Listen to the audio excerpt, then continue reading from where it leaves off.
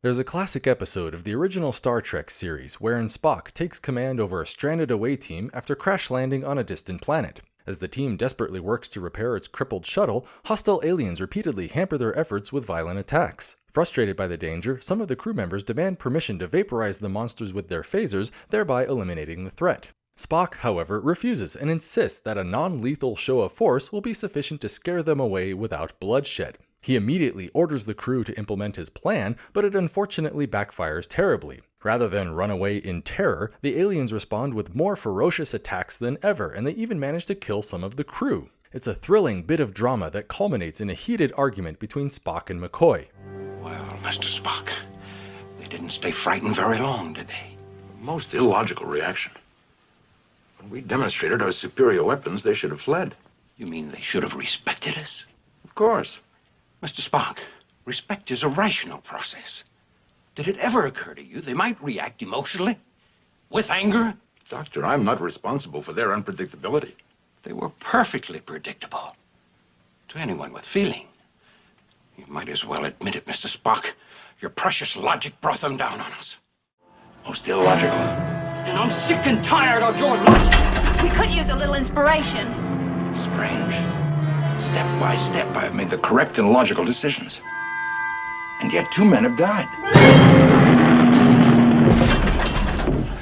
Skeptical writer Julia Galef once analyzed this episode for her presentation at Skepticon in 2011, and I think she makes some very profound points about the Hollywood portrayal of logic. Remember that Spock is supposed to serve as a living embodiment of pure logical reasoning, yet his behavior is clearly nothing of the sort. After all, how logical could your decisions really be when they consistently fail to produce an expected outcome? But rather than take responsibility for the obvious flaws in his own reasoning, the guy practically blames the world itself for not doing what he wanted.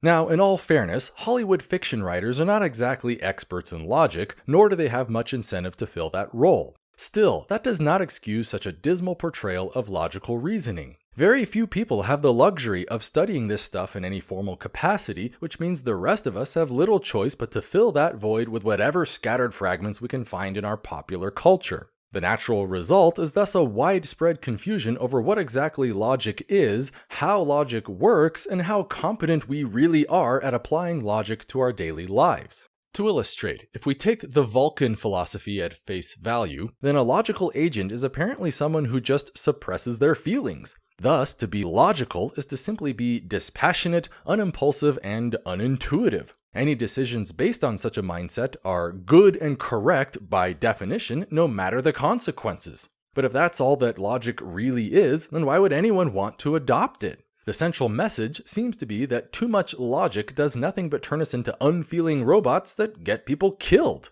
It's important to understand that logic is an essential building block of our modern lifestyle, and we only hurt ourselves by misrepresenting its inner workings to the public. Logic is not just a mere suppression of emotion, but a collection of mental tools that are designed to help us understand the world. Life is filled with serious problems that affect all of us on a global scale, and we cannot expect to solve them through brute intuition alone. It takes hard work to analyze this stuff and formulate solutions, yet the very tools we need for that process are being needlessly muddled and demonized by our media.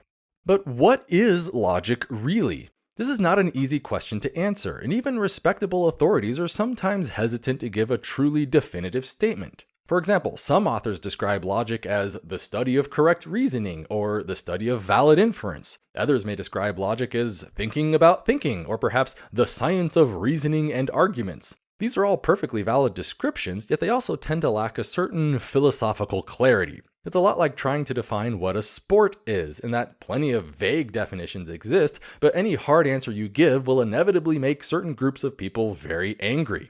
Nevertheless, just because a definition can never be absolutely 100% perfect, that does not mean we should completely refrain from trying. There's a whole world of needless confusion out there, and it only takes a few simple thought experiments to provide real insight.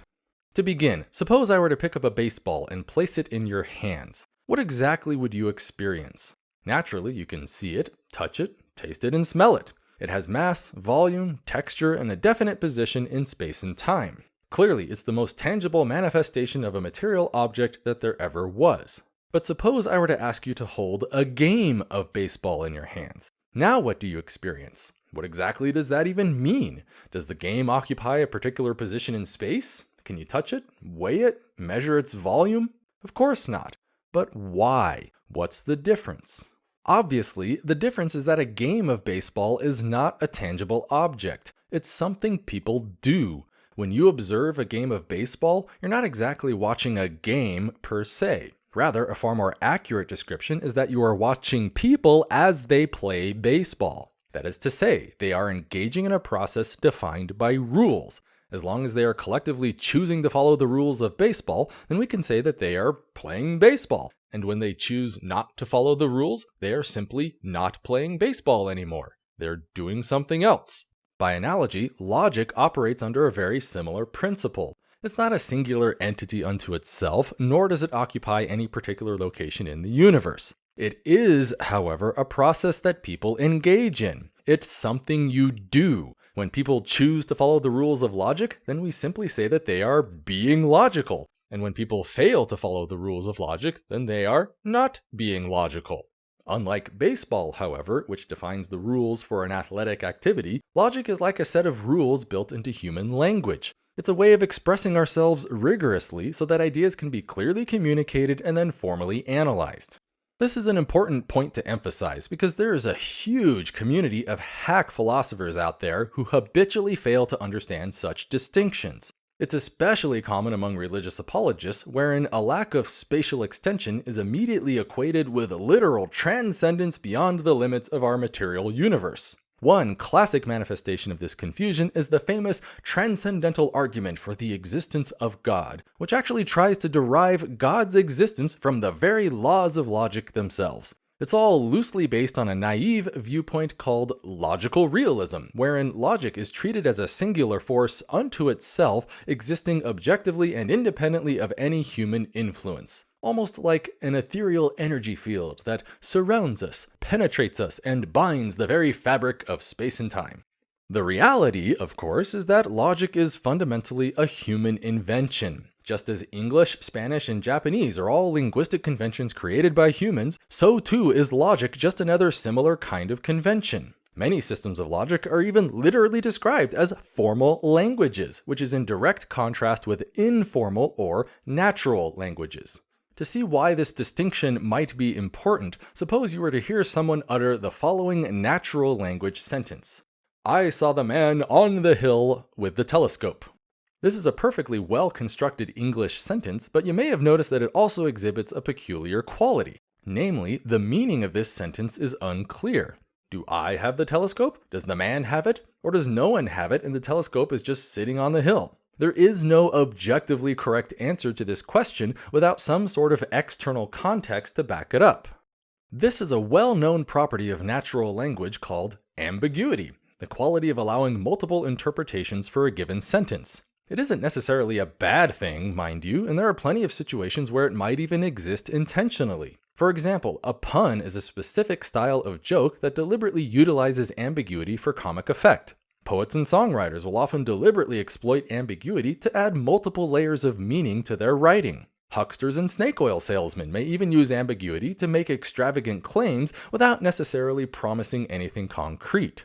That's all fine and dandy for some, but what happens when ambiguity leads to costly misunderstandings? For example, maybe I want to borrow money from a bank or perhaps launch rockets into space. These are situations that demand as little ambiguity as possible and so require the use of much stricter language. A formal language can therefore be thought of as any structured set of rules that attempt to mitigate ambiguity. Scientists, engineers, computer programmers, lawyers, and mathematicians are all particularly fond of formal languages because the very structure of these professions are all built on precise communication.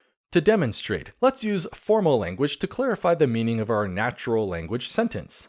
I saw the man, and the man was on the hill, and the hill had a telescope. Notice how this sentence is much clearer than its predecessor, thanks in no small part to our use of the word and. It's a textbook example of a little tool called the logical connective, in that it literally connects propositions together to form more complex expressions. There's a whole bunch of them you're probably familiar with, such as not, or, XOR, if then, etc., and they all fall under the scope of classical propositional logic. This is by no means a unique system either, and there are all kinds of interesting sentences we could construct through alternative logical frameworks. For example, suppose I were to tell you that, for every car on the highway, there exists a driver. This charming little sentence was brought to you by first-order logic, which tells us how to use tools like the universal quantifier and the existential quantifier.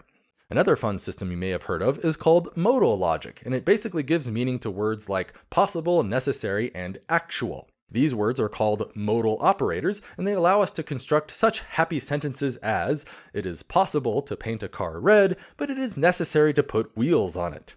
That's all well and good so far, but there's much more to logic than a bunch of wordy tools for constructing fancy sentences. Oftentimes, we need to analyze the interplay between ideas, which makes it awfully nice to define some formal way of expressing those relationships. That's why no system of logic is ever truly complete without some corresponding deductive system to go with it. In its simplest form, a deductive system is very similar to the idea of grammar that we typically associate with natural languages. Only rather than govern the flow of words in a single sentence, a deductive system governs the flow of sentences within an argument. To see how this works in practice, let's borrow a page from the classic Mel Brooks film Robin Hood Men in Tights by considering the following English sentences. Number 1. The king's illegal forest 2-pig wild kill in it is. Number 2. It is illegal to kill a wild pig in the king's forest. Notice that both of these sentences contain the exact same collection of words, but in different arrangements. The first arrangement is generally considered bad in the simple sense that the words failed to follow the proper rules of English grammar. As a result, your brain was most likely unable to derive any coherent meaning from it. In contrast, the second arrangement is generally considered good because it correctly followed the rules of grammar. That's why your brain was able to make sense out of it in accordance with established conventions. By analogy, an argument behaves very much the same way. Simply begin with a collection of sentences called premises, and then apply some rule of inference to see whether or not a conclusion supposedly follows. To demonstrate, consider the basic structure of a classic syllogism. Premise 1. All men are mortal. Premise 2. Socrates is mortal. Conclusion. Therefore, Socrates is a man. Now compare that against the following. Premise 1. All men are mortal. Premise 2. Socrates is a man. Conclusion, therefore, Socrates is mortal. Once again, we have the exact same scenario as before in that both arguments contain identical words, but with different arrangements. Just as grammar dictated the proper flow of words in a sentence, we can clearly see that logic dictates the proper flow of sentences in an argument. The first argument is thus said to be invalid for the simple reason that it failed to follow the rules of a formal syllogism. Likewise, the second argument is said to be valid because it does follow the rules. Bear in mind now that there is no universally correct way to stick words together in a natural language sentence. Languages around the world happily mix and match the flow of nouns, verbs, adjectives, conjugations, and the like, and no one complains about which arrangements are objectively real. The only thing that matters is for us to agree on a given convention so that meaningful communication can take place. Anyone who refuses to follow the agreed upon rules for English grammar will thus find themselves unable to talk effectively with other English-speaking humans. By extension, the exact same principle applies to logic. There is no universally correct way to stick propositions together in an argument, but there are rules we have agreed upon for the sake of communication. The very sentence, all men are mortal, is really just a declaration of a simple rule. You show me an example of a thing that is a man, and I shall henceforth agree to label that thing as a mortal. Why exactly should anyone feel compelled to do that? Because that's just what it means to say, that all men are mortal. So when you finally do come to me with the proposition that Socrates is a man, then all we have to do is follow the rule by declaring Socrates to be a mortal as well. It has nothing to do with some objective state of external affairs, but a convention of language and understanding. In principle, I could even violate that convention outright by refusing to accept the mortality of Socrates, but all that would result is a bunch of needless confusion and frustration. It would be like saying, hey guys, let's play some hockey before throwing a football at the goalie and then shouting checkmate at the referee. It's not playing by the rules. This idea is important because it directly conflicts with a classical philosophical principle known as rationalism, the idea that pure deductive logic is the ultimate source of all human knowledge. According to many popular schools of thought, such a doctrine would actually have you believe that the deepest mysteries of life, the universe, and everything can all be perfectly well understood by sitting in an armchair and thinking really hard about them.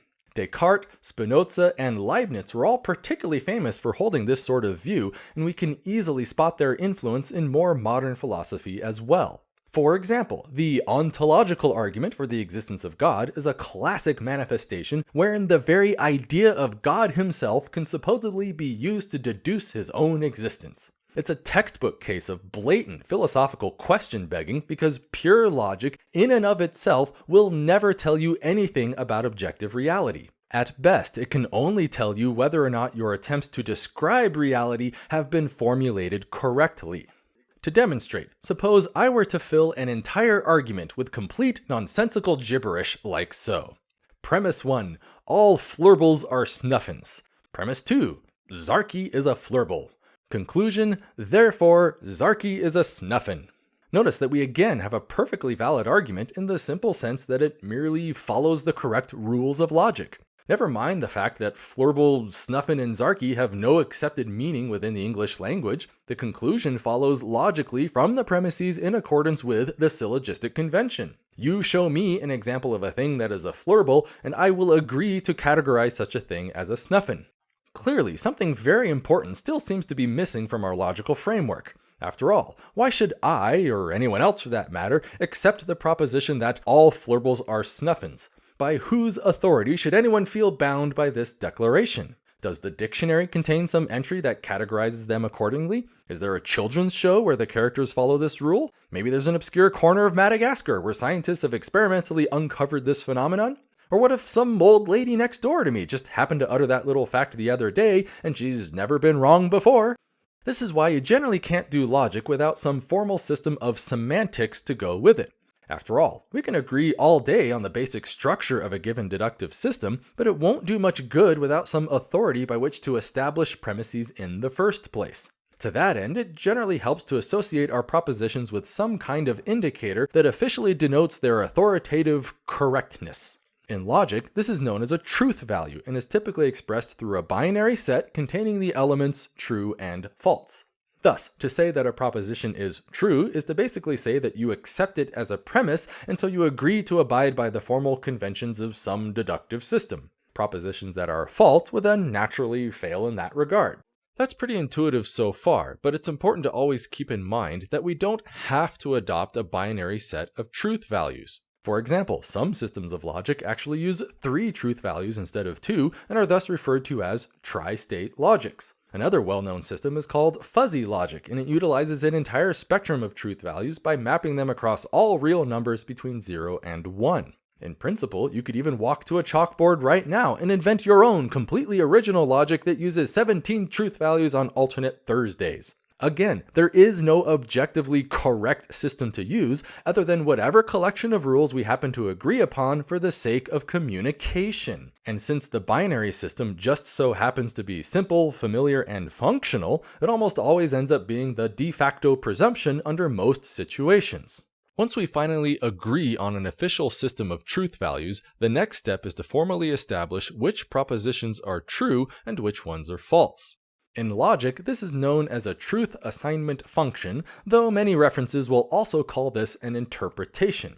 Thus, to interpret a logical proposition is to assign it a truth value accordingly. To demonstrate, consider again the simple proposition that all men are mortal. Is that true or is that false? One interpretation could be that every human being we've ever encountered has been mortal so far, and so we might as well just take it for granted that all future humans will be mortal as well. Alternatively, you could say that the English dictionary specifically defines mortality as an inherent property of human beings, thus making it true by definition.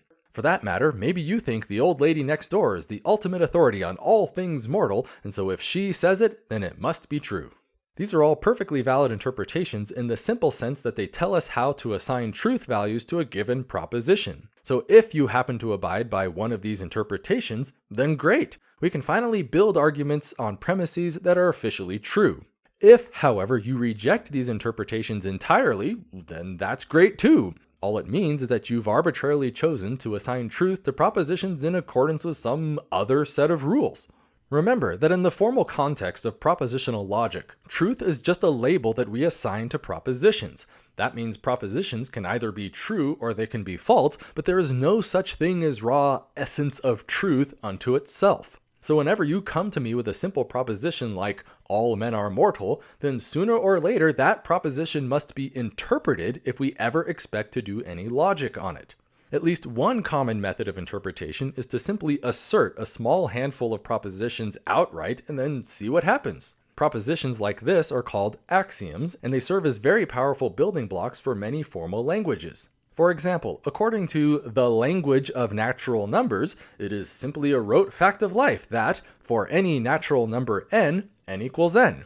Why exactly should that be the case? Because we say so, that's why. It's just one of the things we demand to be true whenever we talk about natural numbers. It's no different from demanding that all bachelors be unmarried men. All languages are built on rules, and there's nothing wrong with declaring those rules in advance as a foundational property of the language itself.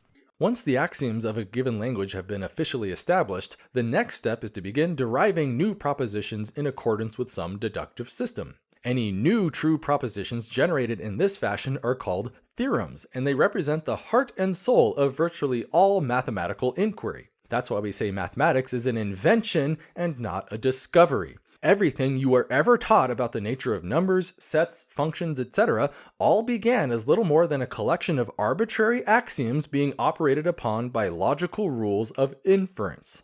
If that all sounds a bit circular to you, then just remember that axioms technically have nothing to say about objective reality. Rather, they simply define the foundational rules for a particular language. If that language happens to work well at describing practical scenarios with functional precision, then all the better. But it's important to always keep in mind that there is nothing physically forcing us to adopt a particular axiomatic system. In principle, we could easily mix and match the rules all day, and there are plenty of situations where it might even be beneficial to do so. For example, take the classic Peano axiom that there is no natural number n such that n plus 1 equals 0. Where exactly is it etched in stone that we must absolutely adhere to this axiom from now until eternity? Why not just discard this rule entirely and then replace it with something wacky like, 12 plus 1 equals 1. Now we suddenly have a perfectly self-consistent system where all sorts of funny things can happen, like 7 plus 8 equals 3 and 10 plus 11 equals 9. It's nothing mysterious or unfathomable, it's just modular arithmetic, and people around the world use it every day as a practical system for telling time.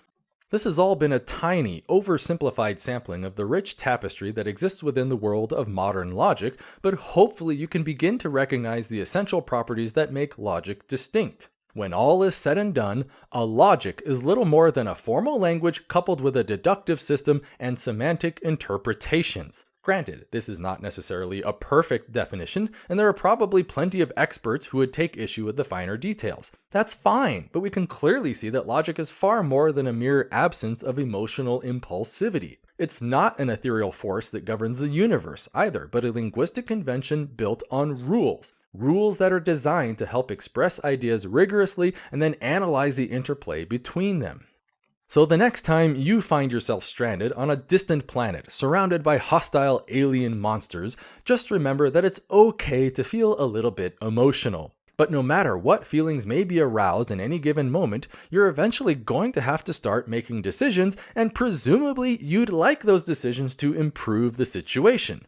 Oftentimes, we may not even have the luxury of careful deliberation, but must instead act upon brute, intuitive impulse. However, on the rare occasions when we do have time to think about a problem in detail, then it usually helps to have some official system in place for evaluating information, formulating a plan of action, and then coordinating that plan among your peers. So always remember to step back, take a breath, and use your logic. If I had to name the single most frustrating aspect of modern popular debate, it would definitely have to be the openly adversarial nature on which it all appears to operate. Rather than work together on building a better understanding of our world, we instead seem to be more focused on scoring philosophical points against the opposition. Oftentimes, this might even be by design, like in a courtroom setting where both advocates must dogmatically argue on behalf of their client's best interests. The rest of the time, however, it seems to just happen spontaneously, as if no one really knows what the rules are when engaging in this process. That's why so much philosophical debate in our world feels a lot like trying to play a game of chess against an opponent who thinks that this is supposed to be checkers. Without some formal agreement over what truth is and how to recognize truth when we see it, then there's simply no way to productively engage with opposing points of view. To me, this presents a very strong incentive to just sit down and summarily examine the question of what is truth. Because in the context of philosophical and mathematical logic, there are actually very well-established answers to this question. It's just that you wouldn't really know about it because no one ever seems capable of spelling them all out within a single comprehensive reference. That's why I feel personally motivated to present my findings on this issue. It's a perfect opportunity to explicitly lay the foundations of basic epistemology for everyone to see, such that we can finally begin to hold each other accountable to a more rigorous set of philosophical rules. To begin, it's important to understand that anytime we talk about a thing like truth, we are not talking about some intrinsic metaphysical quality of reality itself.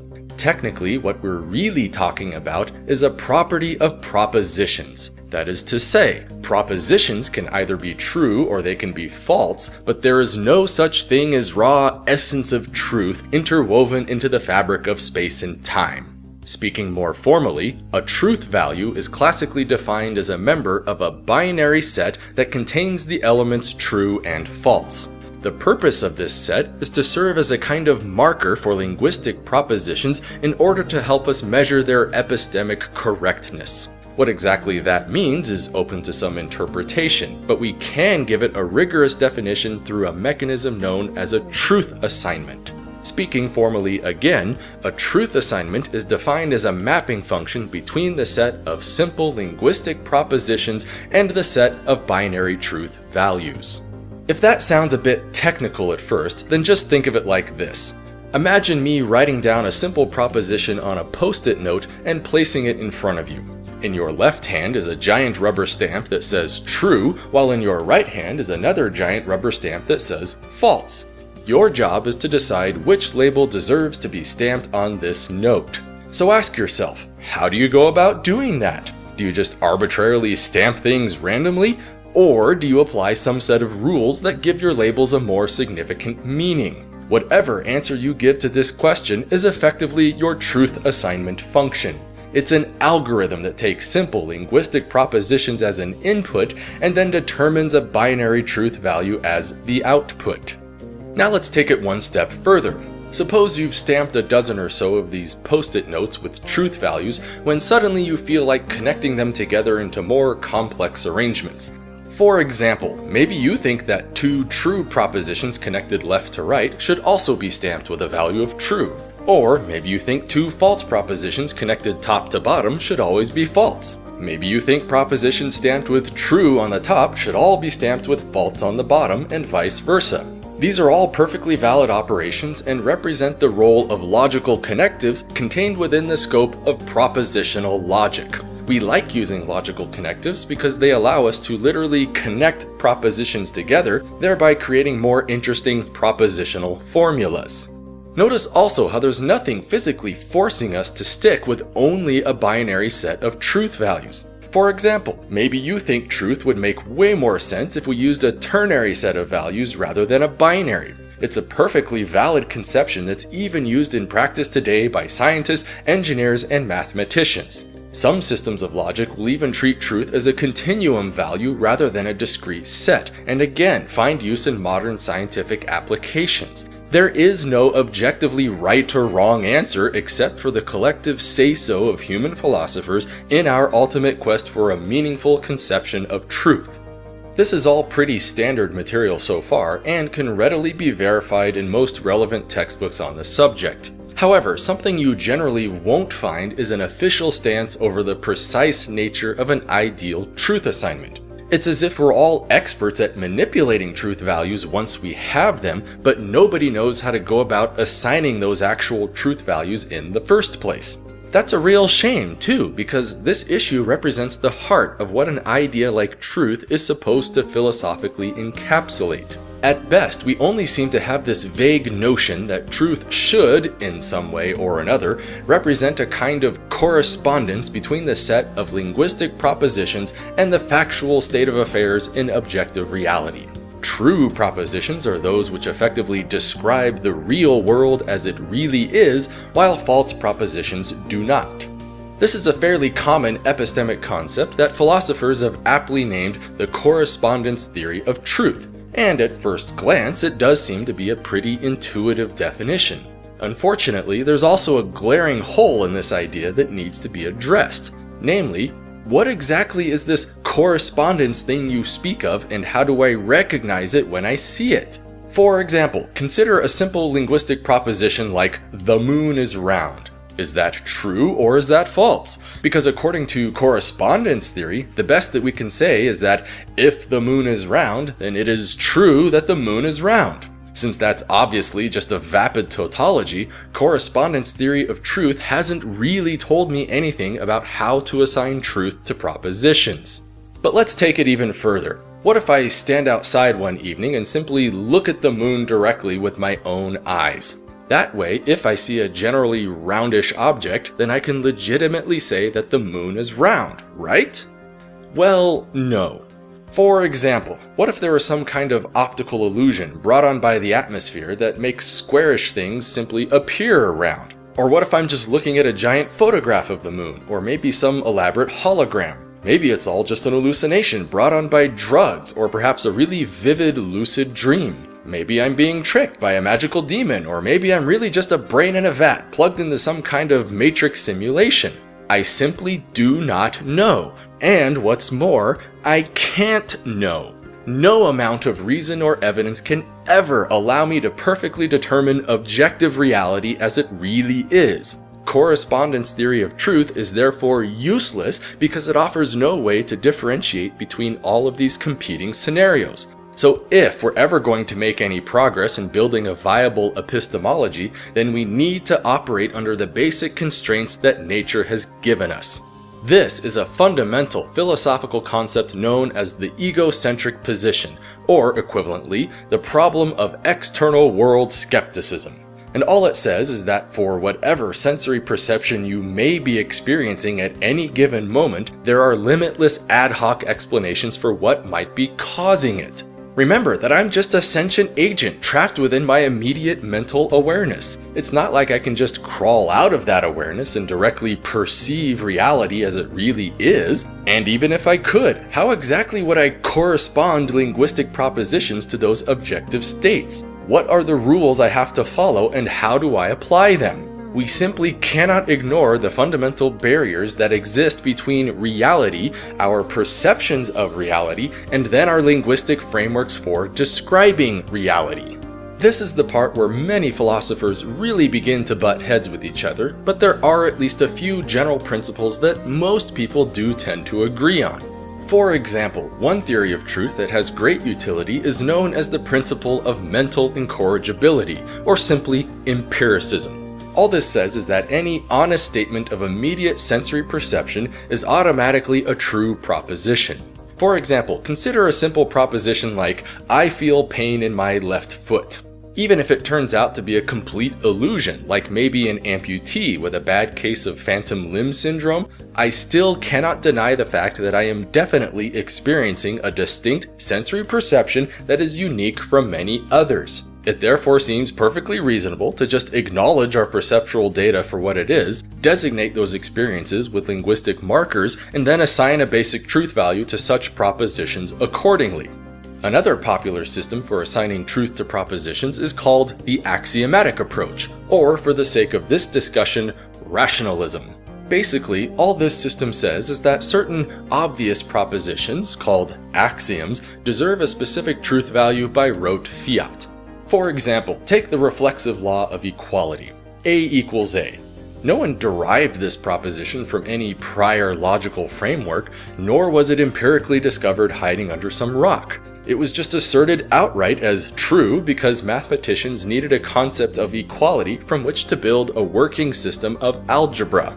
Once we finally settle on an agreeable set of axioms, it then becomes possible to generate new true propositions out of the old ones by exercising what are called rules of inference. For example, one classic rule of inference is the transitive law of equality. If A equals B and B equals C, then A equals C. Again, no one derived this rule from any deeper foundations, nor was it empirically discovered. It was just asserted outright as a thing we're allowed to do with the concept of numerical equality while still maintaining truth. Any new propositions generated in such a fashion are then called theorems and represent the core driver behind all propositional and mathematical logic. This might feel like strangely circular reasoning at first glance, and in all fairness, it kind of is. However, contrary to popular misconceptions, axiomatic systems like math and logic make no effort to describe any objective sense of mind-independent reality.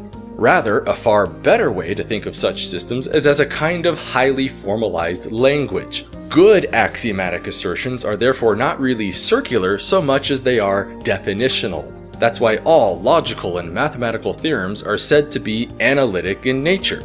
Such truths are ultimately derived entirely from the raw meaning that we impose on the terms themselves and not from any direct connection they may have to the external world.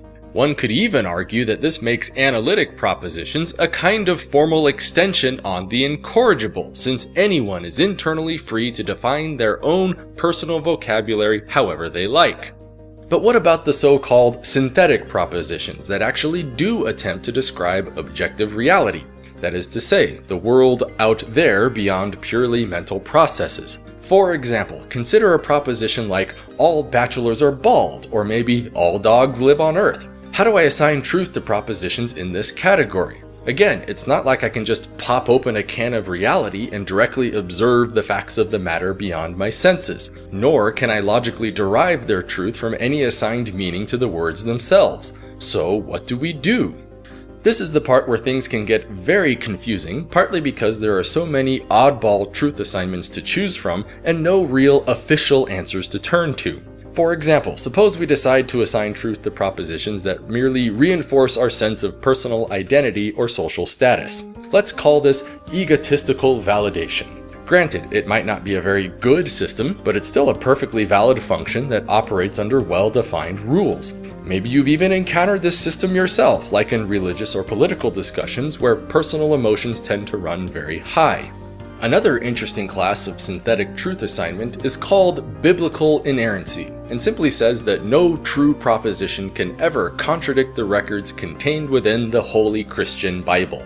It's actually a fairly common truth assignment, typically emerging from religious fundamentalist organizations. Truth, in their view, is basically whatever the Bible says it is. So while it again may be tempting to criticize the implicit goals contained within such a definition, it is hard to ignore the clear, meaningful distinction it represents.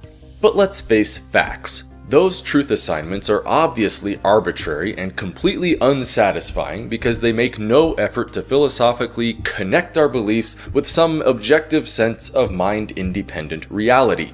Unless we can find a way to overcome the egocentric position imposed on us by nature, then no system of truth assignment will ever have any meaningful sense of merit. That's why so much of the philosophical debate in our world appears to be so pointless. Most truth assignment functions utilized in practice are either needlessly arbitrary, brazenly self-serving, or deliberately obtuse. To address this problem, I find that it helps to step back and ask ourselves a fundamental question about truth that surprisingly few philosophers ever seem to ask. Namely, why is it so goddamned important to believe in as many true propositions as possible while simultaneously rejecting as many of the false? What difference does it make at the end of the day? For instance, consider a possible world where everything I believe about the universe just so happens to be categorically false. However, Every single time I make a decision based off those beliefs, the consequences are maximally predictable and desirable for me anyway. Likewise, anytime I commit a single true belief to action, the outcome is never predictable or desirable for me at all. Now, let's ask ourselves, given such a world, is it even meaningful to call any of my beliefs false? And if so, why would I ever want to believe anything that was true? I could spend my entire life being completely wrong about absolutely everything and actually be better off for it. This simple thought experiment represents the core principle behind a system of truth assignment generally known as pragmatism. All this system has to say is that the only meaningful reason why anyone would ever bother believing anything at all is so that we can eventually use that information as a guide for our actions. Decisions based on true beliefs will therefore manifest themselves in the form of controlled, predictable experiences, while decisions based on false beliefs will eventually fail in that goal. Any beliefs that refuse to drive any actions whatsoever, even in principle, are thus effectively reduced to useless rhetorical gibberish. To illustrate how this system might work in practice, simply imagine yourself standing at a busy intersection when suddenly you decide that you'd like to walk across to the other side. Sure, you can axiomatically declare premises and logically deduce conclusions all you want, but sooner or later you're going to have to translate that information into a real committed action. So while you may think you're being very clever with all your intellectual presumptions and sophisticated rhetoric, I have yet to encounter a single philosopher who could successfully argue with a speeding bus. Everyone, everywhere is therefore universally bound to the same pragmatic process in their daily epistemology. We collect empirical data, we formulate it as a rationally descriptive model of objective reality, we exercise decisions accordingly, and then we empirically observe the outcome. If our understanding of traffic behavior is indeed true, then we can expect to safely cross the street without incident. However, if our model contains flaws or inconsistencies, then it's only a matter of time before we eventually find ourselves getting plowed by oncoming traffic.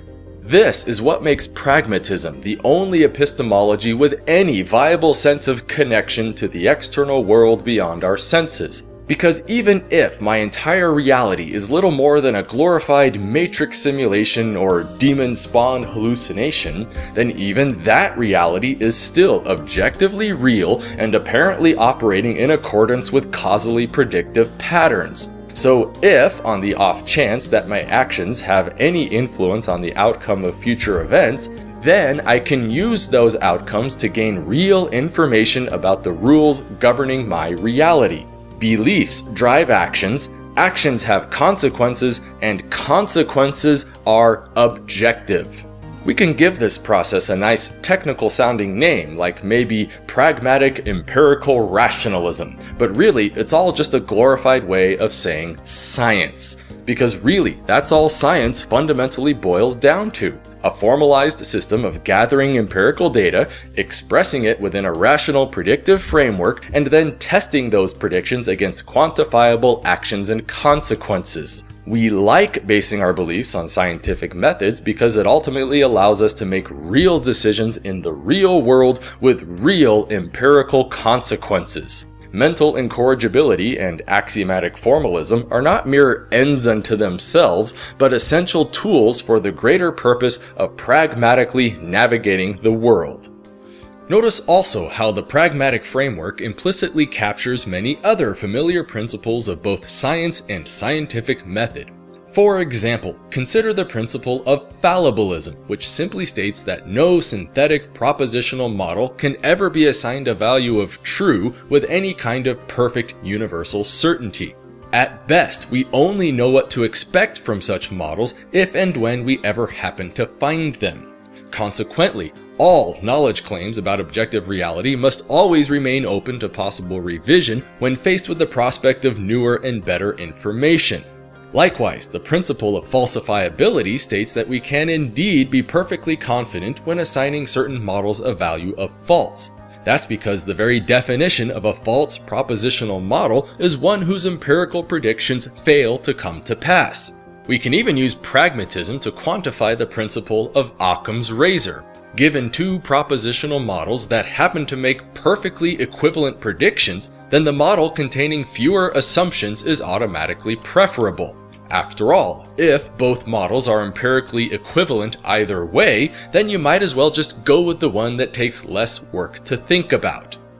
But hey, maybe that's being too presumptuous. Maybe you think pragmatism is a terrible principle of truth assignment and that we should all replace it with some higher form of understanding. But let's be clear about what that entails. Without some ultimately pragmatic purpose by which to measure our beliefs, then they're effectively disconnected from any empirically predictive decision we could ever hope to make. I could therefore openly concede every last proposition you have to say about reality, and literally nothing in my life would ever have to change as a result. That's why no one cares how many angels can dance on the head of a pin. Any answer we give is necessarily going to be trivial and vacuous. We do, however, care a great deal about what medicines work best for treating cancer and why. That's because any decisions we might hope to make on the subject are necessarily dependent on the final answers we give. So unless your truth assignment can somehow facilitate my desire to solve actual problems and reliably predict the outcomes of my actions, then by definition and admission, it is irrelevant and worthless. Pragmatic scientific method, therefore, is the ultimate measure of all philosophical truth.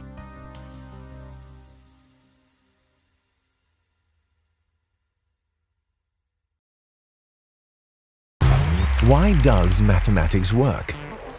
Think about it. Mathematical entities like numbers, sets, and equations are non-physical and abstract. They can't cause anything. Yet, for some reason, the physical universe operates mathematically. As Galileo put it, the book of nature is written in the language of mathematics. Why does mathematics work? That question honestly makes about as much sense to me as asking, why does English work? It works because we built it to work, and if it didn't work, then we would just throw it away and invent something else that did. You even said it yourself. Math is a language. Every now and then, I just have to remind myself what exactly Christian apologists are trying to prove. According to mainstream Christian theology, God is supposed to be the living embodiment of absolute goodness, power, and love. We're talking about a being that desperately wants to build a deep personal relationship with all of us and who will have no choice but to condemn us to hell if we fail to reciprocate. It therefore stands to reason that, in principle, this ought to be trivially easy. It's like trying to prove the existence of the moon, where all you should have to do is look up into the sky and immediately see it for yourself. But instead, what we really get is a bunch of obtuse philosophical rhetoric. God exists because math works? The very nature of the argument practically reeks of its own desperation. Setting all of that aside, it's nice to see apologists finally breaking away from the usual top 5 arguments for God's existence. And since this is a reasonable faith video, it seems fair to assume that Dr. William Lane Craig is the brain behind it. You can therefore imagine my disappointment as a PhD-level philosopher completely fails at some of the most basic principles in philosophy itself. For example, ask yourself right now, what does it mean to say that math works? Like, sure, we might have a vague sense of what this entails, but nowhere in the video does Craig elaborate in detail. Furthermore, Craig makes no effort to explain what he means by mathematics either. That is to say, what is mathematics really? Where does it come from? How does it work? He knows perfectly well that there are many competing schools of thought on these questions, and we have no way of knowing which one is being assumed for the sake of argument. It's such a blatant oversight, too, that I can't help but feel as if he's doing it on purpose. After all, what better way to sneak in a bunch of dubious presuppositions than by deliberately avoiding any hard definitions? So before entertaining a second more of this presentation, we need to establish the ontological status of mathematics.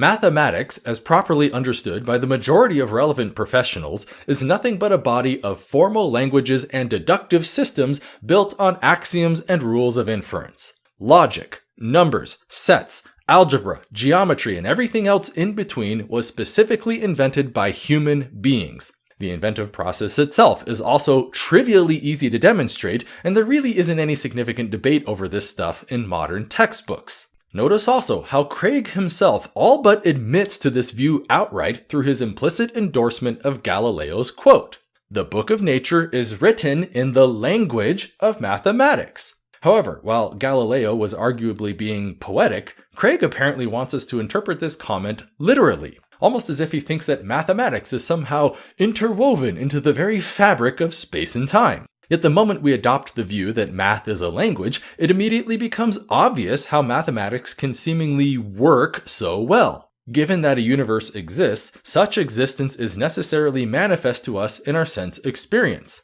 We human beings thus devised language in order to communicate that shared experience with each other, and we can use that language to formulate testable empirical predictions.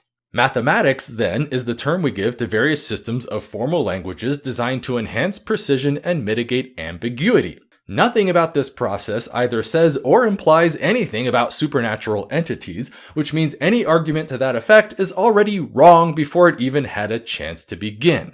But who knows? Maybe I'm jumping the gun. So let's see how a professional PhD philosopher with his own crack animation team thinks he can derive God's existence from mathematics. Scientists do not use mathematics merely as a convenient way of organizing the data.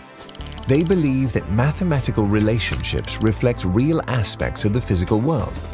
Science relies on the assumption that we live in an ordered universe that is subject to precise mathematical laws. Thus, the laws of physics are all expressed as mathematical equations. Okay, let's unpack this a bit.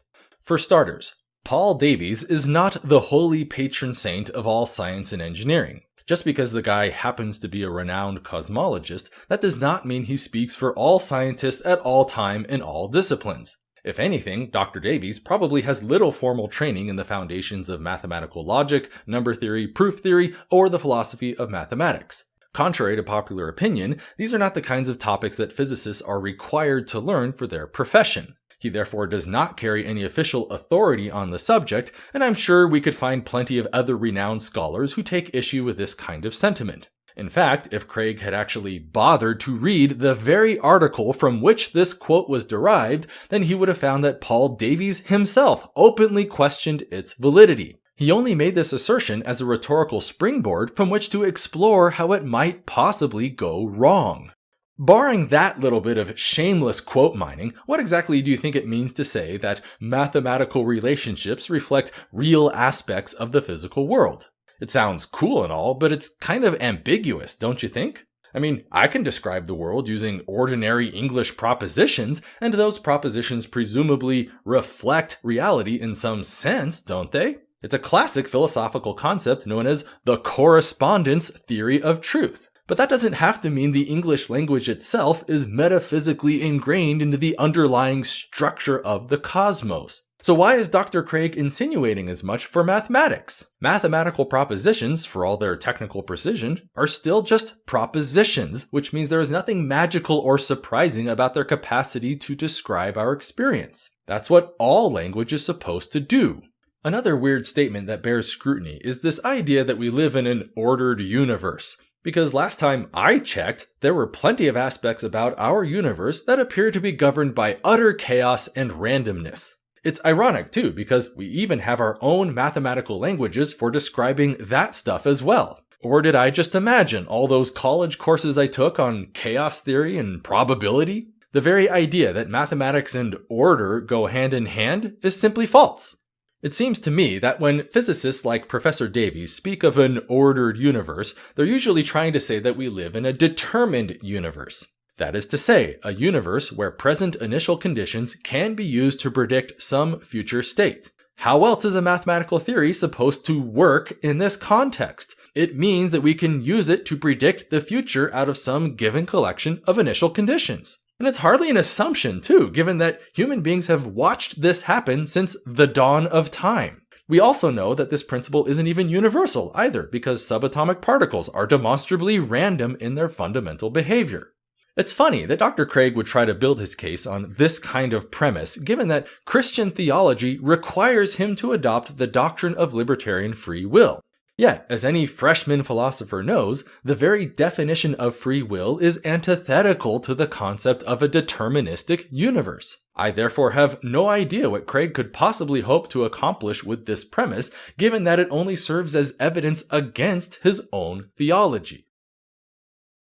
Pythagoras discovered that when a vibrating string is shortened by half, it plays the same note 1 octave higher. Isaac Newton's observations led to his discovery of the law of gravity, a mathematical relationship expressed as a simple equation that enabled us to enter the space age. Mathematics enabled astronomers to pinpoint the location of a previously undiscovered planet. And James Clerk Maxwell used mathematics to predict the existence of radio waves. Albert Einstein, working with theoretical mathematics developed 50 years earlier, formulated his general theory of relativity, a pillar of modern physics. His calculations were later confirmed during a solar eclipse, when Arthur Eddington observed light from distant stars bending around the sun. Then, Peter Higgs used mathematical equations to predict the existence of an elementary particle. It took 48 years, billions of dollars, and millions of man-hours for experimental scientists to finally detect the Higgs boson. Do you remember how barely 1 minute ago, Craig himself just told us that mathematical relationships reflect real aspects of the physical world? So why on earth is he appealing to known falsehoods to make this case? Newton's theory of universal gravitation is wrong. It does not accurately describe the behavior of gravity, and we have known this for over 100 years. It is only approximately valid under certain special conditions. It does not predict time dilation, it does not predict gravitational waves, it does not predict gravitational lensing, and it does not predict the precession of Mercury's orbit. It was Einstein's theory of relativity, in fact, that specifically replaced Newton's laws. And even that theory is known to be flawed because it fails to agree with certain predictions of quantum mechanics. So in what logical universe does it make any sense to cite a bunch of flawed, mutually incompatible theories as evidence that mathematics can reflect reality? I also find it hard to ignore the obvious fallacy of cherry picking that's going on here. Just because some mathematical theories have allowed us to make reliable experimental predictions, that does not mean all of them can do it. For every successful mathematical theory, there are dozens, if not hundreds, of wrong theories that were mathematically formulated along the way.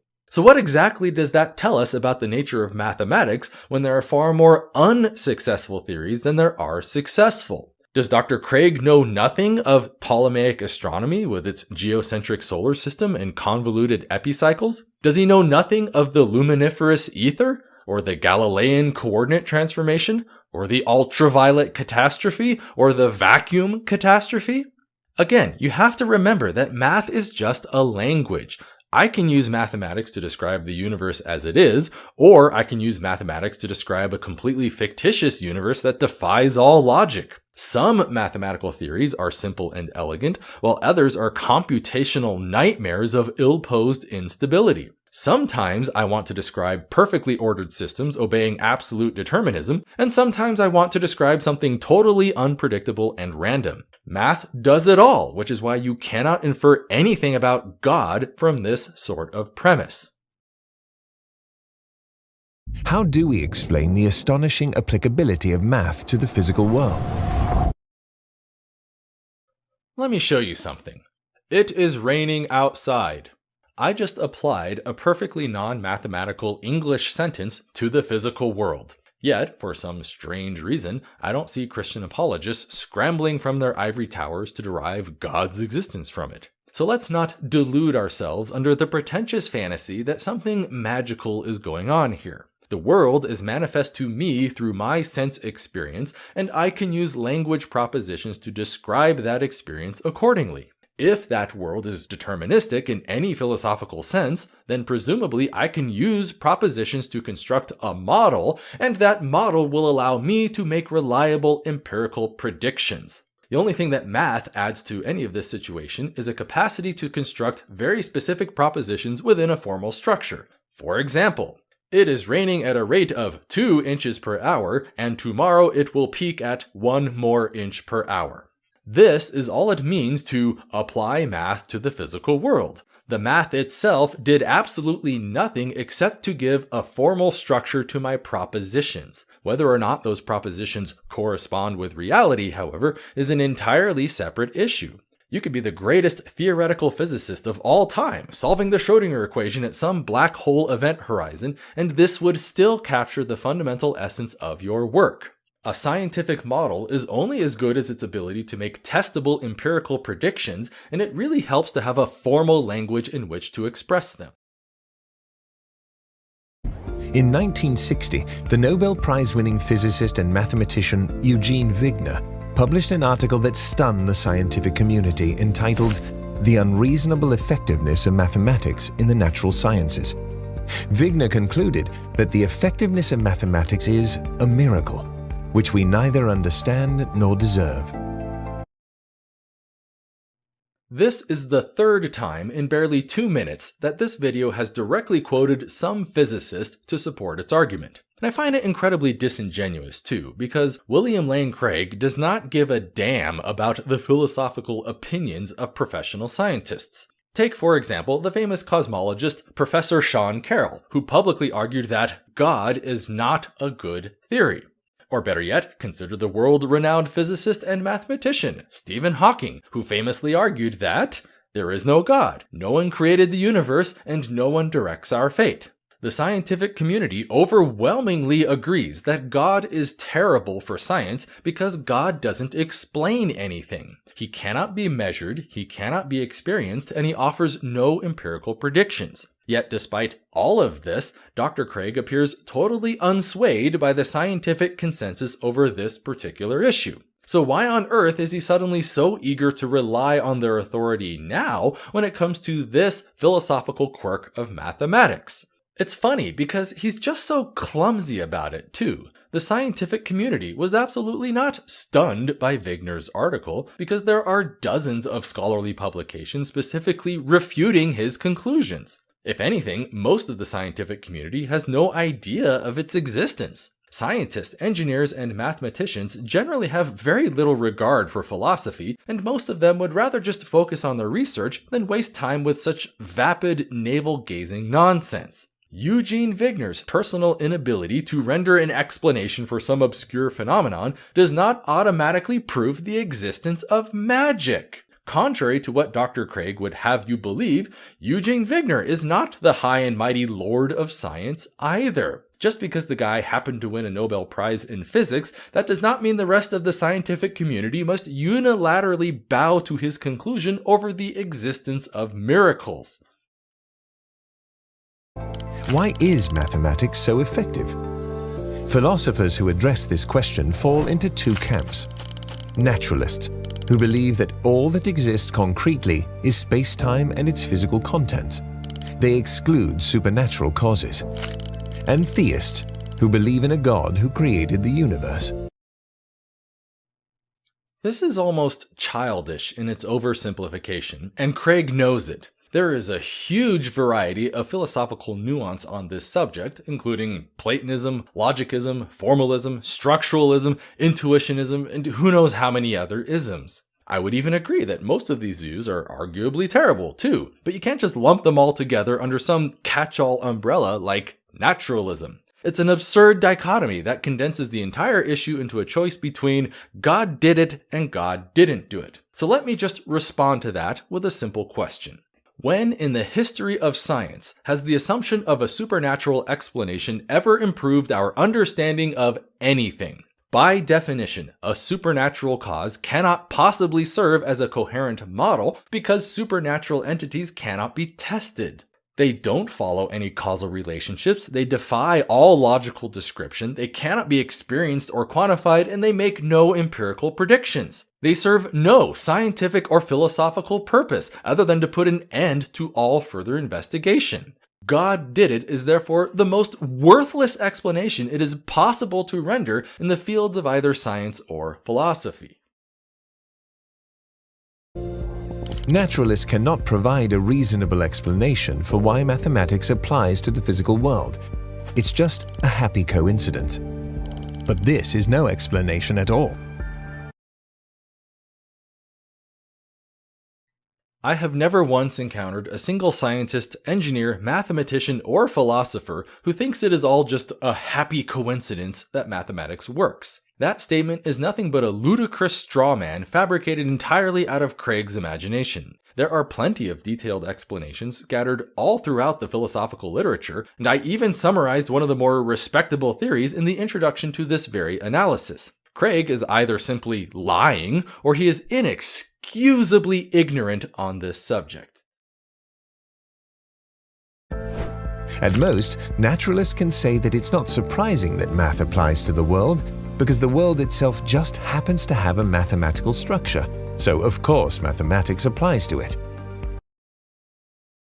Isn't it convenient how Dr. Craig thinks he can just categorically dismiss every naturalistic theory of mathematics in existence with little more than a casual wave of his hand? Furthermore, it is entirely misleading to say that the universe has a mathematical structure. As we have already established, math is a language. Human beings can use language to describe the universe, and that language may or may not have the mathematical structure. The universe itself, however, doesn't care one way or another. It just is what it is and does what it does. But whatever the universe does, that behavior must manifest to us empirically, which means we can always invent a formal language to describe it. But this explanation is unsatisfactory for two reasons. First, a great deal of mathematics and science cannot be physically realized. For example, imaginary numbers and infinite dimensional spaces. Although these concepts are useful, physical reality cannot possibly have the structure they describe. And second, this answer still doesn't explain why the physical universe has such a stunningly elegant mathematical structure. This entire paragraph is just confusingly bizarre to me. Remember that Dr. Craig has gone through great lengths to emphasize the mathematical structure of the physical universe. Then, for no apparent reason, he completely undermines this premise by suddenly denying the physicality of mathematics. Only really he says that a great deal of mathematics cannot be physically realized, apparently implying that some of it can. He admits openly that some mathematical concepts are apparently useful as opposed to actual, only to then reiterate how stunningly actual it all seems to be. I therefore have no idea what the hell Dr. Craig is babbling about. What does it mean for math to be physical versus non-physical? Is structure a physical thing? How do I tell the difference between the physically realizable math and the non-realizable math?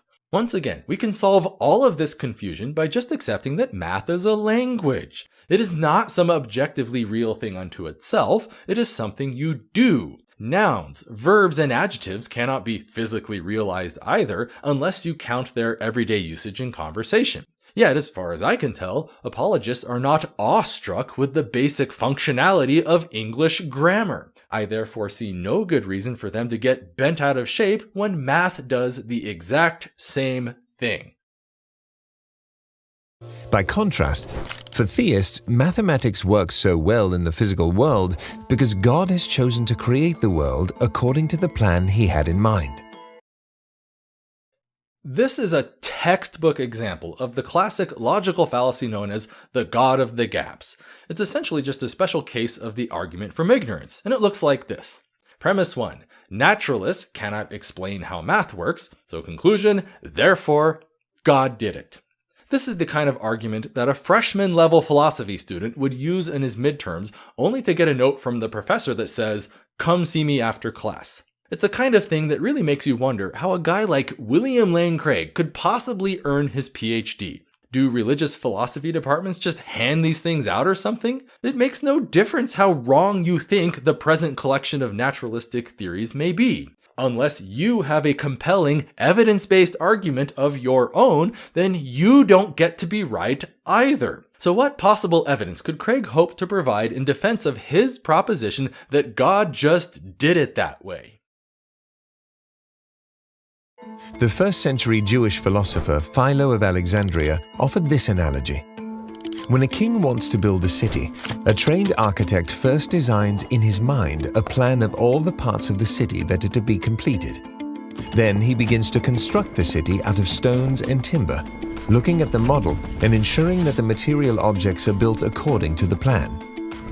Mathematics and physics work so well together because the same mind that designed the universe on a mathematical model also built the universe on the same mathematical model. And that's it. That was his entire supporting argument. One single appeal to analogy. The universe appears mathematical because a king would never build a city without planning it first. As if nothing in the natural world could ever exhibit any kind of empirical predictability without the express premeditation of some supernatural agent. Therefore, that one guy was right, mathematics is a miracle, and God exists. Checkmate, naturalists. It's bad enough that this is a classic God of the Gaps argument, but I think what annoys me most of all is how there technically isn't even any gap to fill. We know what math is, we know where it comes from, we know how to use it, and we know why it works. However, even if we didn't know any of that, and it was all just a huge cosmic mystery, then it still wouldn't justify the conclusion of miracles. Supernatural God magic is the laziest possible explanation one can give in science and philosophy.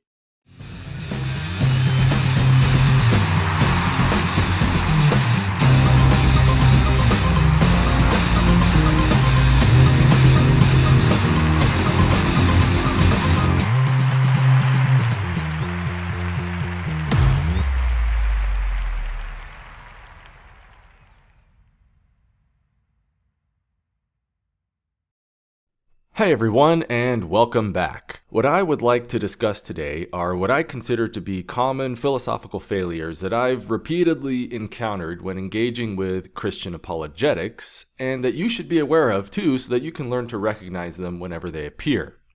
Now, as I've said many times before on my channel, the debate over God's existence, that is to say, the culture war between American Christianity and secularism, is more than just some debate between academic or political egos. Whenever I get down to the real, meaty philosophical core of the issue, what I tend to find is a philosophical battle over how truth itself should be measured and acted upon. So in the one camp, we have people like myself, who maybe we can describe as pragmatic empirical rationalists.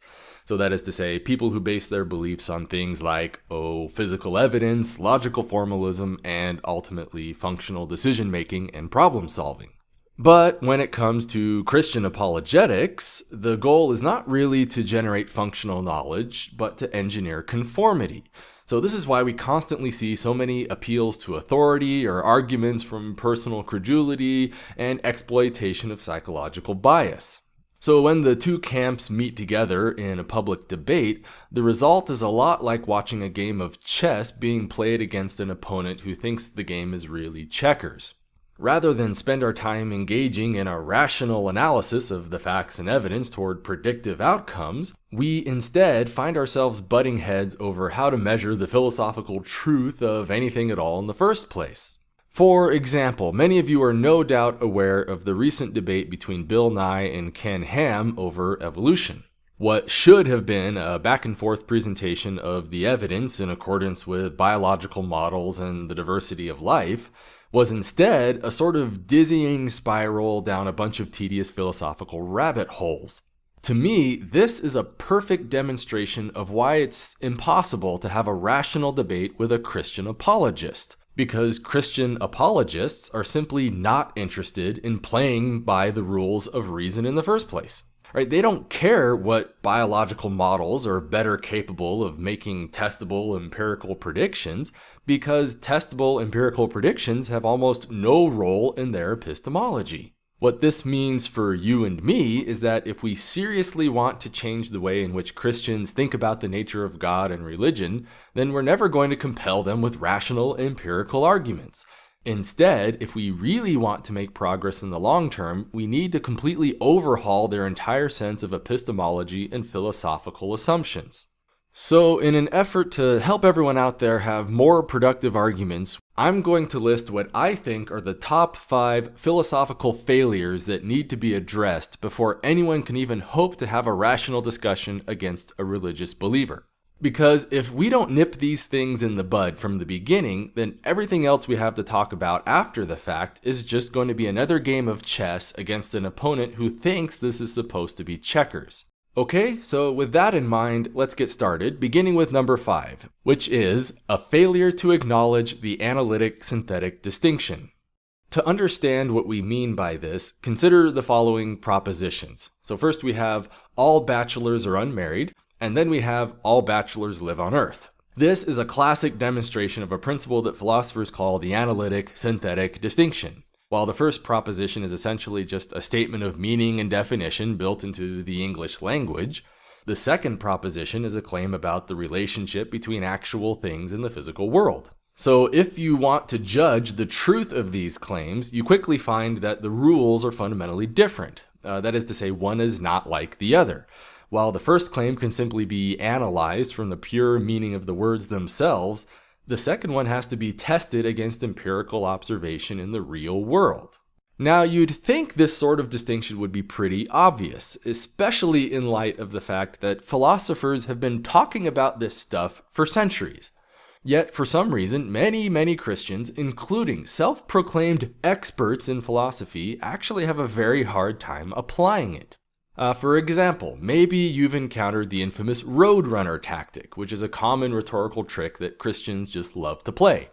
And it usually begins with a typical atheist statement that says something like, in order to justify belief in God, one would first need empirical scientific evidence to support that belief.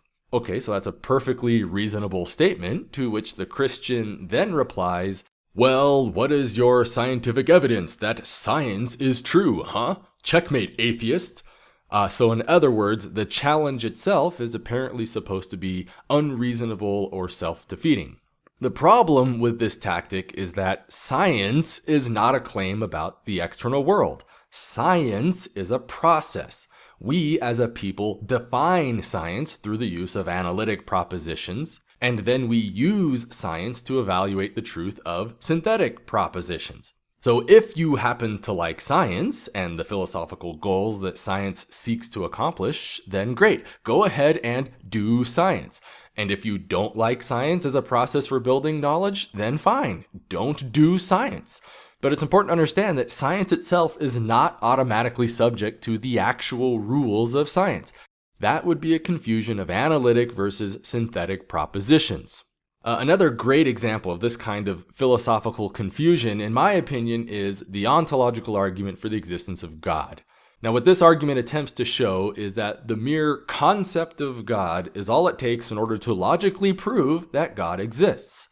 But again, this is a confusion of analytic versus synthetic propositions. Logic, like science, is a process. What logic seeks to accomplish is establish certain rules for proper mixing and matching of information contained within propositions. However, pure logic in and of itself cannot magically generate rote facts about the external world through definition alone, right? That's just not what it does. So it doesn't matter how logical Christians think they're being, because the ontological argument itself is philosophically incapable of achieving the very thing it sets out to do. Synthetic propositions cannot be deduced out of pure ideas alone. They have to be tied to some kind of empirical, predictive modeling, or else they're just functionally useless. Moving along to philosophical failure number 4, we have massive obsessions with Platonism. In a very broad sense, Platonism is the idea that abstract objects have a real, literal existence unto themselves, independent of human thought. For example, we've talked several times before about entities like numbers. You can't see numbers, you can't feel numbers, you can't hold a number in your hand, but they definitely seem to have a real power for describing the world. So if you're a Platonist, the reason is because those numbers are more than just mere ideas, but real, legitimate things that exist. that there is a real transdimensional realm beyond space and time where these things reside and exercise their influence over the physical world. Now, as I've tried to point out many times before, that's not how numbers work, even though Christians keep trying to convince us that it is. But when you really get down to the meaty, philosophical core of things, it's easy to see that there's no such thing as a literal number. That is to say, I can speak perfectly well of having 2 apples or 2 oranges, but I can never truly speak of having an independent 2 all by itself. The reason is because a phrase like 2 apples is actually just a grammatical shorthand for an apple and another apple. Words like 2 and 7 are just fancy tools that allow me to express information in accordance with a nice, compact formalism. So it hardly makes any sense at all to think of an independent 2 by itself because the word itself is not even technically a noun. We just don't usually notice this because we tend to abuse language by speaking of 2 as if it were a noun anyway. Now that's just one example, but you might be surprised how often this Platonic fallacy thing tends to keep popping up in Christian philosophy. For instance, how many times have you heard Christians ask things like, how do you, atheist, account for the universal laws of logic? Whenever I hear this challenge, it seems to me that the Christian is seriously implying logic is a kind of intrinsic physical essence of the universe, somehow magically woven into the fabric of space and time. But as we already talked about, this is not how logic works. Remember that logic is a process. It's a set of formalized rules that we use to mix and match propositions. If you follow the rules of logic, then you're being logical. And if not, then you're just not being logical. However, we tend to really like logic because logic is a very useful system for organizing information into coherent statements of ideas that other logical people will understand. But there's really nothing metaphysically transcendent about an axiomatic system of epistemology built into our use of language. Which now brings us to failure number 3, and that is endless struggles with internal consistency and basic coherence. You'd think this would be a simple principle to understand, but it's amazing how often Christians seem to just keep dropping the ball. For example, you've probably heard the famous question, does absolute truth exist? The answer, of course, is no. Propositions can either be true or false in that they comply with certain axiomatic assertions, but there's no such thing as raw essence of truth all by itself. So to ask if absolute truth exists makes about as much sense as asking if absolute bigness exists. No, it doesn't. Objects can either be big or they can be small, but pure bigness alone is not even something you can meaningfully talk about. Another great example of just pure inconsistency is the whole idea of God himself. That is to say, we have a powerful personal agent that loves you immensely and desperately wants to build a deep emotional connection with you, while at the same time deliberately hides his very existence from you and won't even hesitate to torture you for all eternity merely for failing to believe in the correct version of him. I'm sorry, Christians, but these are mutually incompatible properties to assign to the same entity. If you can't even define God in a meaningful, coherent, and consistent manner, then by default, whatever you're talking about is wrong and cannot exist. Moving along, we now have failure number 2, which is an inability to grasp the burden of proof. Of all the failures I've encountered in religious apologetics, I think this one has to be the most frustrating. Because honestly, this idea is so simple and obvious that it boggles all comprehension when people fail to get it. But basically, all this principle states is that the person making the positive claim is responsible for justifying that claim. Yet for some crazy reason, Christian apologetics habitually fight against this idea. Perhaps you've even encountered examples of this yourself, like when Christians say, you can't prove that God doesn't exist, as if that automatically means he does. Or maybe you've heard the claim that there are no good arguments that atheism is true. So again, as if this were some kind of devastating insight. But of course, the argument is really very simple. All you have to say to the Christian is 2 words. Null hypothesis, and your job is done.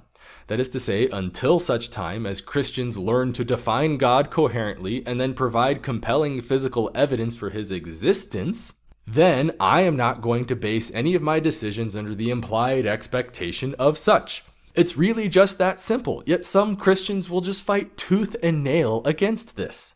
To see why this is such a frustrating principle to have to explain, just think about what the world would be like if the burden of proof were reversed. That literally, the moment some guy comes to you with a claim, any claim at all, then you would be obligated to take him completely at his word and act accordingly. And you would then have to continue acting accordingly until such time as you finally exercise your due diligence and prove the claim to be false. Assuming, of course, that the claim itself is even falsifiable to begin with. Obviously, this is a very stupid and impractical way to live your life. All of us employ the null hypothesis principle on a daily basis, and any attempt to argue otherwise is tantamount to an argument in favor of gullible credulity. So always remember, you don't have to disprove God. That job is done for you by default.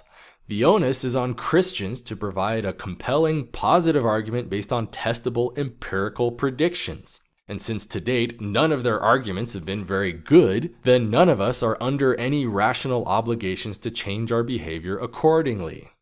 Finally, we have our number one philosophical failure of Christian apologetics. Are you ready for this? We have number one, a total rejection of fallibilism. Now, I'm placing this one at the top because I think that this is the most ubiquitous and insidious failure in all of Christian philosophy. Basically, all fallibilism means is that it's possible to be wrong about things. And if you're shown to be wrong, then you should change your mind to what is right. Now that might sound straightforward enough, and you'd think that everyone would be on board with this from the onset. But most Christian apologetics will actually reject this principle openly as a matter of doctrine. For example, we have the principle of biblical inerrancy and papal infallibility.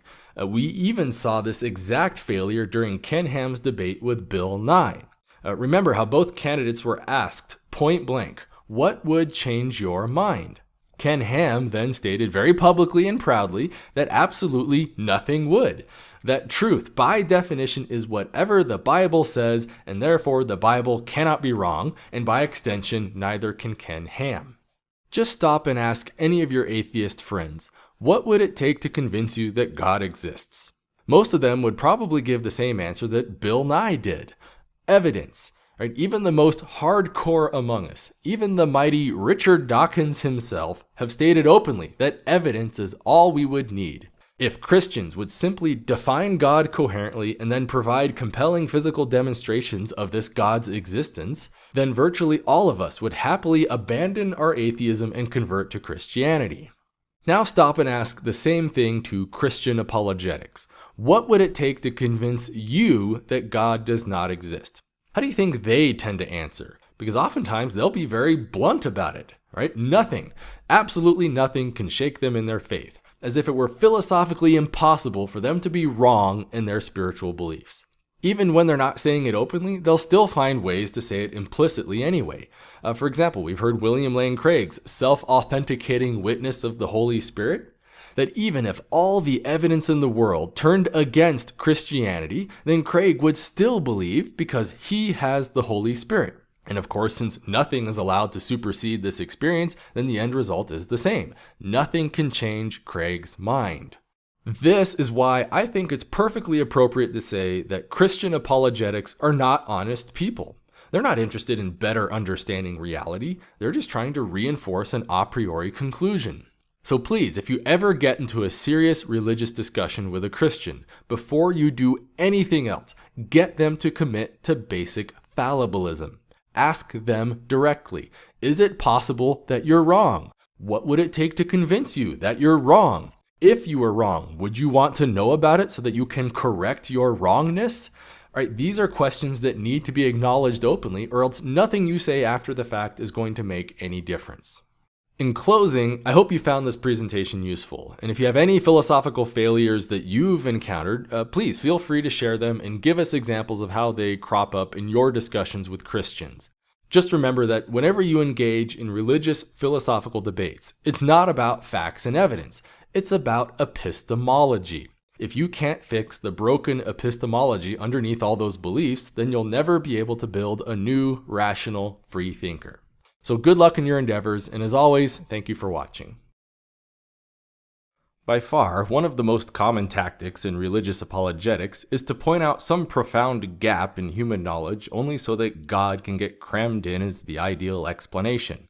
And of all the gaps in our scientific understanding of the universe, nothing gets picked on more than the very origins of the universe itself. It's certainly an admitted mystery, with a whole army of really smart people working on it at this very moment. Yet Christians are more than happy to barge in and pretend like they have all the answers to literally everything. Arguments like this are called cosmological arguments, with the most popular by far being the famous Kalam cosmological argument, which generally goes like this. We can summarize our argument thus far as follows. 1. Whatever begins to exist has a cause. 2. The universe began to exist. 3. Therefore, the universe has a cause. And of course, God is the best explanation for this cause, so therefore God must exist. While the world is full of critics who just love to shred this argument to bits, they nearly always miss out on the big picture here. Remember that when all is said and done, Christian apologists are trying to prove the existence of the Abrahamic God of the Bible. That means an all-powerful and deeply personal cosmic agent with an overwhelmingly vested interest in the affairs of human events. A being that, according to Christians themselves, has unambiguously revealed himself on numerous occasions throughout history via personal manifestations and national-scale suspension of the laws of physics. We're talking about a being that desperately wants us to build a deep personal relationship with him so that we might be saved from an eternity of torment. In principle, this ought to be as easy as proving the existence of the moon, where all you have to do is look out a window on the appropriate night. Yet one of the very most popular arguments for God's existence is nothing more than a dubious inference based on obtuse metaphysical quirks. The very nature of the argument itself reeks of its own desperation. But what's most interesting about this argument is the method by which apologists usually make their case. By far, the one recurring theme from virtually every presentation of this argument is a long, drawn-out tirade about the mysteries of Big Bang cosmology, the metaphysics of causality, and constant reminders that our universe has a definite finite age. And since universes don't just pop into existence for no reason, then there must have been a cause for this event, which science does not understand. It's weird because this is not exactly a controversial claim, yet Christians will still spend hours upon hours belaboring the point anyway. None of it actually furthers a positive case for God, but it does work great as a method for arousing the human need for cognitive closure. It's important to realize that many people are psychologically uncomfortable with the prospect of uncertainty and ambiguity in their beliefs. It's a well-known cognitive bias that usually manifests as a heavy propensity for primacy, meaning that any hard, immediate answers will be far more preferable than the thought of "I don't know." On top of that, human psychology also has a pervasive bias for spontaneous social attribution, meaning that people naturally tend to gravitate toward answers involving the deliberate actions of motivated agents. So it makes perfect sense that apologists tend to ramble on about the mysteries of Big Bang cosmology because it psychologically stacks the deck in their favor. There's simply no need to bother with a viable, coherent theory when all you have to do is reinforce the pre-existing bias of the audience itself. So without even seriously examining a single premise, the Kalam cosmological argument is already on hopelessly shaky ground. It uses roundabout argumentation to prove what should, in principle, be patently obvious, and then pushes very specific psychological buttons so as to artificially inflate its own appeal. If anything, the only real purpose in criticizing the premises themselves is to see just how hard Christians can fail in one argument while still pretending to have a clue what rational thought even looks like. For example, what do you think of when you hear the phrase "begins to exist"? Because if you're like most people, then you probably think of something like a carpenter as he fashions a table out of wood and nails. The table certainly appears to have a definite beginning to its existence, and it's entirely proper to say that this existence has a cause. However, if you get really technical about it, the carpenter did not actually create anything so much as rearrange. The table only began to exist when people suddenly decided to slap a linguistic label onto an arbitrary ordering of material. In fact, this same description is also true for everything in the entire known universe. Anything in human experience that has ever begun to exist has only done so through a physical rearrangement of prior existing stuff. And, as far as we can tell, things which begin to exist in this way don't require the intervention of any magical, disembodied super fairies. This distinction is important because in the context of kalam, begins to exist literally implies fully discrete bundles of matter and energy just poofing into existence out of pure, absolute nothingness. A phenomenon, mind you, that has absolutely no precedent in all of human understanding. So while it may seem intuitive to suppose that such an event would have a certain chain of causality associated with it, we're still drawing conclusions about something that simply does not happen. It's like trying to argue that all unicorns must have fur. It makes no difference how sophisticated your logic may be when you forget the fact that no one has ever truly experienced a physical unicorn. So if apologists seriously want to defend this argument, then the first challenge is to provide a comprehensive list of things that actually began to exist according to their definition. That way, we can at least draw a baseline from which to connect with real-world events and then infer any potential patterns of causality. But the plain fact of the matter is, they have no such list. And how could they? The idea itself is barely even coherent. How does a thing which exists causally influence nothing to do anything? Yet when pressed on this exact challenge, the apologist merely dismisses the entire objection out of hand like you're some kind of moron for even pointing it out. For example, they say nothing ever begins to exist because everything has material out of which it's constituted, and those atoms and particles existed before the thing did, and so nothing ever begins to exist. The first premise is false. And I think, what is the matter with these people? Have I always existed? Didn't I begin to exist at the moment, say, when my father's sperm and mother's egg came into union? Did I exist before the union of the sperm and the egg? If so, where was I? Who was I? Was I around during the Jurassic Age when the dinosaurs were about? Have I always existed? That is so absurd to think that I never began to exist, even though the material stuff out of which I've made existed before me. So yes, according to the leading proponents of this exact argument, the very best examples we have of true creations out of nothing are in fact creations out of something. It's a wholly dishonest dodge that just sidesteps the issue entirely by hiding behind a smokescreen of arrogant condescension and blatant equivocation. Yet Christians will still insist that the entirety of the cosmos itself must have a definite beginning to its existence, prior to which there was only a perfect void of raw, absolute nothingness. Literally, no matter, no energy, no space, no time, and no anything else in between or beyond. Bear in mind now that when we talk about the earliest moments of the Big Bang, we're talking about a realm of pitiful human ignorance. A realm where every naive intuition we have about the nature of space and time is completely wrong and inapplicable. A realm where you can't even hold a meaningful conversation without first subjecting yourself to years of training in graduate level physics and mathematics. So it doesn't matter what you think you know, because any conclusions you may ever hope to reach about the ultimate nature of everything is little more than a wild guess. Yet apologists will still insist that fancy rhetorical word games are all it takes to support their naive theological conclusions.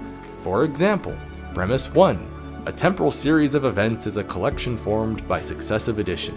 Premise 2, a collection formed by successive addition cannot be an actual infinite. Therefore, a temporal series of events cannot be an actual infinite. So, to put it another way, if time can't go back forever, then nothing must have preceded it.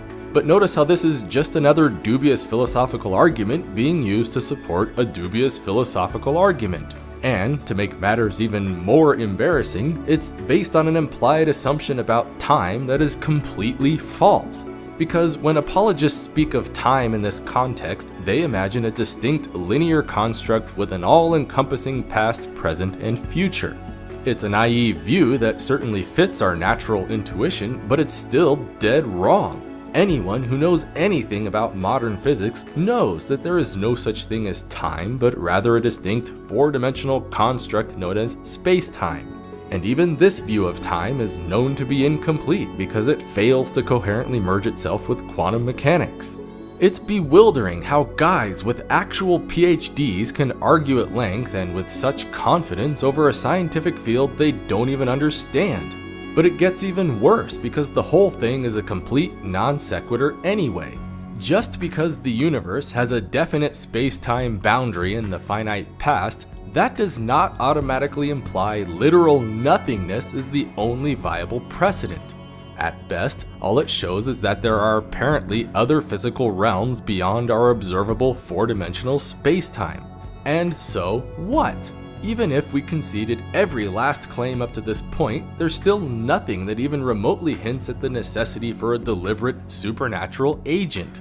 But rather than humbly acknowledge their ineptitude and just stop right here, apologists simply power their argument through to its bitter end. Now, as the cause of space and time, this being must be an uncaused, timeless, spaceless, immaterial being of unfathomable power. Moreover, it must be personal as well. Why? Well, first of all, because this event must be beyond space and time. Therefore, it cannot be physical or material. Now, there are only two kinds of things that fit that description.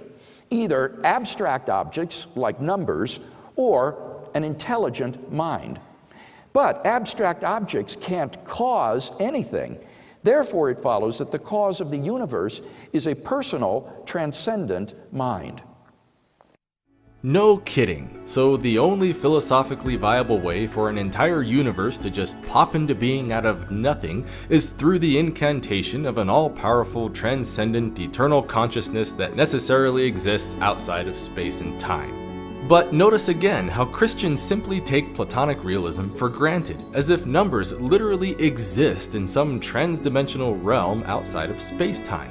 But now they take it one step further to a concept known as substance dualism, the idea that conscious minds are comprised of a special substance that exists independently of physical matter. It's another one of those tempting philosophies that sounds really cool on paper, but is still completely wrong. There's simply no physical way to store information and exercise decisions without some kind of material network to accommodate the process. That's why every mind in human experience has always required a physical brain to go along with it, and there is no indication whatsoever for any magical substance beyond space-time that facilitates this phenomenon. Remember that this is supposed to be a rock-solid, irrefutable argument for the existence of God derived from modern cosmology itself. Yet the whole thing is little more than a frantic ejaculation of wild speculation based on naive, untestable rhetoric.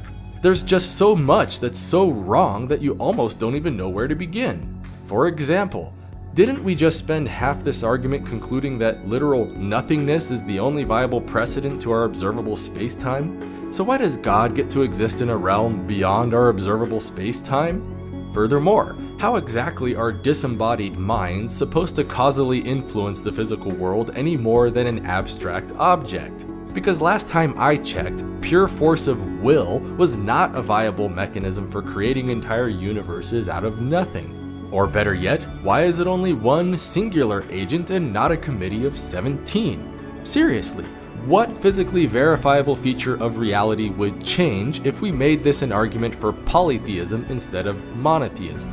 Or what if we just replaced God with a race of powerful transdimensional aliens with awesome technology? We can do this all day. The entire argument is so completely ridiculous that you can't even bother critiquing it anymore. You just sit back and admire the sheer self-delusion it must take to push this drivel with a straight face. So let's stop beating around the bush and just rewrite the Kalam cosmological argument for what it is. Premise 1. Science has yet to devise a viable, pragmatic explanation for why there is something rather than nothing. Therefore, God did it. This really is all it boils down to. It's an obvious God of the Gaps argument in its most pure and naked form. It makes no verifiable predictions, it confuses the meaning of common expressions, it deliberately equivocates terms, it pretends to know things that can't be known, it makes patently false assumptions, it builds false dichotomies, it contradicts itself internally, it uses dead philosophical ideas, and it makes logical conclusions that don't even necessarily follow from its own premises. Even if we accepted the entire argument outright, we'd still be no closer to understanding how the universe was actually created, what specific being or beings were responsible, or what functional impact it could possibly have on any single decision I could ever hope to make. It's like a huge philosophical onion of wrongness, where every layer you peel off just reveals yet another inexcusable layer of wrong. But none of this matters because it was never intended to be rationally sound to begin with. It's an overt psychological ploy designed to exploit our natural aversions to ambiguity and uncertainty by filling the mystery with a culturally familiar agent. And since nothing inspires more awe and uncertainty than the very cosmos itself, Christians will forever have an ace up their sleeves until human beings learn to accept the plain and apparent fact that nobody yet understands how the hell the universe got here.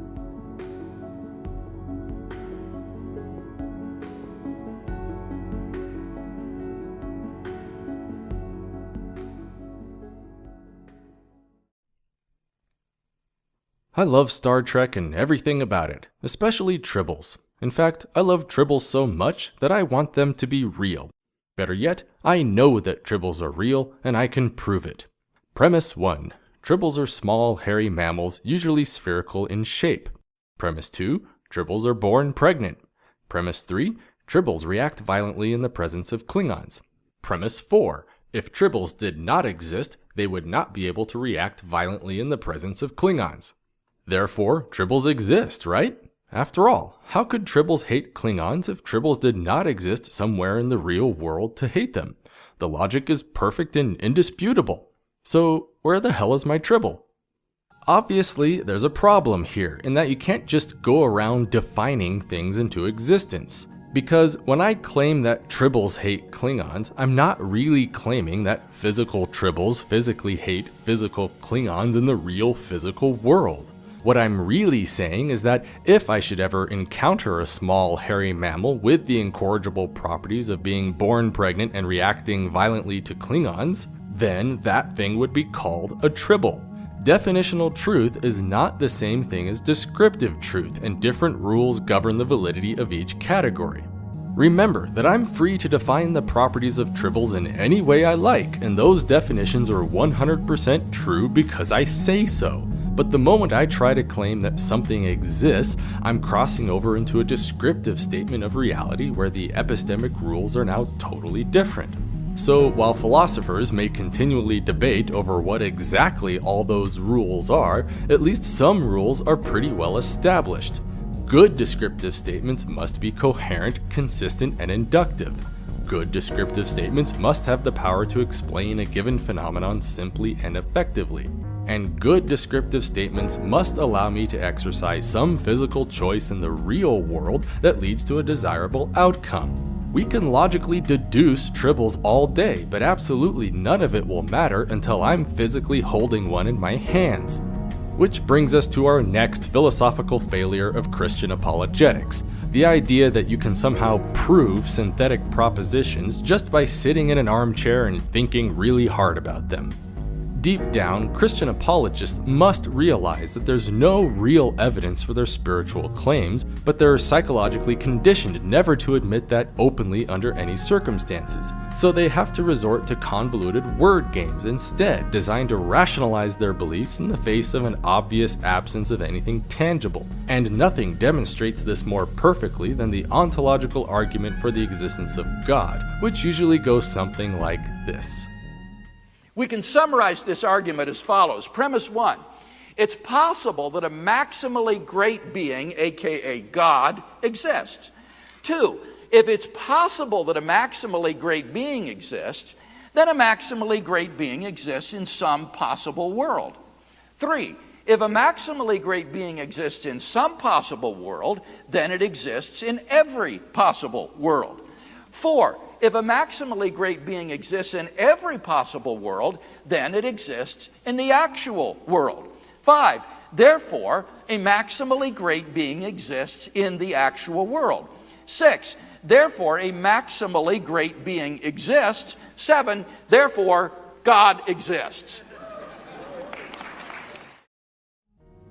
Now, if this argument sounds like nothing more to you than a jumbled mess of spaghetti logic, then you'd be right. It's as if Christians are deliberately trying to bury their apparent empirical failure under a cloak of long-winded rhetorical jargon.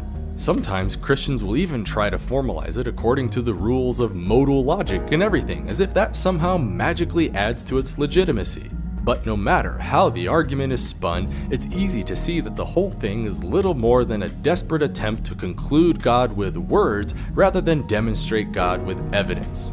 Just look at the very first premise and ask yourself, what in the world is a maximally great being? Because last time I checked, greatness was not exactly an inherent physical property of things that we can objectively verify. But ignoring that, Christians usually just take this to mean that God is the greatest conceivable of all possible beings. That God is, by definition, the coolest, awesomest, spiffiest gee-whiz entity that can possibly be imagined. A maximally great being. Yet if I were to ask you what the greatest conceivable integer is supposed to be, how could you possibly answer? Because the very moment you think you've discovered some viable candidate, I can immediately do better by simply taking your number and then adding 1. That's why anytime you think you've identified all the properties of the greatest conceivable being, all I have to do is add on the condition that, plus my being can also beat up yours, and I've immediately found something greater. So obviously, the very idea of a greatest conceivable anything is completely incoherent and inapplicable from the start.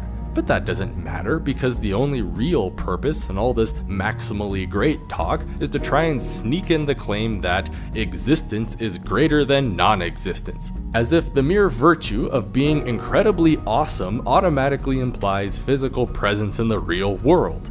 Of course, Christians don't really say it that way, but instead dress it up as a sophisticated technical term called necessary existence. That literally, contained within the very idea of God himself, is the requirement that he must exist.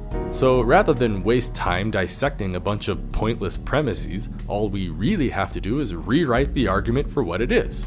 Premise 1. God exists necessarily.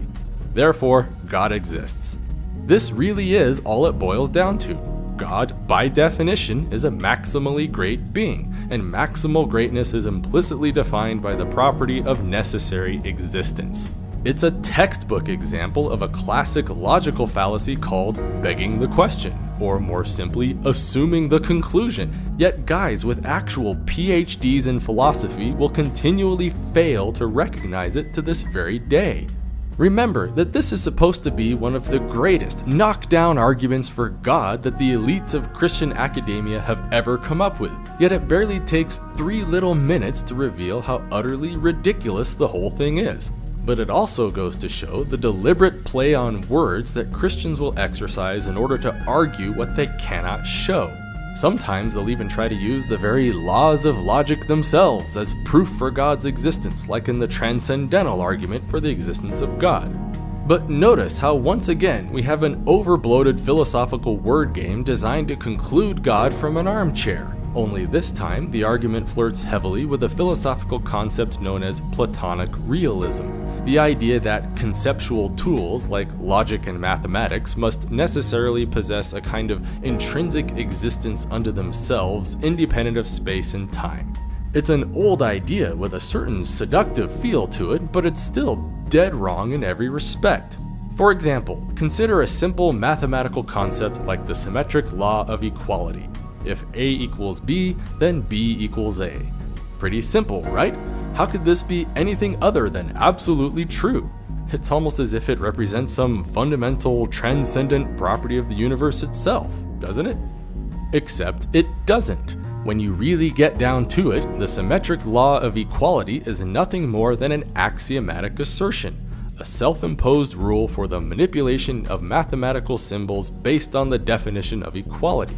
And all this particular rule says is that the truth of inequality is independent of its order and expression. Even more embarrassing for Christians is the fact that this is not exactly a deep philosophical secret either. Any decent high school level textbook on basic mathematics will openly introduce itself with the fundamental axioms of algebra, rules made up by human minds for the express purpose of consistent manipulation of mathematical expressions. This is why we say that mathematics is invented and not discovered. The only real discovery that occurs in mathematics is a rigorous implementation of the rules toward their natural conclusions. Mathematical theories are really only valid just so long as they avoid contradictions. If they just so happen to serve as useful descriptions of real physical systems, then all the better. But Christian philosophers will actually try to argue that mathematical entities like numbers and circles possess a genuinely transcendent existence unto themselves. It's important to realize that the entire field of deductive logic is no different. Everything we claim to be true through logical deduction is only true by the standard of compliance with axioms. For example, consider the linguistic structure of a typical syllogism. Premise 1. Worf is a Klingon. Premise 2. All Tribbles hate Klingons. Therefore, all Tribbles hate Worf. This is an absolutely solid logical conclusion that follows perfectly and naturally from the premises. But so what? All we did was define some arbitrary set by the sole property of being labeled Klingons, and then instantiated Worf as a random element within that set. We then defined another arbitrary set by the property of being things that Tribbles hate, and then included Klingons as a subset within. The conclusion then follows immediately and logically by applying a very simple axiom from rudimentary set theory. If A is a subset of B and B is a subset of C, then A is a subset of C. Voila! All Tribbles hate Worf despite the notable handicap of not existing in the real world. It's just a game designed to substitute real words into a basic template. So while countless hack philosophers love to remind us that logical and mathematical truths are pure and absolute, you'll be hard-pressed to find a single apologist who has any idea what the hell logic actually is or where mathematics actually come from. The only reason they make this argument in the first place is because it sets the stage for declaring certain knowledge about things that exist outside of our sense experiences of the natural world. You know, just like God. They never stop to realize that chess and poker are grounded in the exact same fashion as algebra and geometry. You make up rules and watch what happens. No one in their right mind would ever seriously try to argue that checkmates and full houses actually exist outside of space and time, yet that's exactly what Christians are doing when they make the same case for logic and mathematics. The most central tenet of Platonic realism is a dead, useless idea and has been known to be so for decades. Remember that when we go around claiming a thing like God exists, we're making a synthetic proposition. That means the only way to measure its truth value is by making a prediction for some kind of distinct sensory experience. So to say that God exists without any possibility of empirical manifestation is ultimately just meaningless gibberish. How can we know he exists when we can't even detect him in the first place? How do we verify his properties? What would physically change if there actually turned out to be two gods instead of one? How the hell do we objectively differentiate between a genuine physical reality versus the wild imaginations of some deluded yahoo? Because a God that can only be concluded through argument rather than demonstrated through sense experience is functionally equivalent to no God at all.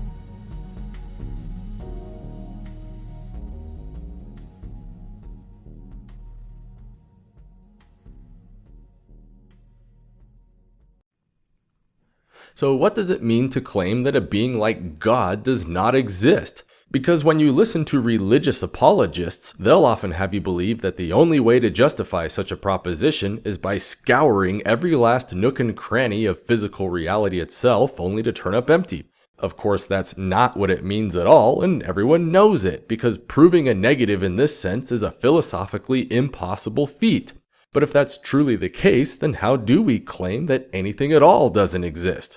What is the epistemic basis by which we can reject the existence of things like Bigfoot, unicorns, and Yahweh? Imagine that you're out shopping for a new car when the dealer presents you with a next-generation performance vehicle. The car certainly looks snazzy enough, but the features are amazing. Not only does this car actually fly, he says, but it powers itself on garbage and even travels through time. It's the coolest thing you've ever heard in your life, so naturally, you take the dealer completely at his word and write him a check, right? No, you're skeptical. Nothing like this exists in your experience, and as far as you know, nothing ever could. So you demand some form of justification for why you should fork over perfectly good money for this product. It's certainly a reasonable request, but for some reason the dealer almost seems insulted by it. After all, he just knows in his heart that this car can fly, and he even brings out the rest of his staff to personally testify on his behalf. Are you convinced now?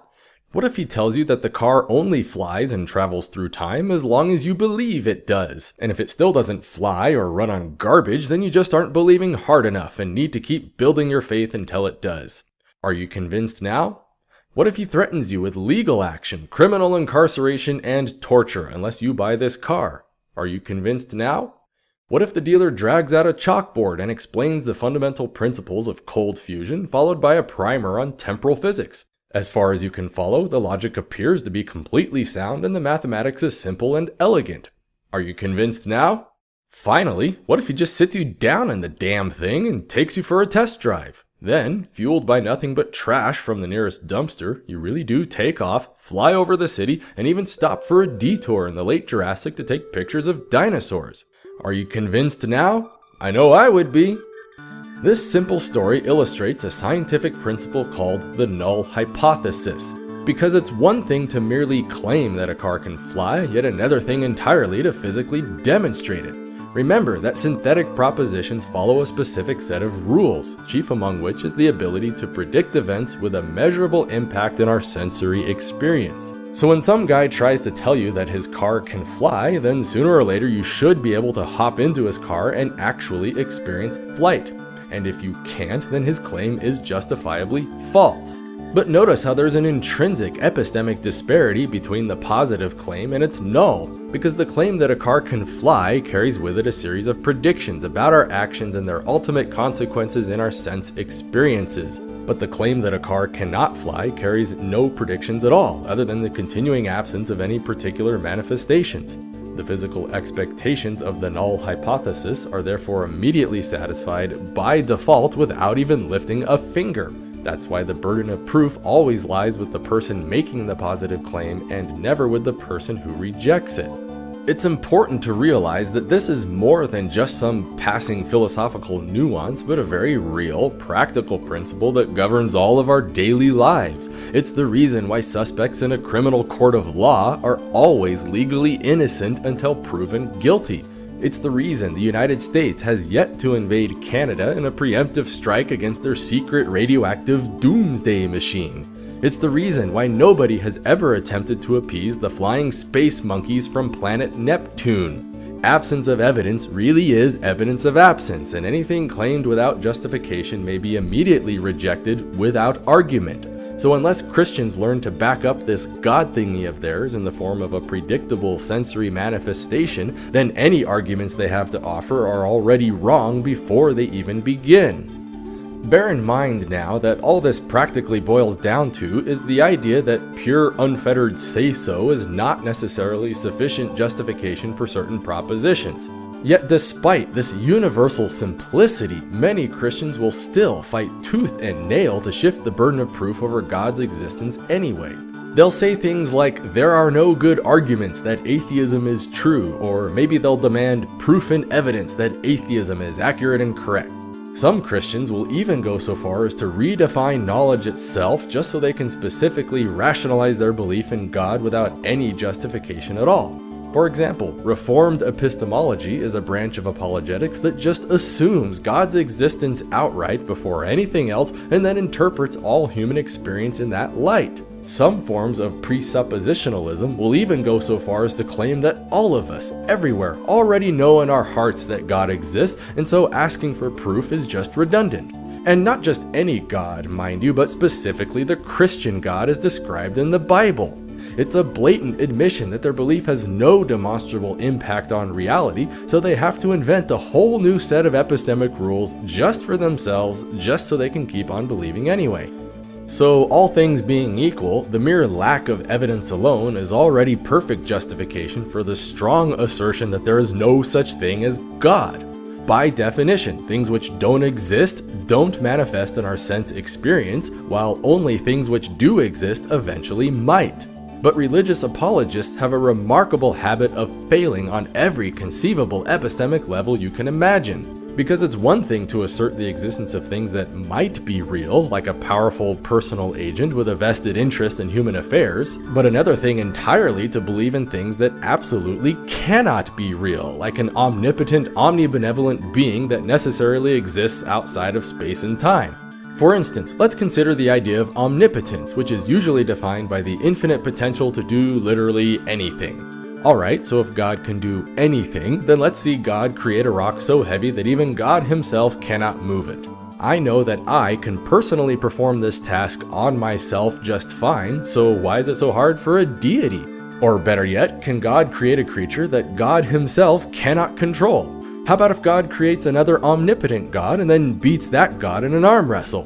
No matter how one answers, there have to be things outside of the ability of an omnipotent being.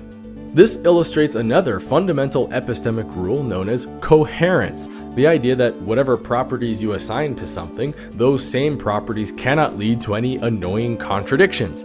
A classic example of this is the idea of a married bachelor. By definition, a bachelor is already unmarried, so anything that happens to be married is automatically no longer a bachelor. Married bachelors therefore do not exist simply because the very concept itself violates the axiom of non-contradiction. That's why, without even leaving my own chair, I can already assert with absolute certainty that a truly omnipotent God does not exist either, simply by the nonsensical meaning of the idea itself. But let's take it one step further and consider omnibenevolence as defined by the infinite capacity for perfect goodness, love, mercy, and justice. All properties that imply an entity who would do everything it can to minimize suffering in our world. This sounds great in theory, except for the problem that our world is obviously overflowing with a massive amount of pointless, unnecessary suffering. Genocide, starvation, AIDS, cancer, birth defects, mental retardation, and polio are just a tiny fraction of the horrible maladies that human beings spend vast resources trying to eliminate. So if God genuinely happens to be real and deeply powerful, then he is also sitting idly by while droves of us needlessly suffer miserably. A truly omnibenevolent God therefore cannot exist simply by the mere virtue that the world is happier, safer, and more productive without smallpox in it. And so we see the principle of falsifiability, the idea that whenever you describe something with a predictable impact in our sense experience, then it sure is awful nice when those predictions actually come to pass. Remember that our only connection to the external world is through our senses, which are fundamentally detached from any true underlying perception of the universe. That's why we cannot deduce reality in the strictest sense, but only make inferences through logical induction. It's a basic limitation on knowledge that nature forces us to live with, yet Christian philosophers will actually fight against even this. They'll claim that induction is unreliable, or that it assumes a uniformity in nature, or that it's circular, or whatever. But of course, they've got it all wrong again. By definition, induction is simply the process of forming generalizations about sets through a limited sampling of subsets. Justification for this process is then found by examining the two epistemic possibilities. If incomplete samplings of a particular subset are indeed indicative of the behavior of the whole, then induction will lead to a correct belief in the form of predictable consequences. However, if the subset is not indicative of the whole, then sooner or later any beliefs based on induction will lead to failed actualization of desired outcomes. In other words, when it works, and when it doesn't, it eventually lets you know. Logical induction, by its very nature, is therefore self-correcting. All it takes is the intellectual honesty to admit when our conclusions are wrong so that we can modify them in the face of new information. This is exactly why fallibilism and falsification are such integral aspects of the scientific method. In principle, both true and false beliefs can have the power to guide our actions toward desirable outcomes, but only false beliefs have the potential to ever periodically fail in that goal. Honest people embrace this, which is why honest people can actually be swayed in their beliefs by the introduction of new facts and evidence. But religious apologists are not honest people because they come from a position of absolute, unwavering certainty. That's why so many Christians cannot help but constantly bash on science at every turn, because science itself carries so many epistemic rules that Christians are not allowed to exercise on their theology. So let's be generous and assume that God is real and wants us to know about it. What could he do to effectively demonstrate his existence? In principle, this ought to be trivially easy. Maybe God could appear to us in distinct physical manifestations and personally share his uniquely profound wisdom in our daily lives. Maybe God could answer our prayers by performing distinct acts of healing with no natural counterpart. Maybe God could sign his name in the moon or encode his one true scripture into our DNA, something that could only be explained if a powerful, personal agent were taking a vested interest in human affairs. But instead, what do we really have? We have a bunch of jumbled storybooks riddled with known corruptions and inconsistencies. We have the dogmatic assertions of hack philosophers and theologians who abjectly refuse to ever recognize or correct a single error from their beliefs. And we have a bunch of mutually incompatible denominations all claiming to represent the one absolute truth, yet continually diverging further apart with every passing generation. In short, we have exactly what one would expect from a purely cultural phenomenon of human making. This is all it means to hold a strong atheist view, because even if some human concept of God actually turned out to be real, then it necessarily follows that all the other thousands upon thousands of gods from human history are unquestionably false. So obviously, it's perfectly normal for human beings to invent entire religious traditions out of whole cloth, since any assertion of one is already an implied rejection of all others. But it's a simple fact of logic that, while they cannot all be true, they certainly can all be false.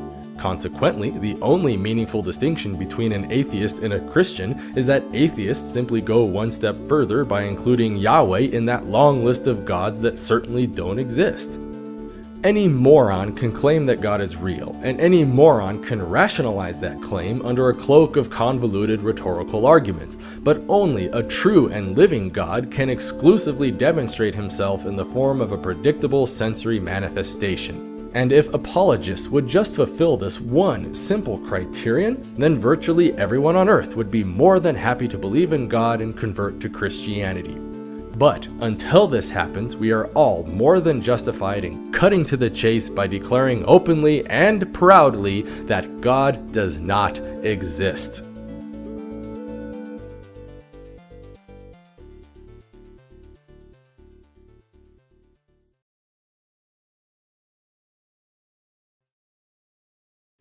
So what do we know really? And I mean really know.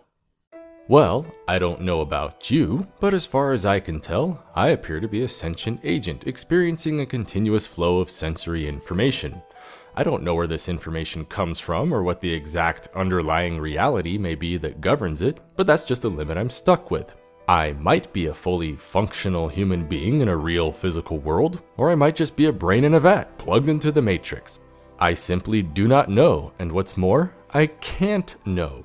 No amount of observation or deduction can ever truly differentiate between these philosophical possibilities. That's what makes external world skepticism one of the greatest pains in the backside of philosophers to this day. Yet even with such a profound limitation on knowledge, this continual flow of information still has apparent patterns and correlations to it, and I would like to try and make sense out of them somehow. This is not an easy challenge to answer, and to this very day, many philosophers continually debate back and forth on what exactly it means for something to be true. Part of this confusion is due to the fact that truth itself can come in so many different categories. For example, one of the most basic categories is simply truth by definition, like the classic statement that all bachelors are unmarried. This is essentially 100% certain in every practical sense, but only because the word bachelor in this context has literally been defined as unmarried man. So to claim that all bachelors are unmarried is no more meaningful or insightful than to claim that all unmarried men are unmarried. It's a tautology. The The reason the word bachelor even exists in the first place is to serve as an encapsulation of a complex series of syllables and ideas, thereby saving time and energy in communication. The only real measure of a true definitional statement is whether or not other people can agree with it and successfully communicate through it. This example also illustrates the key role that language plays in epistemology, because it's important to realize that, when you really get down to it, nearly everything we may ever hope to call truth must ultimately exist as nothing more than a bunch of linguistic gibberish blathered out into the ether. That's because language itself is the primary tool by which we communicate, shape ideas, and generate a coherent train of thought. Truth is then just a label that we assign to those thoughts in accordance with some arbitrary set of rules. The core purpose of epistemology is to then establish which rules we should use when evaluating the final truthiness of a given statement. For instance, consider a phrase like, "stop on red, go on green." Phrases such as this are called axiomatic assertions and represent declarations of rules that must be followed in order to engage in some special activity. Axioms are essentially true by default, just so long as they produce consistent outcomes and people can again agree to follow them. This may seem somewhat trivial at first, except when you realize that the entire field of mathematics itself is purely axiomatic in nature. A bunch of made-up rules based on operations and relationships between elemental abstractions within arbitrarily defined sets. Even deductive logic is the same thing. Axiomatic rules designed to formalize our capacity for sorting out information and evaluating the final truth of various propositions. So while countless hack philosophers love to brag about the absolute truth behind a phrase like 2 + 2 = 4, they nearly always overlook the fact that this is simply an application of arbitrary rules toward their natural conclusions. They have no idea that the same principles apply equally well to hopscotch, poker, and chess, likewise producing pure 100% certainty. But what about other forms of propositions, like the phrase, "I see the color red"? After all, I may not know what red is, how it works, what causes it, or what chain of events transpire after photons strike my retina, but that doesn't matter because I definitely experience a distinct sensory perception that is unique from many others. The word red itself is merely a label that I slap onto the experience as a tool for differentiating it from other similar experiences. Observational statements of this form are called incorrigible and are again 100% true simply by the mere virtue of making them. The only requirement is that the person doing so is being honest and again uses a standard terminology that others can understand. Even the expression, "I think, therefore I am," is just a combination of sensory experience coupled with linguistic conventions and axiomatic assertions. For instance, "I think" is an incorrigible statement that labels the distinct experience of experience itself. Being is then a basic verb which we can arbitrarily define in such a way that things which think must be. Therefore, "I am" is finally a deductive statement used to link the observation with its definition according to the axiomatic rules of set theory. Voila! You just proved Descartes' most famous theorem with complete 100% certainty. Whoop-de-freakin'-do. Now let's make things a little more difficult and consider a phrase like, "all bananas grow on trees," or perhaps "all bachelors are bald." Phrases such as this are often called synthetic propositions and represent descriptive claims about the underlying nature of external reality. But what are the rules now? How exactly are we supposed to measure the truth of these phrases when there exists a fundamental disconnect between reality, our perceptions of reality, and our linguistic framework for describing reality? This is the point where philosophers really start to butt heads with each other, but a key idea often gets overlooked in the process. Specifically, truth is just a word and can therefore be defined by whatever arbitrary metric we want. For example, maybe I want to measure propositions by their power to make me feel comfortable and important. I could believe that chocolate burns fat or that squirrels invented the moon, and I would be perfectly justified because these beliefs satisfy my definition for truth. Or better yet, I could define truth as anything which coincides with an authority, like maybe the dictates of a prophet or the writings of Holy Scripture. I could believe that the Earth was created in 6 days, or that Native Americans are really descendants of Jewish migrants, and again, I would be perfectly justified because that's what my definition for truth requires.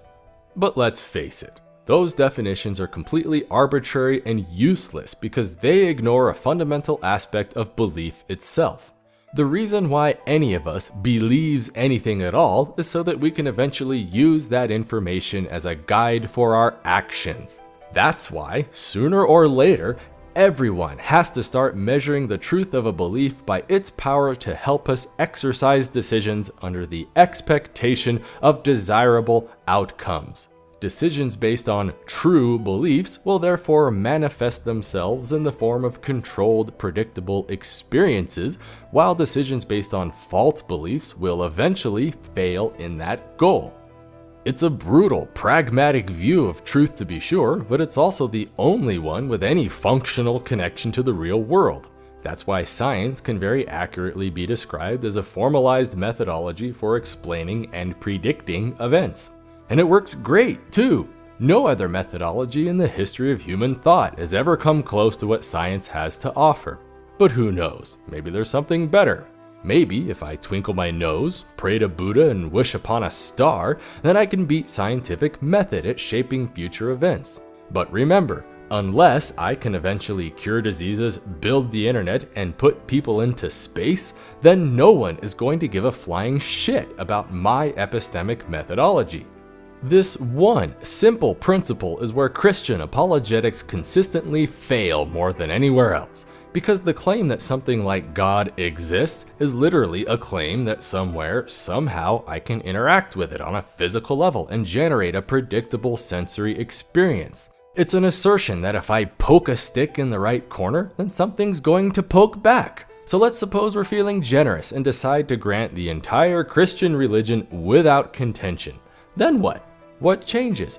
What experiments can we perform to test it? What demonstrative power does this God offer? What decisions can I now make in the real world with real consequences that will manifest through the idea that a powerful, disembodied agent exists somewhere?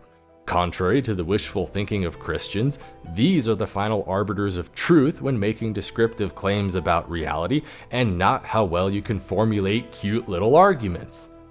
Bear in mind now that this is just a sampling of the many categories of linguistic propositions one could make, each with their own set of well-established rules by which to measure truth. But it's also important to realize that these rules are completely arbitrary. It's like standing in a room with two buckets where one is labeled true and the other labeled false. If someone places a piece of paper in your hand with some writing on it, how do you determine which bucket to dump it into? Maybe you want those labels to have a functional meaning with respect to your decision making in real life, or maybe you just don't care and simply think that all statements belong in the false bucket no matter what. Maybe you think epistemology makes better sense if we include a third bucket, or even a fourth, or perhaps an entire continuum of buckets. Yet no matter how we define the system, nothing is physically forcing us to accept the proposition that all bachelors are unmarried.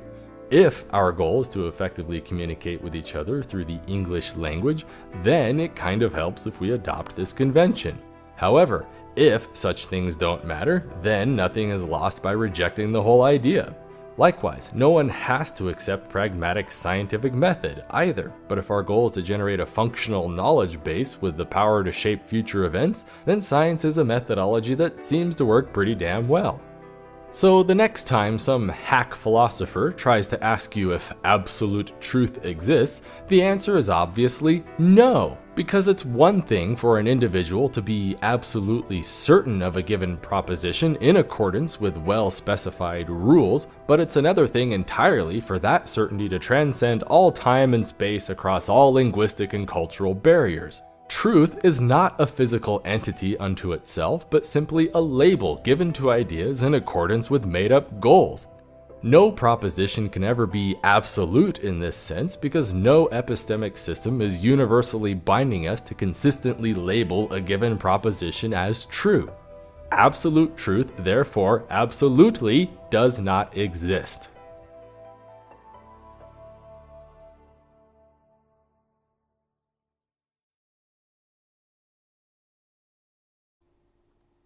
For nearly all of American history, Christianity has enjoyed undisputed dominance over mainstream culture and media.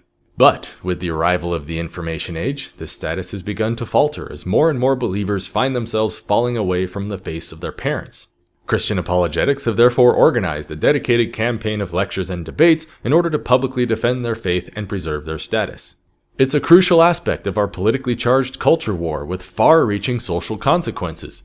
After all, if God is real, especially the Christian God, then we owe it to ourselves to understand this God and worship Him as best as we can. It means the Holy Bible is the pure and righteous Word of God, and we all need to start praying and studying lest we find ourselves rotting in eternal torment after this life is over. However, if God is not real, then it means that millions upon millions of our friends, family members, neighbors, and countrymen are all taking part in a massive, self-inflicted delusion. A delusion that not only demands time, money, and sacrifice to sustain itself, but also the political authority to legally impose itself on everyone else. All of us, everywhere, have a serious stake in this issue and would do well to understand it as best as we can. I'm a professional scientist and engineer with a doctorate of philosophy from an accredited American university. I have several publications in refereed journals, and I make a decent living by solving problems and pushing the limits of human understanding. It's a matter of professional interest that I understand what it means to test my beliefs against the dictates of reality and to correct them when nature tells me I'm wrong. I have no personal stake in any of the beliefs I hold, but simply in the rational assurance that whatever beliefs I do hold are indeed correspondent with reality. I therefore measure my beliefs through a well-defined set of epistemic rules, and I make no exceptions under any context. That's what it takes to make new discoveries and build the knowledge of humanity. Yet when it comes to religious affiliation, you don't have to bother with any of that stuff at all. Your beliefs are practically decided for you at birth and then grounded on little more than tradition, naive intuition, social pressure, and authority. Why else would religious faiths around the world segregate into such distinct cultural and geographic boundaries? This is entirely unheard of in the world of physical and mathematical science, but it's practically a defining feature in the world of religion. It's a dead giveaway that when all is said and done, religious belief has nothing to do with an objective understanding of reality, but instead is a purely cultural phenomenon of human making. Ordinarily, this would not be so terrible, except for one problem. By its very nature, religion, and especially Christianity, is never satisfied with merely sitting back and enjoying a life of quiet worship. Christian doctrine itself requires believers to spread the word to everyone else and even threatens them with eternal damnation should they ever desert the cause. This problem is further amplified by a constant push to exercise legal force as a blunt instrument for imposing a narrow interpretation of Christian morality onto the rest of the nation. Intelligent design, traditional marriage, abortion, and abstinence-only education are just a handful of the current political controversies that are heavily motivated by the religious convictions of Christian conservatives. So if there's any truth to this stuff at all, then it's a good idea to find out what that truth is so we can make good decisions accordingly. And if not, then abandon those beliefs and correct them so we can stop wasting political capital on pointless dogmatic superstitions. That's why I feel personally compelled to understand this controversy as best as I can and to share my professional insights with the rest of the world. Not just to casually analyze a few political and philosophical arguments, but to critically expose the very core of what it is that Christian apologetics ultimately represent. It's important to realize that the debate on God's existence is more than just a philosophical controversy between academic egos. It's a battle over the very rules of epistemology itself. Because in the world of science, if you expect to build a reliable understanding of reality, then beliefs must be rigorously justified in accordance to very explicit requirements before they can ever promote to the status of knowledge. But when it comes to religion, there are no epistemic rules to speak of. No one converts to Christianity through the pure force of evidence and argumentation, but plenty of people do convert because of tradition, upbringing, and social pressure. So for Christian apologetics, the goal is not really to convince non-believers through brute intellectual force. Rather, the only meaningful goal of apologetics is to rationalize the validity of a preconceived conclusion in order to slow the ever-increasing tide of apostasy. They do this with good reason, too. There's big money in this stuff and even tremendous political power, but it only works as long as you can maintain a reliable pool of gullible believers to support you. That's what makes education and outspoken criticism so crucial in this controversy. It's the only way to break the cycle of belief and disrupt the political machine that works so hard to intrude on our lives. This is also why religious groups around the world fight so hard to indoctrinate children at such young ages. It's a deliberate ploy designed to unite religious affiliation with personal and social identity. Giving up one's religion is never as simple as casually admitting some trivial cognitive error, but the psychological equivalent of cutting off an entire arm or a leg. Religious criticism is therefore often met with a hypersensitive, irrational resistance, such that many believers will flatly refuse to ever change their minds under any condition whatsoever. For example, And my view here is that the way in which I know Christianity is true is first and foremost on the basis of the witness of the Holy Spirit in my heart. And that this gives me a self-authenticating means of knowing that Christianity is true wholly apart from the evidence. And therefore, if in some historically contingent circumstances the evidence that I have available to me should turn against Christianity, I don't think that that controverts the witness of the Holy Spirit. this may sound like a harmless assertion of spiritual faith, but it's also an open admission that facts simply don't matter, that subjective personal experiences supersede any and all physical evidence which may ever emerge to the contrary. Remember that these are the exact same people who want the rest of us to believe as they do and live as they do. People who abjectly refuse to even admit the mere possibility of error in their beliefs, yet insist on legislating their spiritually based morality onto the entire nation. Rather than engage the discussion sincerely and work together to formulate a functional understanding of our universe, Christian apologetics, whether they realize it or not, are far more interested in engineering conformity to a foregone conclusion. So if we're going to take the issue of God's existence seriously, then we need to remind ourselves that the actual existence of God himself is not important. If he's real, then great. Let's believe in him and worship him and study him to the best of our ability. But if God is not real, then that's great too. We can stop wasting our time at boring sermons on Sunday and start making better use of our short mortal lives. All that matters is that, whatever beliefs we do hold, those same beliefs can justifiably reflect reality. It's a bitter pill of humility to be sure, but if truth matters, then we should all be able to agree on this much at least. Now, to be fair, Christians do possess a whole slew of impressive-sounding arguments for God's existence, but their entire position boils down to just that: arguments. They're empty words shrouded in a thin veil of philosophical jargon without any verifiable power in the real world. That's why it's so easy to discredit each and every argument that Christians have ever come up with. Because in the world of science, when we want to convince people of a controversial idea, no one ever bothers with cutesy philosophical rhetoric. We make testable predictions and present our findings. So despite the huge volumes of sophisticated philosophical posturing, no Christian apologetic has ever provided a single, verifiable instance of any supernatural force manifesting in our real, physical world. It's as if the entire Christian apologetic tradition is built on the naive supposition that merely concluding God is the same thing as demonstrating him. So please join me as together we dissect the great beast of Christian apologetics. Not just because we have a bone to pick with Christianity per se, but because Christianity is simply the most well-organized and focused of all the apologetic traditions. Doing so brings us face to face with the very foundations of knowledge itself and forces us to enumerate the most basic rules of epistemology in a concise, unambiguous template. Only by basing our beliefs on a functional reflection of reality can we ever expect our decisions to have a positive impact in the real world. It's a simple, practical question about how exactly we intend to justify the choices we make. Are we going to rigorously hold ourselves in accordance with strict epistemic rules and then modify our beliefs in the face of new, ever-changing information? Or are we going to measure our beliefs through the lens of cultural traditions and subjective personal perceptions, never changing them under any conditions to speak of? The answer we choose as a nation and as a species will have immeasurable repercussions for years to come.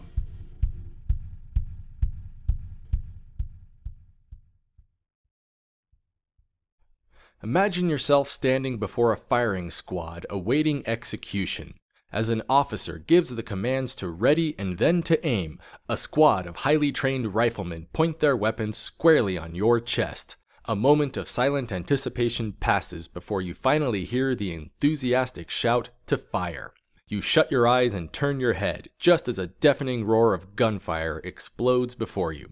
Yet, to your astonishment, you feel no impact and no pain. In fact, once the smoke clears, you even look down to see that you're completely unscathed. What do you make of this? Naturally, there are several possible explanations. For example, maybe someone happened to make the mistake of switching all the regular bullets with blanks. Granted, it's not a very likely scenario, but it would certainly explain the fact that you're still breathing. It also has the advantage of being testable, since in principle, you could examine the ammunition for yourself and check for consistency. Now let's suppose you do check the ammo and, sure enough, it's real. What's next? Well, maybe your assumption of highly trained marksmen is completely wrong, and really they're a bunch of incompetent boobs who've never fired a weapon in their lives. Again, not very likely, but it does have explanatory power with the potential for testable predictions. Okay, so you test their skill, and they really are competent soldiers. Now what? Well, maybe the riflemen don't want to be responsible for taking a human life, and so they all just missed on purpose. Or maybe a gust of wind kicked sand into everyone's face just as the order was given to fire. Or maybe the whole thing is just a vivid, lucid dream and you still need a few minutes to wake up and come to your senses. There are any number of plausible explanations for the fact that you're still breathing, and there are well-established rules for testing the veracity of each one.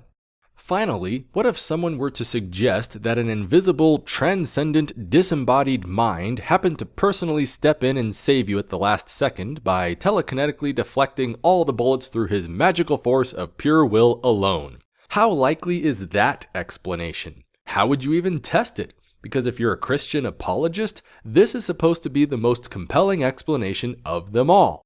Which brings us to a repeat of the same persistent philosophical failure of Christian apologetics.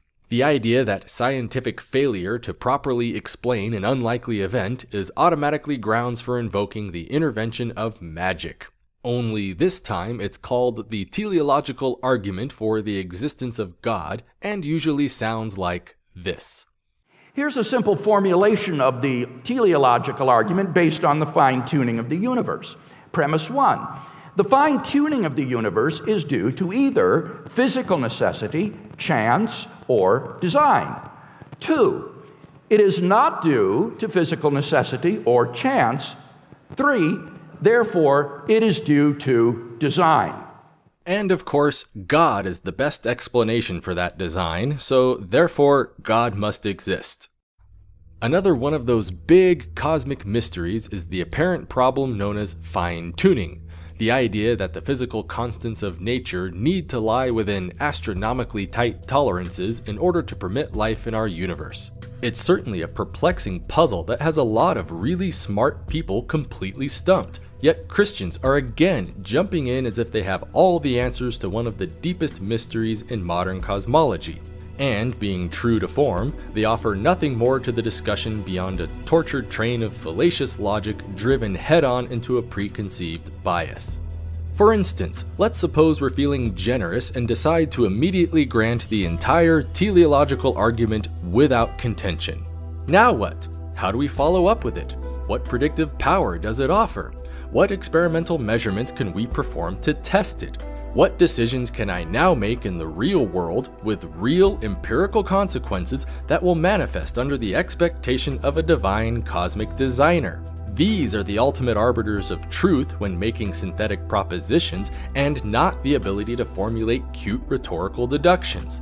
But of course, apologists have no answers to any of this, and will even frequently argue that such challenges are unreasonable to demand of them in the first place. It's a proof by admission that the teleological argument is little more than a glorified philosophical shoehorn designed to conclude God without demonstrating Him. Remember that Christians are ultimately trying to prove the existence of an entity with virtually unlimited cosmic power. Literally, the capacity to construct an entire universe and all the physical laws governing it according to completely arbitrary whims. Yet the very notion of fine-tuning itself implies a being that is fundamentally limited by a strict set of physical laws. A being whose creative potential is restricted solely to the mere tweaking of a small set of constants, scale factors, and initial conditions. And even then, the very best that this being can apparently do is construct an overwhelming void of inhospitable nothingness, dotted by the occasional ball of hot plasma and diffuse gas. Life, in the grand scheme of things, is an insignificant cosmic afterthought. A thin film of organic chemistry squished into the surface of an imperceptible rocky dot hiding out in some obscure galactic corner. The very idea of a deliberately engineered universe is patently absurd when less than 1 part in 10 to the 50th of the end product is actually capable of supporting the very thing it was allegedly designed for in the first place. It would be like a multi-billion-dollar oil refinery that produces millions of tons of waste every day, but only 1 functional molecule of gasoline per millennium. The argument itself is an argument for an embarrassingly weak and incompetent deity. It's important to understand that whenever physicists talk about cosmic fine-tuning, it doesn't just mean for life specifically, but virtually everything else in the entire known universe. One slight tweak in the right fundamental constant, and it's not just life that vanishes, but also stars, galaxies, planets, and even sometimes stable atomic nuclei. The very phrase, finely tuned for life, could just as easily be replaced with the phrase, finely tuned for black holes, and the entire premise of the teleological argument would still be perfectly valid. In fact, more so, because the universe definitely spends way more time and energy constructing black holes than it does creating actual life. Even worse for apologists is the uncomfortable fact that, piece by piece, the entire fine-tuning premise itself keeps getting proven wrong. For example, the electroweak scale used to represent a classic case of apparent fine-tuning, since slight deviations in its current value would abruptly halt the fusion of heavy elements in stars. However, this premise also relies on the assumption that the electroweak scale is the only parameter that one is allowed to adjust at a given time. If other parameters are allowed to vary simultaneously, then it's actually possible to theoretically demonstrate a whole slew of perfectly functional universes in the total absence of a weak nuclear force. Notice how we still have yet to even look at a proper premise of the argument itself, and already the whole thing is hopelessly wrong before it even begins. But let's be good logicians and examine the train of thought anyway, just to see how much of a wreck it really is. And, sure enough, with the very first premise, we see a classic logical fallacy known as the false trichotomy, a blanket assertion that fine-tuning can only be viably explained by one of 3 exclusive philosophical options. Starting with physical necessity, we have the idea that the universal constants are all the product of some kind of mathematical quirk, like the area of a triangle or the value of pi. For example, Coulomb's law has this strange factor of 2 contained within the exponent of its reciprocal term. Change this to a factor of, say, 3 or 1.5, and all of a sudden atoms themselves have a really hard time staying together. However, we also know for a fact that this little factor of 2 is nothing more than an expression of how surface area over a spherical shell is exactly proportional to the square of its radius. The so-called fine-tuning is really nothing of the sort, because basic Euclidean geometry doesn't allow for anything else. Next, we have chance, which is the notion that the universal constants are little more than random variables distributed uniformly across some arbitrary interval. Then, in an apparent game of cosmic blind darts, our universe just so happened to pick out the one set of life-permitting constants by pure dumb luck alone. It's actually not as crazy as it sounds, given that nature does this sort of thing all the time. For example, consider Earth's fortunate orbit within the narrow habitation zone of our Sun. A little too close and life dies out as the heat eventually boils off all liquid water into the atmosphere. A little too far and life abruptly freezes solid due to the withering cold. But so what? There's 300 billion stars in our galaxy alone. With odds like that, it should really come as no surprise at all if there turned out to be millions upon millions of planets landing well within their respective habitable zones. Again, the so-called fine-tuning is really just an expression of sheer probability acting over large numbers. Finally, our last option is design, meaning that an unembodied mind beyond space and time used his transdimensional God magic to specify all of our universal constants directly into the Big Bang singularity. Why would he do that? Who the hell knows? But apparently it has something to do with a need for hot balls of glowing hydrogen to undergo stable nuclear fusion in their cores, thereby forging heavy atomic elements in their death throes and scattering the remains back out into space. To what end, you may ask? Because obviously he then needed a tiny fraction of those heavy elements to coalesce back into a minuscule rocky planet capable of facilitating the self-replication of carbon-based molecules, which, after billions of years of inherited allele variations and the occasional mass extinction event, would finally produce bipedal apes with an ultimate capacity for interdependent social dynamics and personal spiritual devotion. Isn't it strange how we have plenty of real-world examples of the first two options occurring throughout nature all the time, but absolutely none of the third option to speak of? And why would we? It's a ridiculous Rube Goldberg monstrosity with no coherent rhyme or reason to it from any engineering perspective. But notice how this argument completely ignores all kinds of potential philosophical alternatives, like maybe a mixture of chance and physical laws working together. For example, one cosmic theory speculates that as a black hole collapses, the result is an entirely new universe popping into existence, complete with its own unique set of physical constants. Universes favorable to the creation of black holes therefore also tend to spawn even more universes and even more black holes. Since the conditions for black holes are already necessarily similar to those required for life, then it only makes sense that people like us should eventually appear as a byproduct of the whole process. Or better yet, who's to say that the universal constants are even constants at all? For example, recent observations into the fine structure constant have indicated a potential variation that spans from one end of the cosmos out to the other. So for all we know, maybe nature simply takes on all possible values continuously across space and time. Or heck, maybe fine-tuning really is the product of design, but just not a supernatural design. Honestly, why does design have to automatically imply a divine agent rather than a bunch of clever aliens with really cool technology? But who are we kidding?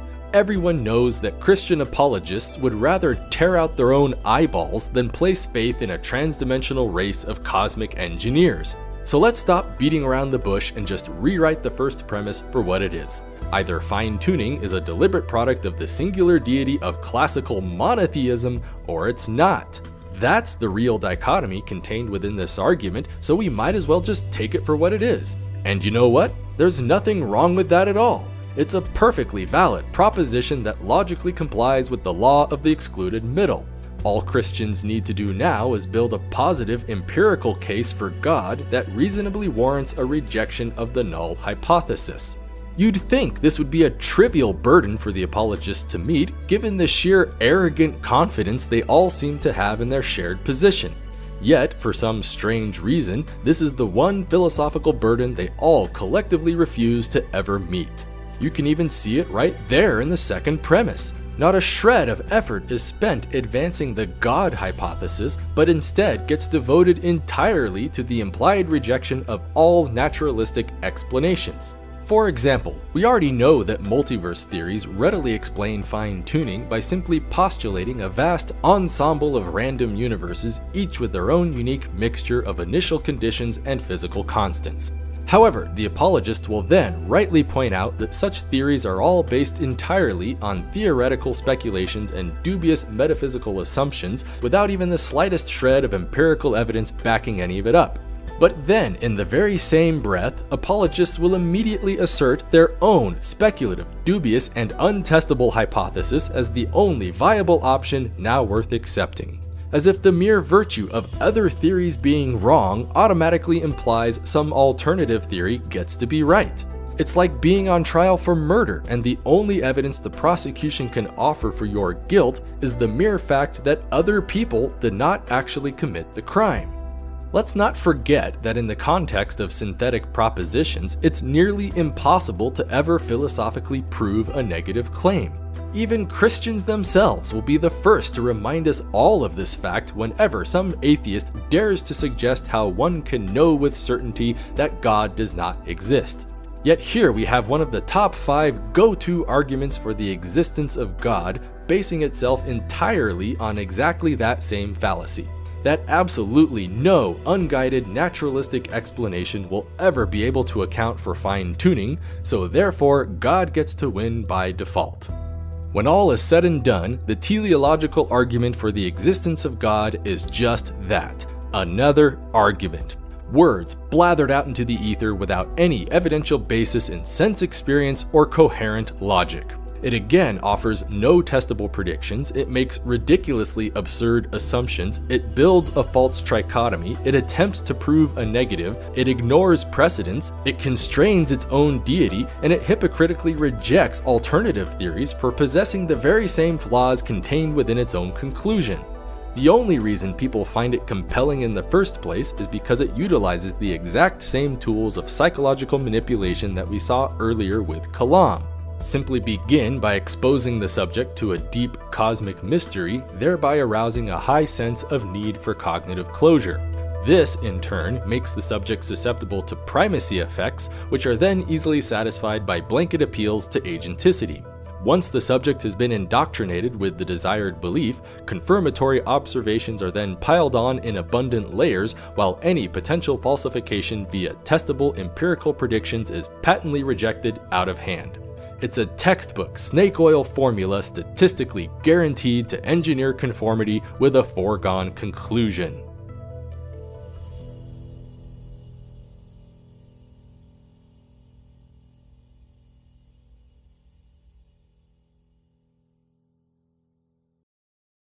So there I was the other day buying a Slurpee when the cashier asked me for $1.69. Just as I reached into my pocket for some loose change, the most incredible thing happened. I paid him and got on with my life. It's strange, I know, because the more natural course of action is to immediately jump over the counter, gouge out his eyeballs, rape his corpse, and then set the store on fire. Why, it's almost as if some ethereal cosmic spirit was telepathically commanding me to be nice to people. At least that's what Christians would have you believe, since apparently they can't think of any other viable explanations for why I should refrain from lashing out in a violent rage against total strangers.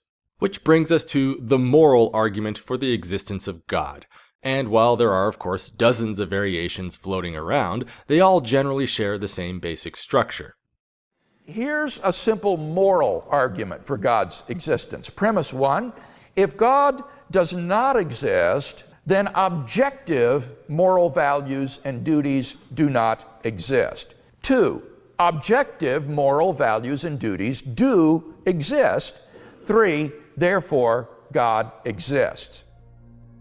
This argument is wildly popular among religious apologetics and was even one of the personal favorites of C.S. Lewis. But what really makes this argument truly special is how utterly depraved and incoherent it is at every last step. Even the wording itself gives away its own amateurish origins, with the very first premise being written as an obtuse contrapositive. Yet for all of its obvious failures, arguments like this are very powerful at insulating believers against all reason and evidence to the contrary. Religions work very hard to intertwine themselves with the perception of absolute moral authority, such that giving up one's faith is often seen as the equivalent of giving up all sense of human decency at the same time. Why else would believers consistently view atheists as the least trustworthy minority group in all of America? It's another deliberate psychological ploy designed to manipulate the believers into remaining believers and not necessarily to build a viable case for God's existence.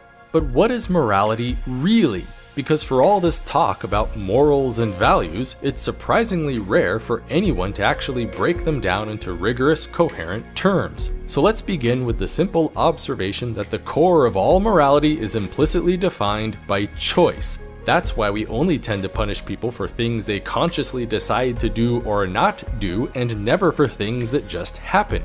But it's also equally important to realize that choice itself has no practical meaning unless one is trying to actualize some desirable outcome. good and right choices are those which can reliably produce a specified result, while bad and wrong choices ultimately fail in that goal.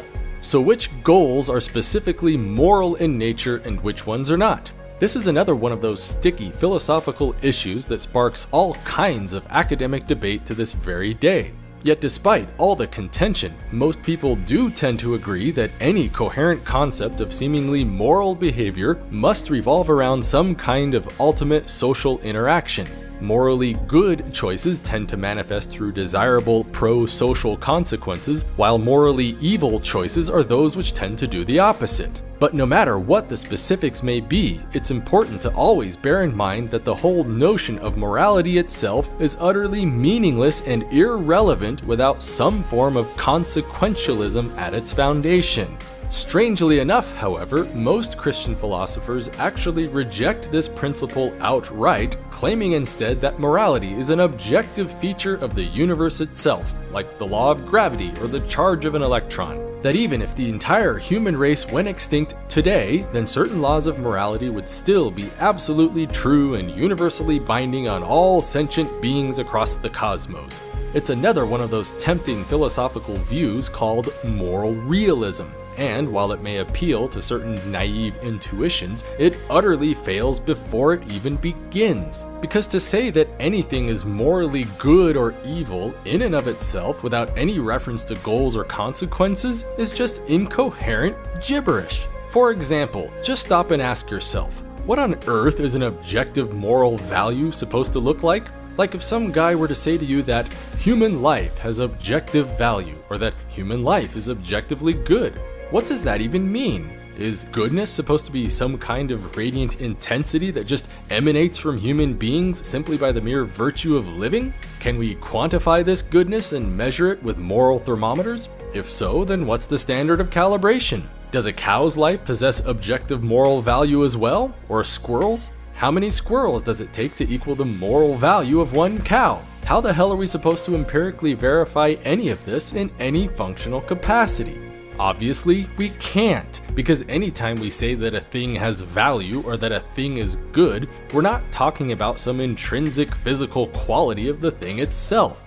Technically, what we're really saying is that somewhere, somehow, a subjective agent has arbitrarily decided to place value on that thing in the form of a preferential desire with respect to other things. That's why absolutely nothing in the entire universe can possibly have objective moral value, because the very idea itself is an oxymoron. It's like trying to ask what the objective value is for $1. There isn't any. Value does not exist without some valuer to do the valuing. So to say that human life has value simply means that, if given a choice, subjective agents will tend to behave in such a way as to promote and preserve human well-being over the alternatives. But what about the claim that there exist such things as objective moral duties? That is to say, things we ought to do and things we ought not do. Well, again, to say that anyone ought to do anything is to say that there exists some desirable state of affairs that can be conditionally actualized through specific actions. For example, if we desire to raise our children into happy, well-adjusted adults, then it necessarily follows that we probably ought not torture them in their infancy. However, if we have no interest whatsoever in promoting the health, happiness, or emotional well-being of children, then there really is no good reason for us to refrain from torturing babies now, is there? Notice how there's nothing conceivably objective about any of this except for the fact that actions have consequences and that people tend to find certain social outcomes more desirable than others. Yet in the view of Christian apologetics, all moral oughts are universally unconditional. It's a vapid, worthless tautology wherein baby torture is simply deemed as fact to be evil for no other reason than pure cosmic fiat. But then, the only reason why anyone ought not torture babies in the first place is purely because it's evil. As if the mere virtue of some arbitrary four-letter label is supposed to elicit immediate and unconditional compliance from our behavior. So once again, we have Christian apologists pushing yet another argument that was already bungled beyond all meaningful comprehension long before it ever even began. But let's suppose we're again feeling generous and decide to immediately grant the entire moral realist philosophy without contention. Can someone please now tell me, in what logical universe does any of this imply anything that even remotely resembles the singular deity of classical monotheism? The very first premise of this argument might just as well have said that if apples don't grow on trees, then the moon is an onion. There's simply no logical connection between these two statements. Yet, when we listen to Christian apologists, it apparently just goes without saying that the only viable source for objective morality is the express dictate of a powerful supernatural agent. It's an absurdly authoritarian view known as divine command theory, wherein the ultimate measure of all good and evil in the entire universe is derived solely from the abject say-so of an invisible pan-galactic sky fairy. Literally, objective moral values and duties defined entirely by the whims and properties of a subjective agent. So not only is the moral argument for God's existence completely incoherent and self-defeating from the very start, but also blatantly circular. After all, let's not forget that the whole damn point of the moral argument in the first place is to prove God's existence. Except you can't do that when morality itself has already been predefined by the implied assumption of God's existence. It's like trying to argue that Elvis's car proves the existence of Elvis. The very phrase Elvis's car has no meaning until after we've established the existence of Elvis, not before. It's another textbook example of classic logical question begging, and again, self-proclaimed experts in philosophy continually fail to recognize it to this very day. But even ignoring all of that, the one thing that makes this argument such a truly spectacular failure is the fact that Christians are specifically trying to prove the existence of Yahweh, the God of the Bible. The very same God that has openly and proudly endorsed some of the most unspeakable moral atrocities we can possibly imagine. We're talking about a God that actively encourages slavery, blood sacrifice, human sacrifice, misogyny, genital mutilation, genocide, infanticide, thought crimes, rape, and death penalties for the most trivial of offenses. The very idea that the biblical God is supposed to serve as the ultimate standard of moral goodness is patently ludicrous. It practically gives a free license to engage in the most destructive, antisocial behaviors in human history. Or is it really just a coincidence that slave-holding Christians from the American South would habitually appeal to the Bible itself as moral justification for the practice? But who knows? Maybe the Christians are right. So let's again be generous and immediately grant the entire moral argument without contention. Now what? What changes? Because if God really is the source of all human morality, then how exactly are we supposed to verify any specific moral claim?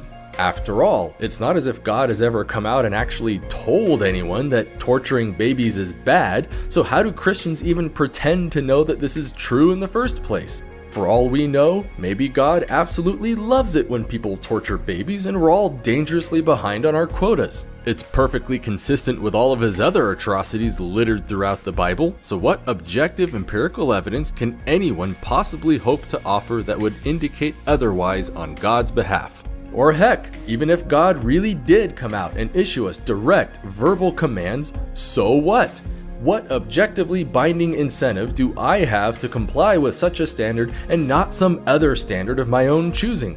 What's to stop me from simply telling God himself to eat shit and die while I go out and torture babies anyway?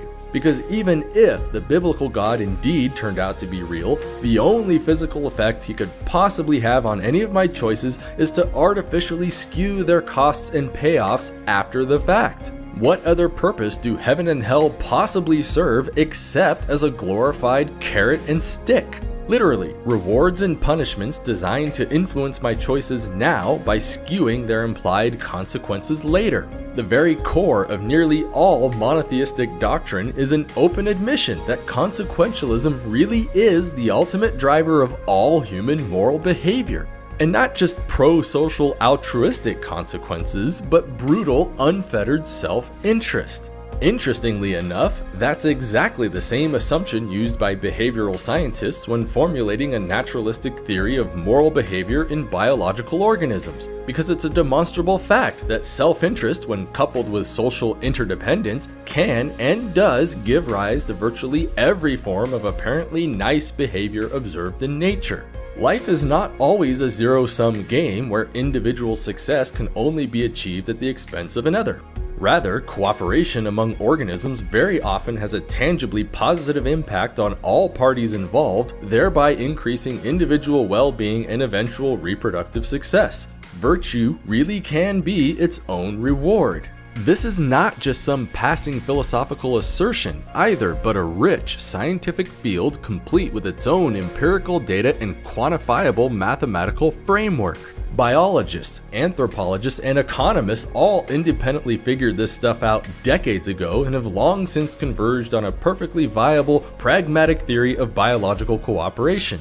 Morality is not some magical essence of human decision-making, but simply an emergent property of interdependent social dynamics. So to try and explain human morality through the God of the Bible is exactly like trying to invoke Thor, the god of thunder, to explain the weather. It's a God of the gaps argument that doesn't even have any gaps.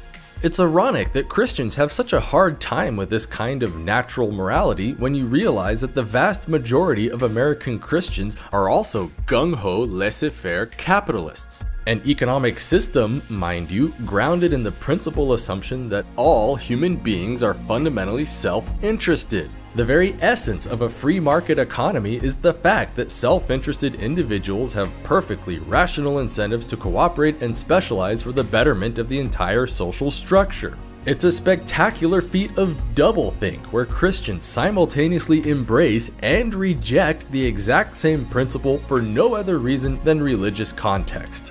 It's important to understand that biology simply doesn't give a damn about naive labels like good and evil. Whatever behaviors your parents and grandparents statistically chose to engage in, those same behaviors must have facilitated their ultimate survival and reproduction. Because if they didn't, then by definition, you wouldn't be here to think about it. Likewise, your own actions must inevitably serve that very same goal, or else, by definition, you won't have any children or grandchildren to think about it either. So if our collective behaviors happen to include a general propensity for being nice to each other and getting along, then those too must, in some way or another, serve to improve our statistical reproductive success. Natural selection simply cannot have it any other way. Notice how nothing about this principle requires the emergence of some homogenized moral perfection, but instead predicts exactly what we observe in human cultural groups today: a huge variety of nuanced moral frameworks, each adapting individually to their respective cultural niches and continually diversifying with respect to geography and time. Yet, for all of our variation in cultural norms and values, it's easy to see how certain universal principles still might apply to all groups at all times. For example, under no conceivable circumstances will eating babies ever promote the long-term survival and reproduction of any cultural group. It has nothing to do with some mystical, transcendent essence of the cosmos, but the simple fact that any group which behaves in this way must inevitably go extinct.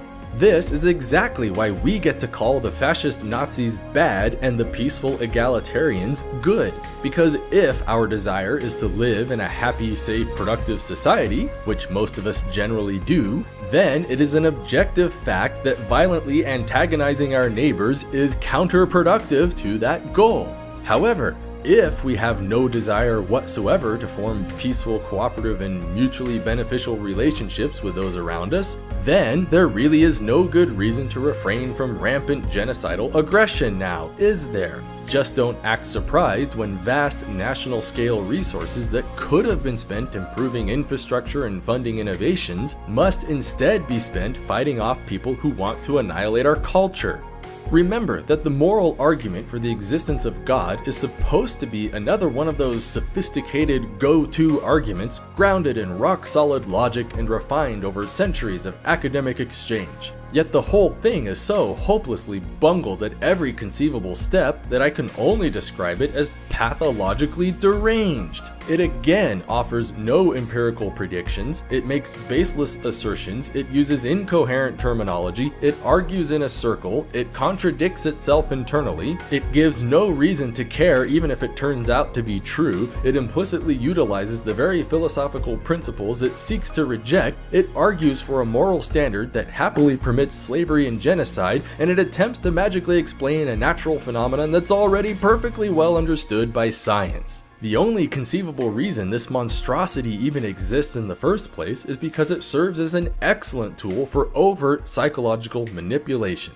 Because in order to get otherwise decent, kind-hearted people to commit violent atrocities against their fellow human beings, it generally helps to have a good way of satisfying their conscience. And what better way to do that than to convince them that the ultimate standard of all moral virtue itself wholeheartedly endorses their actions and will even reward them infinitely for their obedience.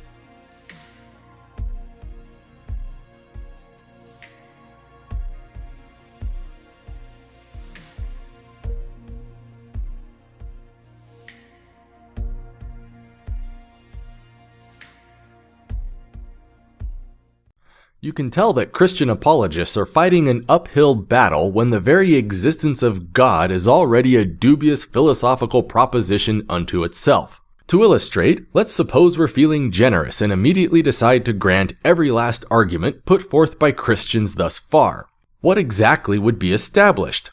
Well, apparently, a powerful supernatural agent exists somewhere, he has a good knack for conjuring stable universes out of nothing, and he probably has a vested interest in how human beings conduct their personal affairs. That's really about it. It's a pitifully weak form of deism that does absolutely nothing to differentiate Christianity from any other religious tradition. That's why, sooner or later, Christians eventually have to start defending the Bible as a reliable historical account of genuinely supernatural events. And even then, the only thing that fundamentally separates Christianity from the other Abrahamic traditions is the alleged spiritual identity of Jesus Christ. So for all the philosophical posturing and metaphysical presumptions, Christianity either lives or dies on the historical reliability of Christ's ministry and resurrection as detailed by the New Testament accounts.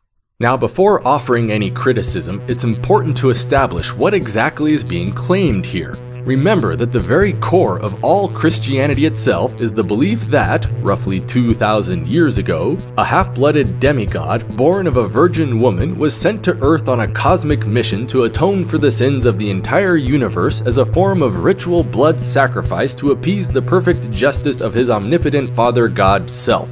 He healed the sick, raised the dead, walked on water, turned water into wine, and spent his entire adult life preaching a message of divine salvation throughout ancient Judea.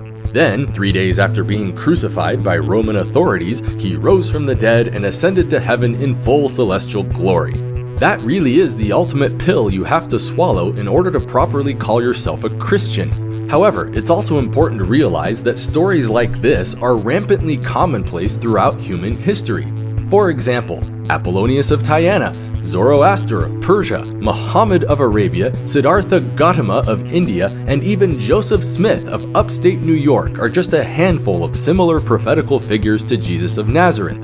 All of them are recorded to have been divinely inspired leaders who taught messages of spiritual salvation and even performed miracles among their communities.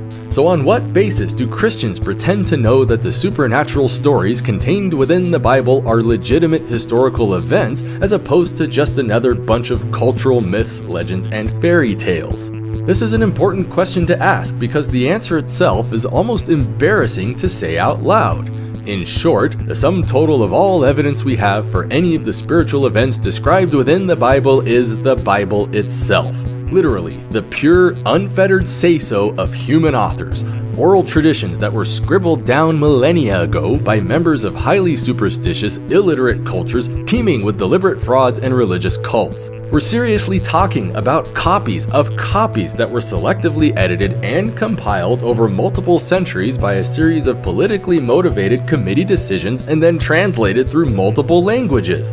That is the ultimate standard of evidence Christians expect us to embrace when determining the historical reality of supernatural events. So without even getting off the ground, the case for the historical Jesus is already so laughably empty that there's almost no point in even looking at it any further. Nevertheless, the case of the historical Jesus does raise a very profound epistemic question, namely, how do we know the past? That is to say, on what basis do we measure the truthiness of any given proposition about historical events? How do we know that Abraham Lincoln was an actual living person while Sherlock Holmes was not? This is another one of those complex philosophical issues that again sparks all kinds of academic debates to this very day. But even so, there are still many well-established guidelines on which every renowned professional historian necessarily agrees. We can therefore learn a great deal about history and Christianity by applying these very same rules to the biblical Gospels.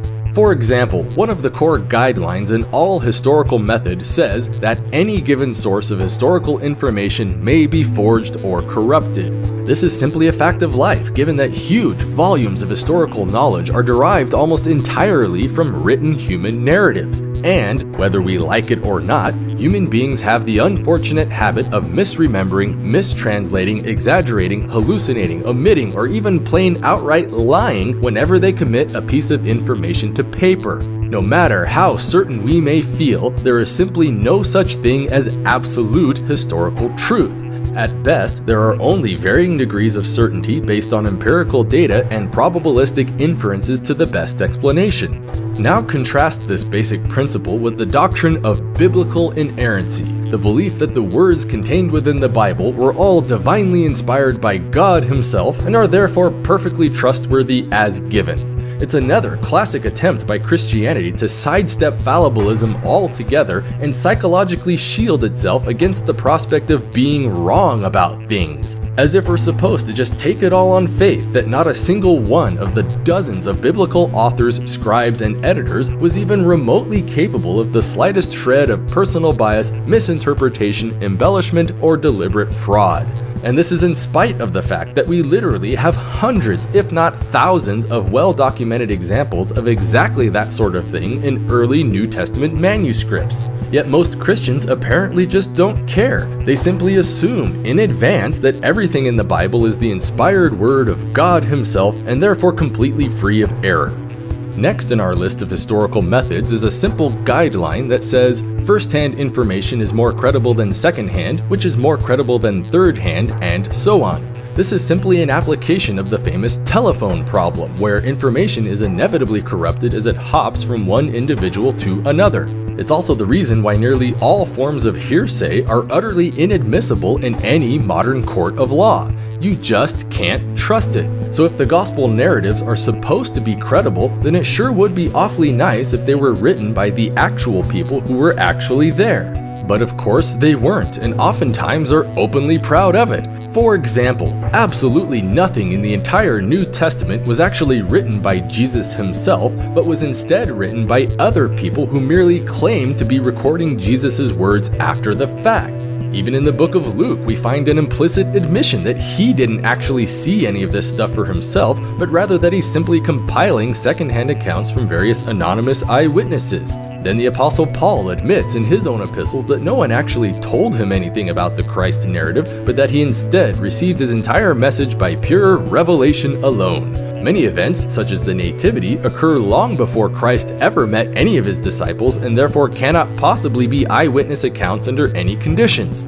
Even the very authors of the Gospels themselves are completely anonymous because all we have to go on is religious tradition to tell us who these guys actually were. We don't even have any original copies of the Gospels, but simply scattered fragments of copies written centuries after the fact. We even have multiple competing versions of the Gospels with wild variations and all sorts of crucial details with nothing more than religious tradition to tell us which are officially scripture and which are just fallible human concoction. We therefore have no idea how much of the New Testament is a reliable transmission of factual events as opposed to natural historical corruption.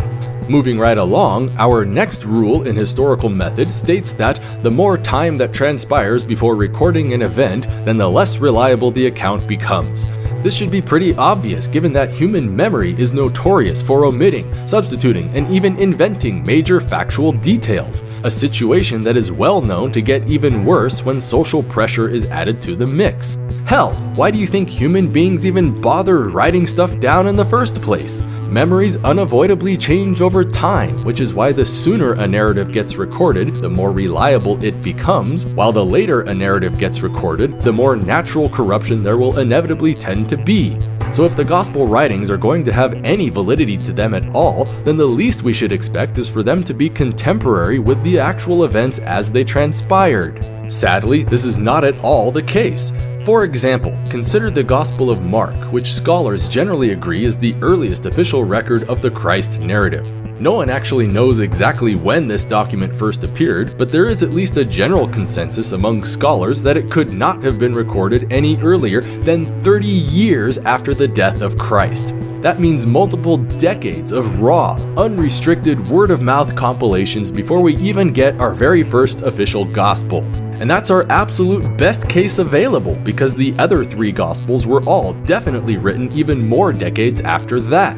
Compound this with the obvious political and social bias inherent to any religiously motivated allegation, not to mention the superstitious, illiterate culture from which it grew, and it becomes psychologically inevitable that legendary elements would corrupt the narrative beyond repair.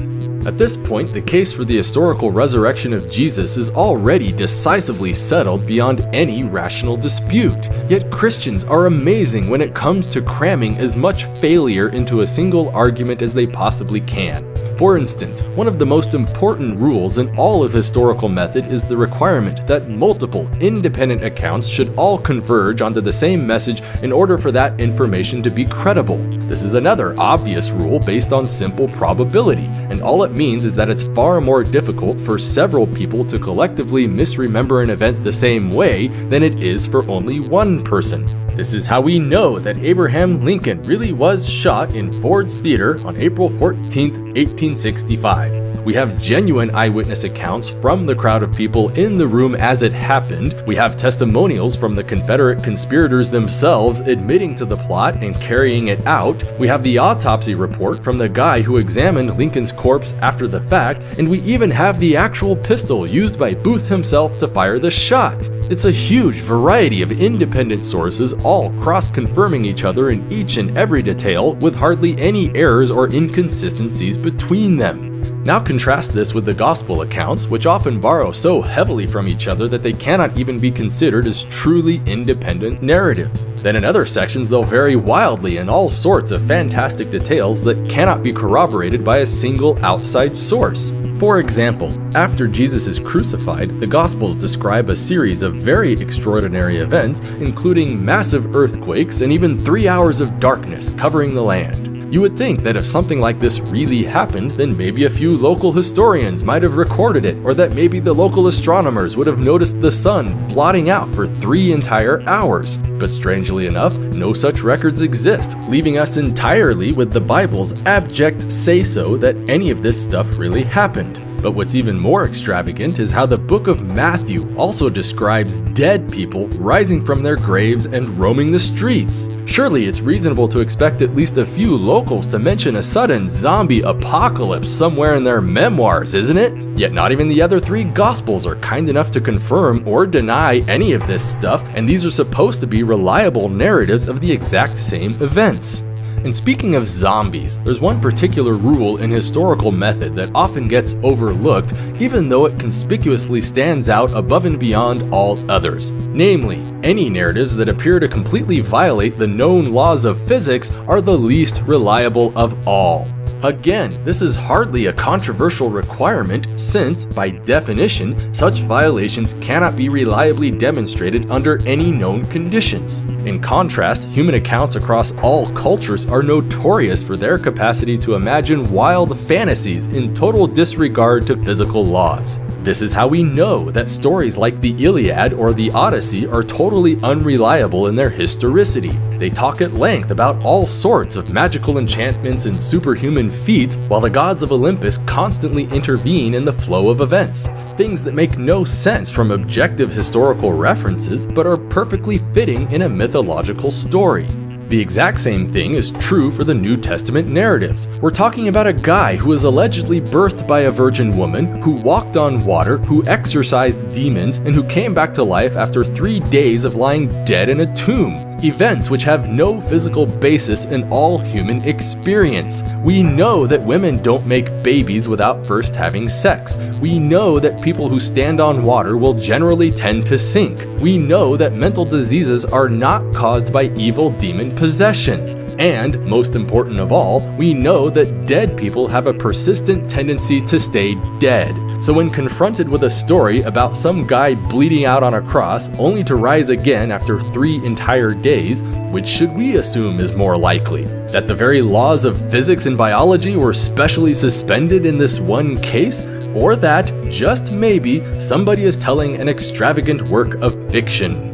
Bear in mind now that these are not just my rules for determining history, but the rules. Rules that are designed to keep us honest and help us arrive at a functional understanding of objective reality. Violation of any one of these is already sufficient grounds for doubting the reliability of any historical account, but the biblical narratives fail at each and every one of them without exception. It's as if the Bible is going out of its way to win the title for least reliable history ever. We're talking about anonymous human narratives written decades after the fact by secondhand sources with obvious political and social agendas and then translated through multiple language barriers. All of them make wild claims about fantastically impossible events, many of which cannot even be corroborated internally, much less externally, by objective, independent sources. It's so patently absurd that even if the authors admitted outright to having made it all up as they went along, then it still wouldn't technically make any of it worse off than it already is. Yet the very core of Christianity itself is based on the idea that the pan-galactic uber-deity of the entire cosmos had a direct influence in assembling this record and preserving it to modern day.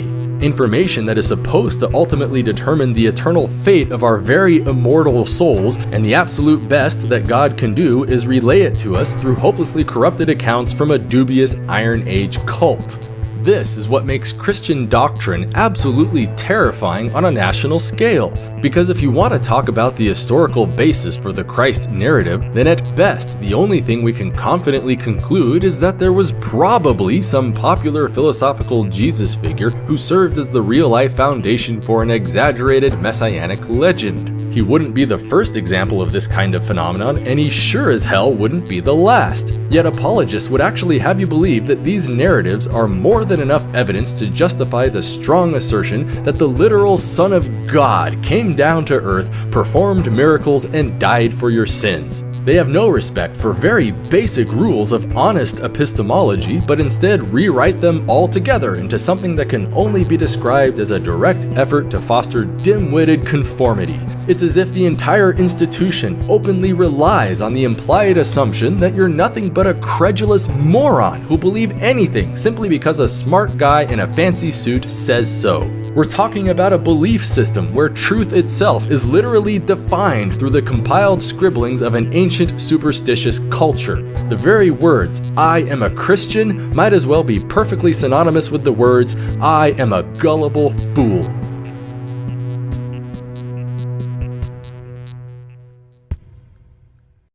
There's a reason why science and religion don't get along well with each other. They just can't help it. The two institutions are diametrically opposed in every philosophical respect. While science is an investigative process designed to foster a pragmatic understanding of reality, religions are cultural memes that seek only to propagate themselves from one generation to the next. Science recognizes our basic psychological weaknesses and even takes active measures to expunge them from our thinking. Religions, however, openly exploit our cognitive biases as a means of deliberately engineering conformity in their membership.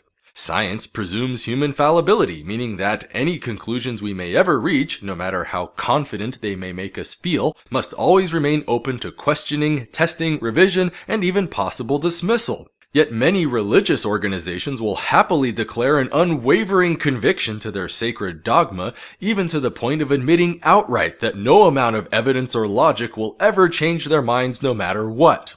This is exactly why religious apologists are always so awkwardly antagonistic whenever it comes to matters of science and scientific method. The very rules which govern them are completely antithetical to their entire sense of epistemology. Yet the conflict can only grow worse over time because scientific discoveries are always directly challenging core theological claims. For instance, if the Bible is interpreted literally as the true and inerrant Word of God, then it necessarily follows that the earth is barely 6,000 years old, with all of its inhabitants having been specially created in the present forms we see today. The first human male was forged out of literal dust from the earth, followed by the first human female out of the first man's rib. This single human couple then incestuously spawned the entire human race, which expanded rapidly from its ancestral origins somewhere in the vicinity of the Euphrates River Valley. Then, at some point along the way, a talking snake came along and convinced the first woman to eat forbidden fruit from a magic tree, thereby corrupting the entire natural world with a sudden outburst of sin and death. Finally, the only way to rectify matters is, naturally, through a ritual blood sacrifice to atone for the sins of the entire world and redeem our species from an eternity of spiritual separation from our timeless, immaterial creator. Now compare this view with our modern understanding of geology and evolutionary biology. The Earth is not 6,000 years old, but well over 4.5 billion. Life is not the special creation of any cosmic immaterial agents, but most likely an emergent property of rote organic chemistry operating on self-replicating nucleic acids. Human beings are not the product of some top-down organization, but rather a long chain of inherited allele variations gradually molded by genetic mutation and natural selection. Humanity did not descend through a genetic bottleneck of only 2 individuals, but instead branched off from earlier hominid populations distributed throughout Africa. There was nothing close to any mystical Garden of Eden, and therefore no original sin, no global flood, no fall of man, and no point in dragging out a savior to redeem us from it all in the first place. This is a huge discrepancy that Christian apologists cannot ignore, and it goes a long way toward explaining the massive bone they have to pick against the theory of evolution. If the modern scientific paradigm is correct, then the Bible is wrong, plain and simple. Not merely erroneous, mind you, but grossly, inexcusably, and embarrassingly bungled at every conceivable level. Apologists therefore have no choice but to oppose evolution at every turn, because it represents such a direct existential threat to their spiritual and cultural identity. However, they can't just imprison heretics like they did in the good old days, because, fortunately, most of us are now protected by secular constitutional governments. Nor can they just flatly reject science out of hand either, because it obviously works so well at improving all of our daily lives. So they have to resort to roundabout cultural and political initiatives instead, like creationism, creation science, and of course, intelligent design. The theory of intelligent design holds that certain features of the universe There are certain features of living systems. Certain features of living systems and of the universe and of living things are best explained by an intelligent cause. that are best explained by an intelligent cause. That are best explained as the product of intelligence. That are best explained by an intelligent cause. Not an undirected process such as natural selection. Rather than an undirected natural process. Rather than an undirected process, like Darwin's idea of natural selection acting on random variation. Notice how, right out of the gate, design theory has effectively declared its own bias in advance by explicitly defining itself in terms of an implied rejection of evolution. It's a classic hallmark that underscores one of the deepest philosophical failures of the entire creationism movement. Because when it comes to the theory of evolution through natural selection, creationists don't just see yet another scientific explanation for some natural phenomenon. They see a literal war of the world views between the righteous forces of special creation and the evil onslaught of materialistic evolution. It's an absurdly tribal mentality that just ignores the infinite space of logically viable alternatives, opting instead for a distinct us versus them presumption in the search for truth. Consequently, they make no testable empirical predictions on behalf of the design hypothesis, but instead spend all of their time bashing against evolution. as if the mere virtue of some other theory being wrong or incomplete automatically guarantees that their theory gets to be right. It's a textbook example of our favorite logical fallacy known as the false dichotomy. And again, guys with actual PhDs will continually fail to recognize it to this very day. To demonstrate, simply consider the famous watchmaker argument of William Paley. It's a classic go-to thought experiment that represents the principal line of reasoning behind all intelligent design arguments. Basically, all it tries to show is that intelligent agents tend to imprint some form of empirically detectable signature onto the material objects they create. Consequently, if we can only learn to detect this signature in living organisms, then we can presumably use it to prove that life on Earth must be the product of an intelligent agency. Thus, as a case in point, we're most commonly asked to imagine a granite rock placed in our left hand, followed by a gold-plated pocket watch placed in the right. If we are then asked to determine which object is the product of an intelligent agency, as opposed to blind geological forces, which object should we pick? Obviously, the immediate intuition is that the pocket watch was designed by intelligent agents while the granite rock was not. Therefore, as the argument goes, there must have been some empirical evidence that led us to this conclusion. Furthermore, since this was an almost trivial distinction that we can render upon rote visual inspection, it immediately stands to reason that we can likewise trust in that same perception when investigating complex biological structures. For example, take the bacterial flagellum, which is an almost universal favorite among proponents of this argument. And upon close inspection, it certainly does appear to resemble a kind of outboard motor on the nanoscale. It's a spectacular biological machine composed of a brilliant arrangement of complex interrelated parts. How on earth could any material process like evolution ever hope to produce such a structure? After all, it's not like everything just fell together by random happenstance, nor can I personally imagine any particular line of descent by which natural selection could put it together. Therefore, evolution cannot possibly be responsible for the bacterial flagellum, leaving us only with an intelligent, supernatural, immaterial agent who just so happens to be Yahweh, the omnipotent God of the Bible. That may sound like an obtuse parody of a sophisticated philosophical position, but it really is the basic train of thought behind all intelligent design arguments. If it looks designed, then it must be designed, and heaven forbid that any natural process ever hope to mimic such an appearance. Sometimes they'll even dress it up with pseudo-technical sounding jargon like specified complexity or irreducible complexity. But no matter what they call it, the end result is still always the same classic fallacy of arguing from ignorance. Human scientists cannot yet explain some biological thingy to my satisfaction in every last conceivable detail, so therefore a magic wizard in the sky must have done it. But hey, let's suppose we're feeling generous and immediately grant the contention that evolutionary biology is nothing but a giant hoax spawned by the devil himself. Barring any alternative theories to distract us, what exactly can we learn from the watchmaker argument in and of itself? Because for all the social bias and political motivation at work here, there really is an interesting philosophical question worth exploring. Namely, how does one detect design?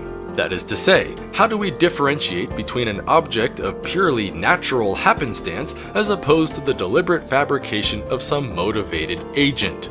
This is not an easy question to answer, but we can at least begin the discussion by asking ourselves a basic philosophical question. Is it really all that impressive to detect the presence of design within a pocket watch? After all, it's not exactly a difficult thing to do when the manufacturer openly announces that fact in the form of recognizable markings scribbled all over the casing. Or if that's not convincing enough, we can even visit the factories where they're made and shake hands with the actual designers in person. We also know with a great deal of confidence that we will never encounter a single natural source of pocket watches anywhere on planet Earth. There are no geysers, no rivers, no caves, and no fields where pocket watches just burst out of the ground or fall from the sky fully formed. So of course we easily recognize the apparent design in pocket watches because we already know beforehand that they're designed. The core premise of the whole watchmaker analogy is nothing but a blatant philosophical cheat. It's like giving you the answers to a test before administering the actual test. If the idea of design detection really is as valid of a concept as proponents claim it to be, then in principle we must be able to demonstrate it under controlled laboratory conditions. For example, consider the two material objects shown here. As you can see, they appear to be nothing more than a couple of rocks that I randomly grabbed off the side of a mountain. However, one of these rocks is special in that it's been handcrafted with deliberate intention for an express purpose. What that purpose is or how it was crafted, I'm not going to say. All you know is that one of these objects is perfectly natural in its origins, while the other has been specifically designed by an intelligent agent. Your job is to identify which is which and do so with statistical reliability. Notice how it's not nearly so simple of a distinction anymore, is it? And when you stop and think about it, why would it be? Rocks are just arbitrary arrangements of material stuff, and the mere virtue of being tampered with by some agent does not magically endow them with any empirically detectable essence of design. It therefore doesn't matter what methodology you think you have, because the very idea itself is logically incoherent. The only meaningful distinction that exists between an object of nature versus an object of design is ultimately the designers themselves. Who were they? What tools did they use? What processes did they follow? What goals did they serve? How can I replicate them? What tangible empirical manifestations can we expect to observe and test accordingly depending on the competing theories? These are the kinds of questions that need to be answered in order to logically defend any design inference, and not some cheap appeal to rhetorical intuition. But of course, creationists have no compelling answers to any of these questions other than a very strong insistence that biological systems just really look designed, and that no natural process could ever possibly be the reason why.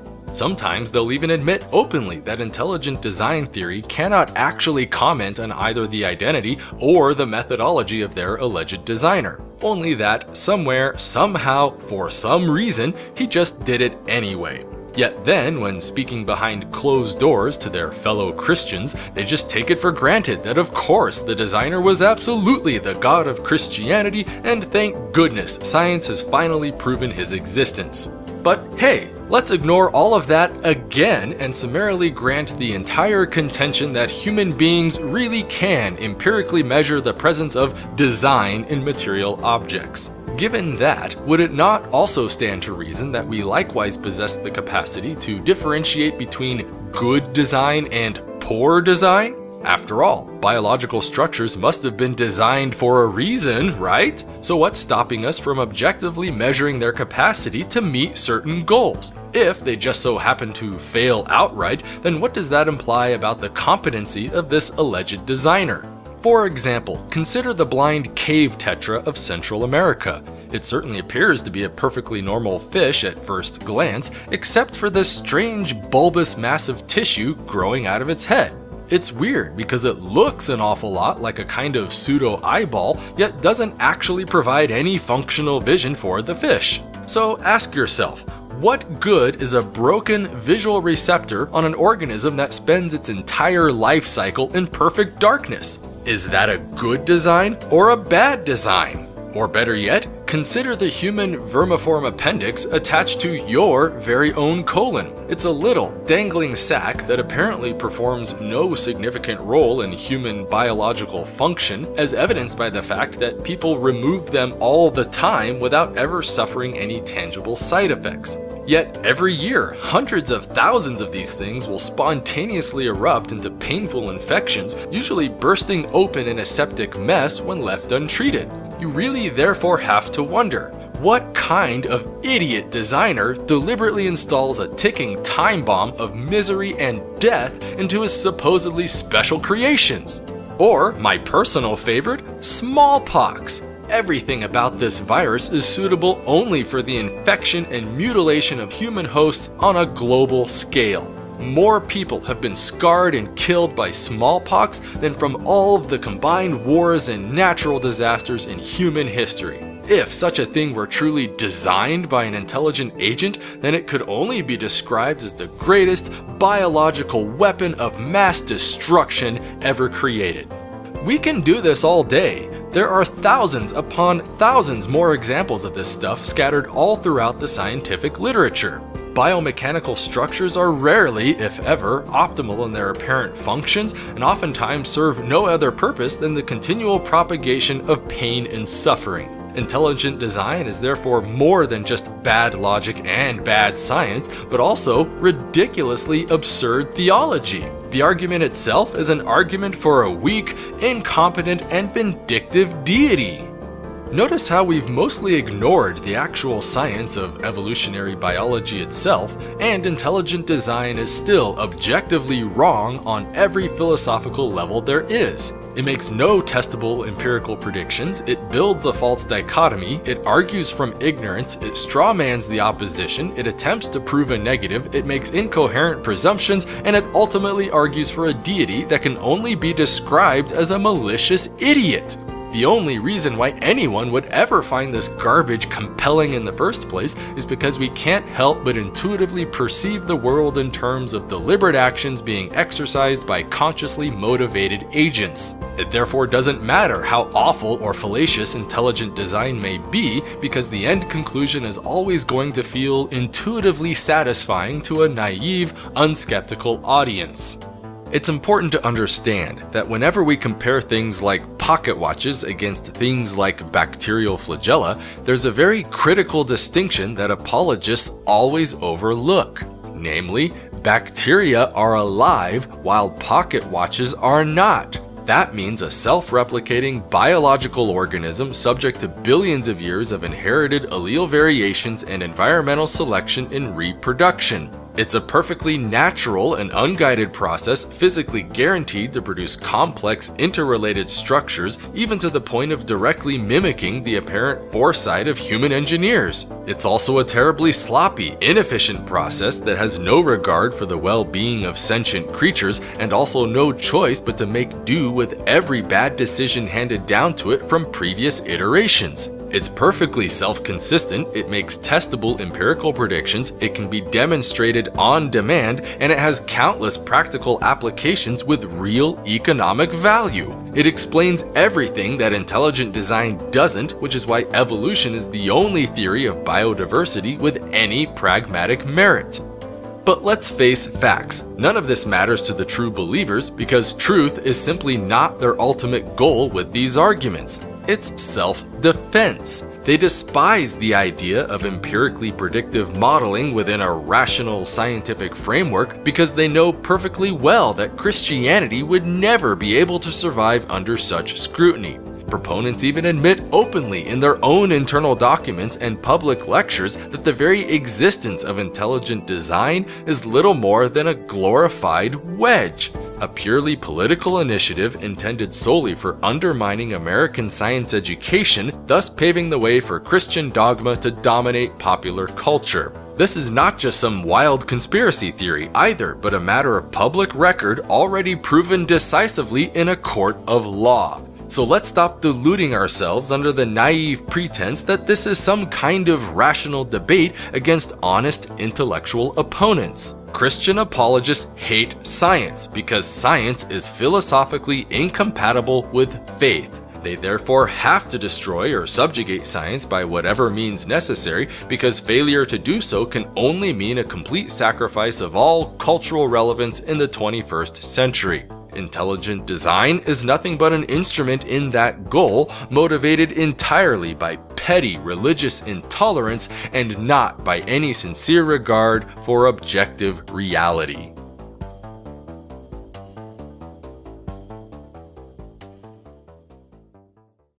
So, does God exist or not? Well, hopefully, if you've been paying attention up to this point, the answer is pretty obvious.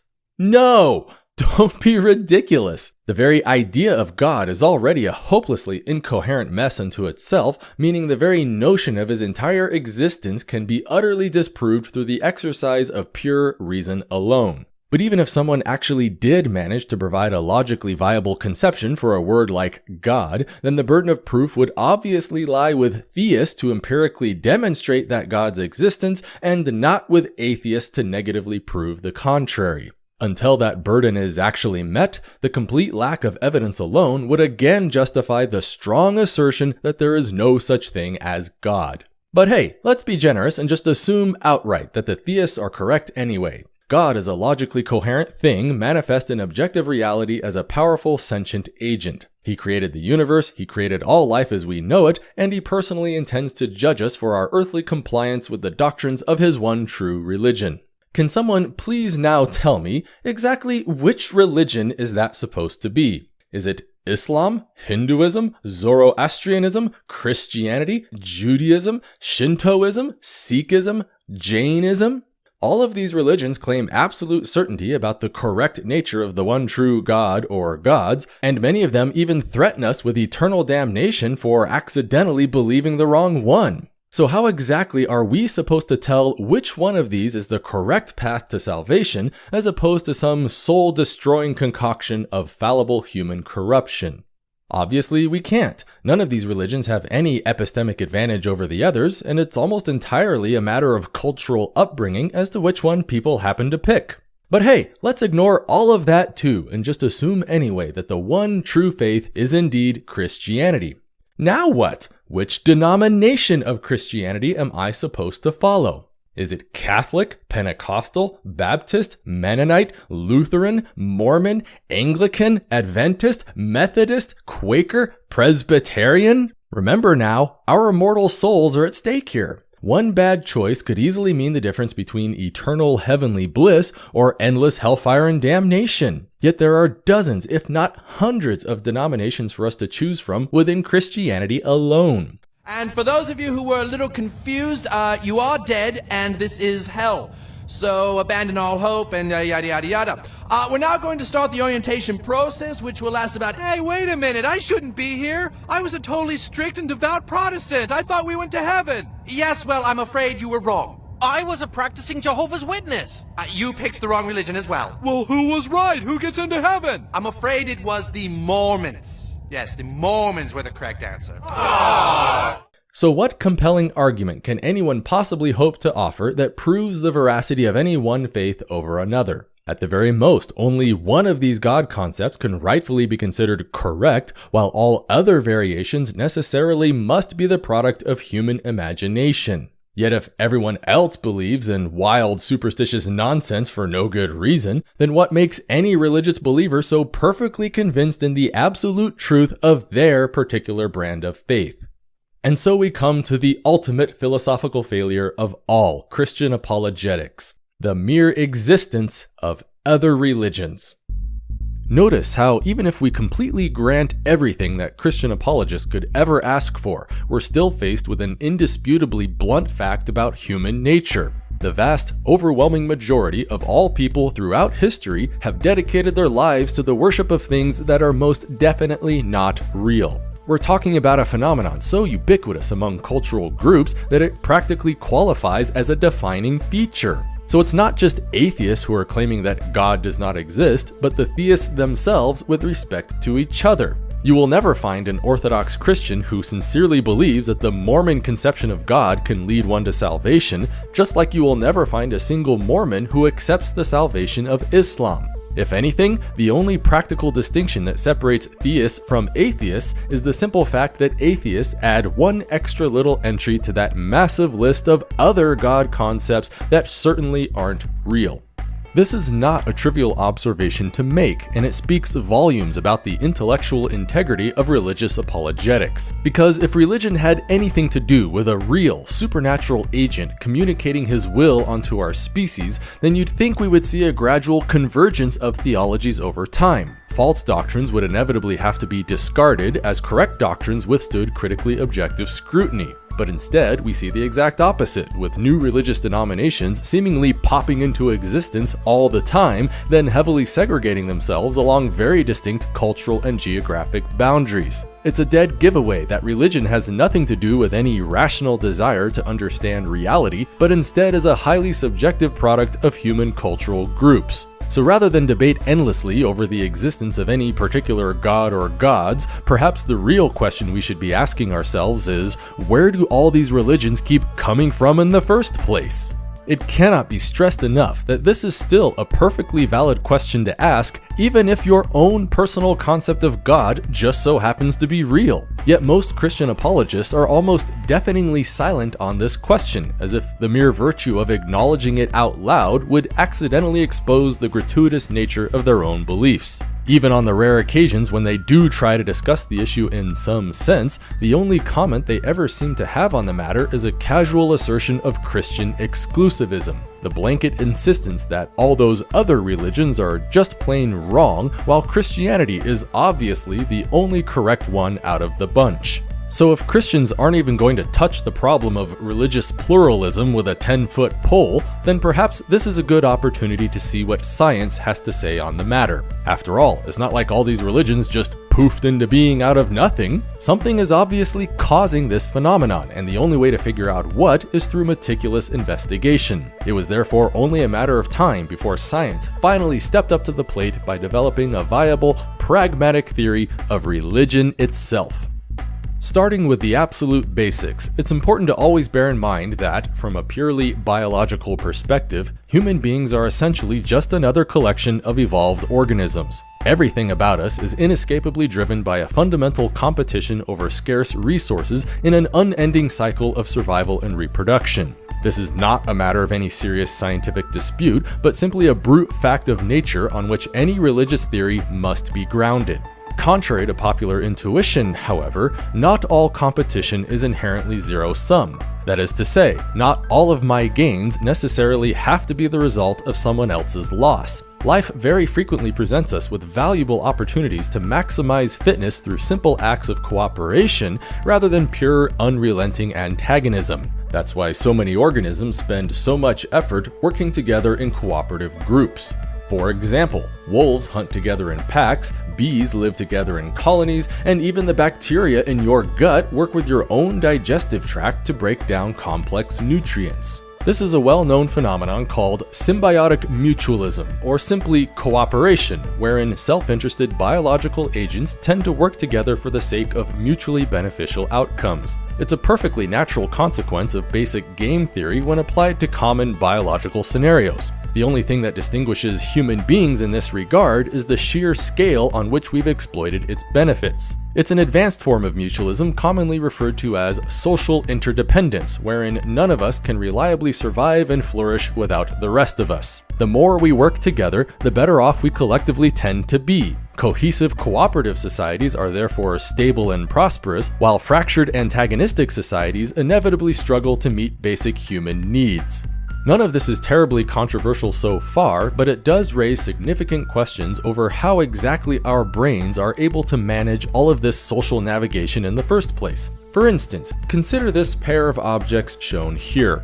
Obviously, one of these things is representative of a thinking, feeling agent, while the other is little more than a lifeless hulk of unfeeling material stuff. You may have noticed, however, that I didn't really need to tell you any of that. If you're anything like most people, you already came to that exact conclusion long before I even began explaining it. Not only that, but you probably also have an innate sense of what this person might be feeling or even where his attention is currently focused. Clearly, as this simple demonstration shows, human beings appear to possess highly effective faculties for both recognizing and evaluating the presence of other agents. It's all part of an awesome cognitive process known simply as theory of mind. The ability to perceive other objects in one's environment as having a distinct mental awareness that is similar to, but independent of, the self.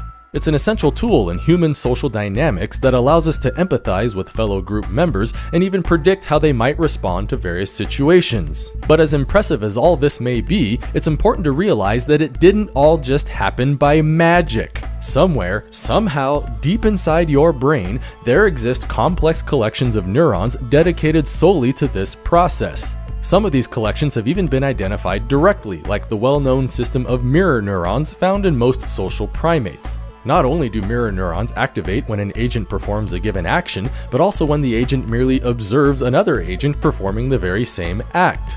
That's all well and good so far, but we need to always remember that evolution will never produce a perfectly reliable system. Mistakes are inevitably going to be made, and those mistakes necessarily must produce tangible biological costs. To illustrate, simply imagine what might happen if you were utterly incapable of either recognizing or empathizing with other agents in your environment. That is to say, rather than perceive your fellow human beings as individuals with unique thoughts and motivations separate from your own, maybe you instead experience some lifeless, unfeeling stimulus, no different from the wind or the sunshine. This is known as a type 2 error, or simply a false negative, the failure to attribute agency onto an actual agent. So ask yourself, what biological costs might be associated with this kind of error? How do you think people would react if you treated them as a mere stimulus rather than a fellow sympathetic agent? Would that be good for your reproductive fitness or bad? Obviously, the cost of such an error can be quite high, which is why natural selection has overwhelmingly biased our judgment as far away from this threshold as it possibly can. In so doing, however, we now fall under a much greater risk of committing the exact opposite mistake: the accidental attribution of subjective agency onto lifeless, unthinking objects. Such an error is called a type 1 error, or a false positive, and again must result in tangible biological consequences. So no matter which way our actions are biased, it seems we cannot help but periodically make mistakes in our attribution of agency onto the environment. Fortunately, there is no reason whatsoever for the cost of such errors to be perfectly symmetric. While a type 2 error is essentially catastrophic for a socially dependent organism, the type 1 error is merely inconvenient. Maybe you avoid stepping on a few bushes because you're afraid to harm them, or maybe you spend a little time asking the moon for advice. Maybe you perform a few rain dances to appease the clouds, or perhaps yell at the ocean for not producing enough fish. These are all perfectly affordable costs for any social creature, given the huge advantages that arise from trustworthy cooperation with other group members. This simple thought experiment represents the biological foundation for a very important phenomenon called hyperactive agent detection, the overwhelming tendency for human beings to over-attribute agency onto their environment rather than under-attribute.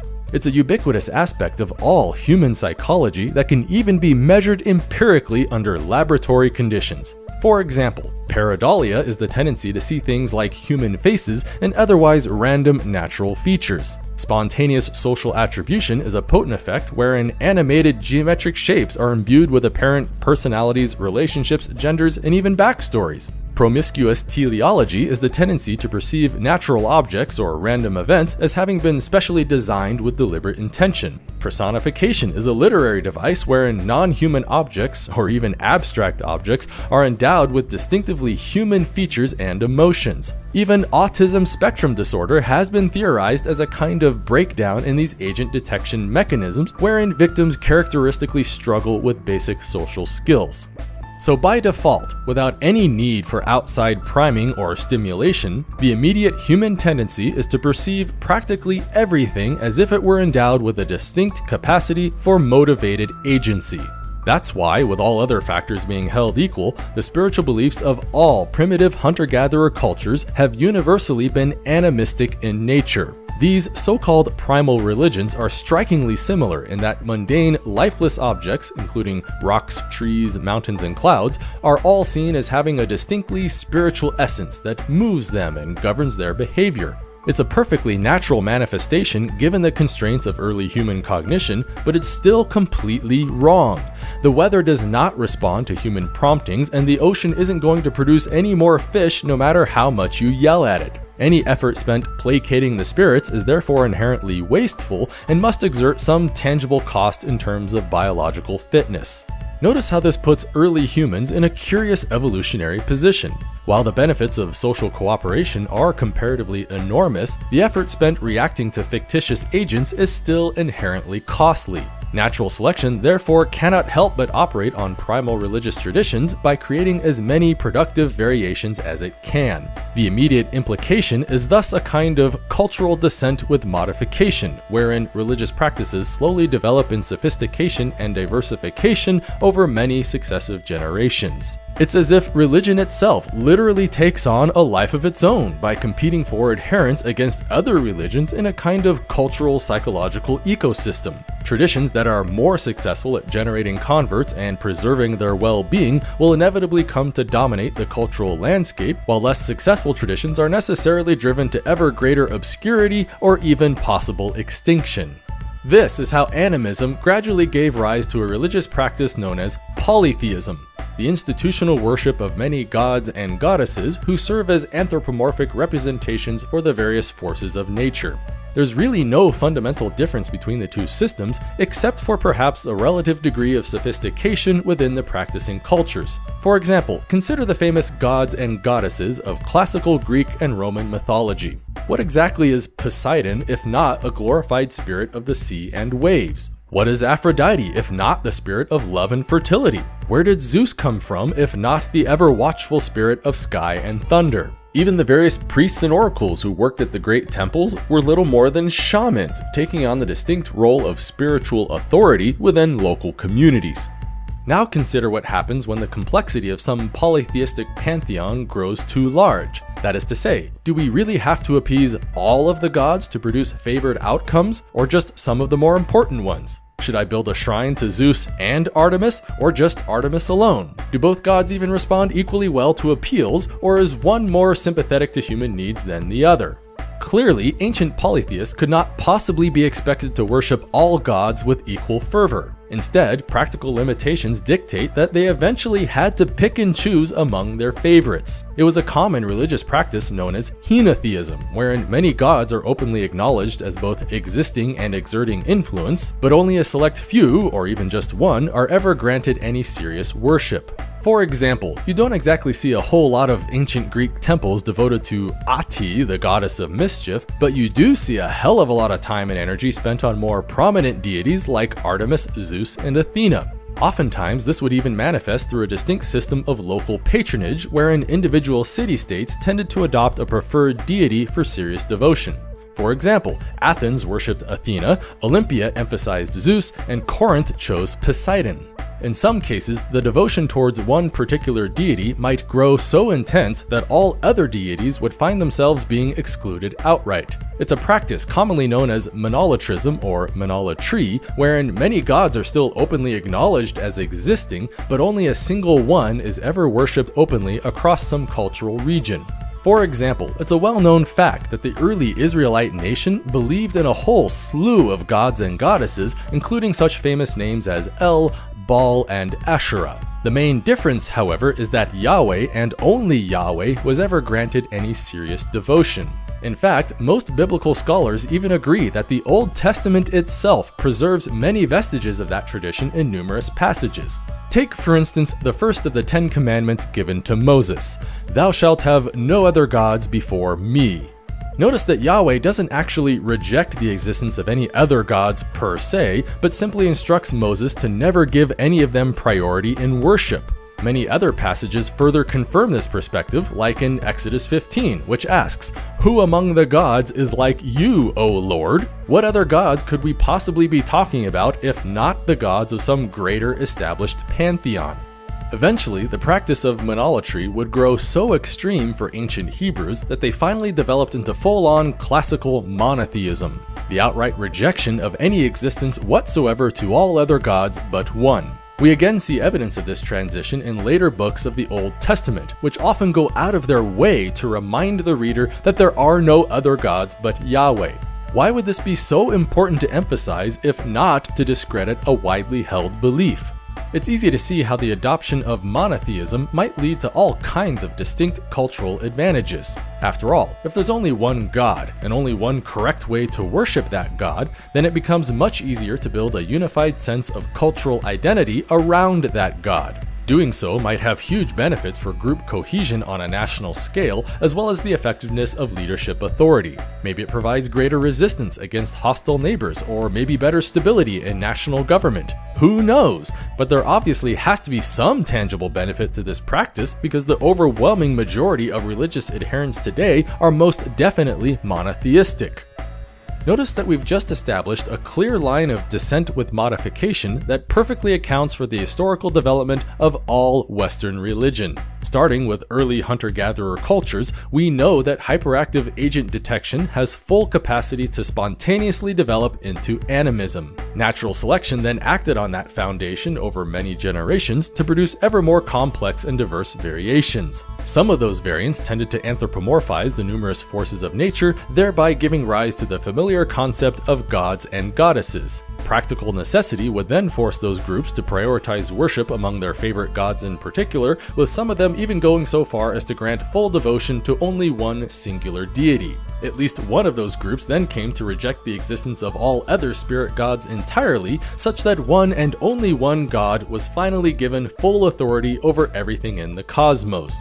Voila! Animism develops into polytheism, which turns into henotheism, which then grows into monolatrism, until finally culminating into monotheism. It perfectly explains the documented historical development of all known ancient religions. Not only that, but it even predicts the branching tree of life pattern one would come to expect from a long chain of inherited descent with modification. So pray tell, my dear Christians, but what exactly do you think is going on here? Remember that your own faith requires you to be exclusive in terms of who can achieve salvation and who can't. That means every wrong branch in this tree, including those within Christianity itself, is necessarily doomed for all eternity. Yet each and every one of these groups is equally convinced as you in the absolute truth of their faith. So what makes you so goddamned confident that your particular little branch is any better? Bear in mind now that, despite this huge wealth of anthropological data, there are still countless open questions that have yet to be resolved. For example, why do religions universally have such strong obsessions over human sexuality and death? Why do they consistently generate so many oddball stories about cosmology and human origins? What sort of forces tend to accelerate or stabilize the emergence of new religious traditions over time? What does it take to overcome these traditions and convince people to view the world through an objective, skeptical lens? These are all fantastic questions, and there's a virtual army of psychologists, neurologists, historians, and anthropologists all collectively investigating them as we speak. Heck, maybe even some of you watching this right now will be instrumental in answering those questions within our lifetimes. But whatever the answers may be, they can only be found through the careful application of science and scientific method. Only by understanding the cognitive forces that govern religious development can we ever hope to cure humanity of the superstitions that have plagued our minds since the dawn of civilization.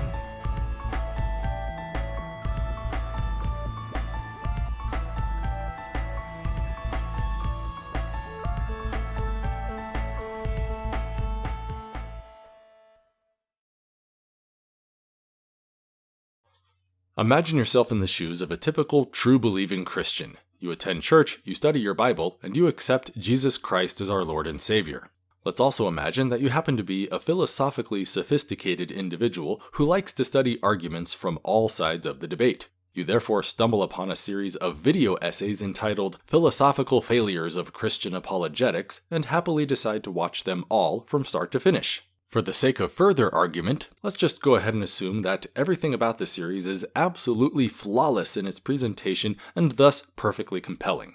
All those big, fancy arguments for God's existence are now officially debunked to your own personal satisfaction. The burden of proof lies with theists to positively demonstrate God's existence, and they have all decidedly failed to meet that burden.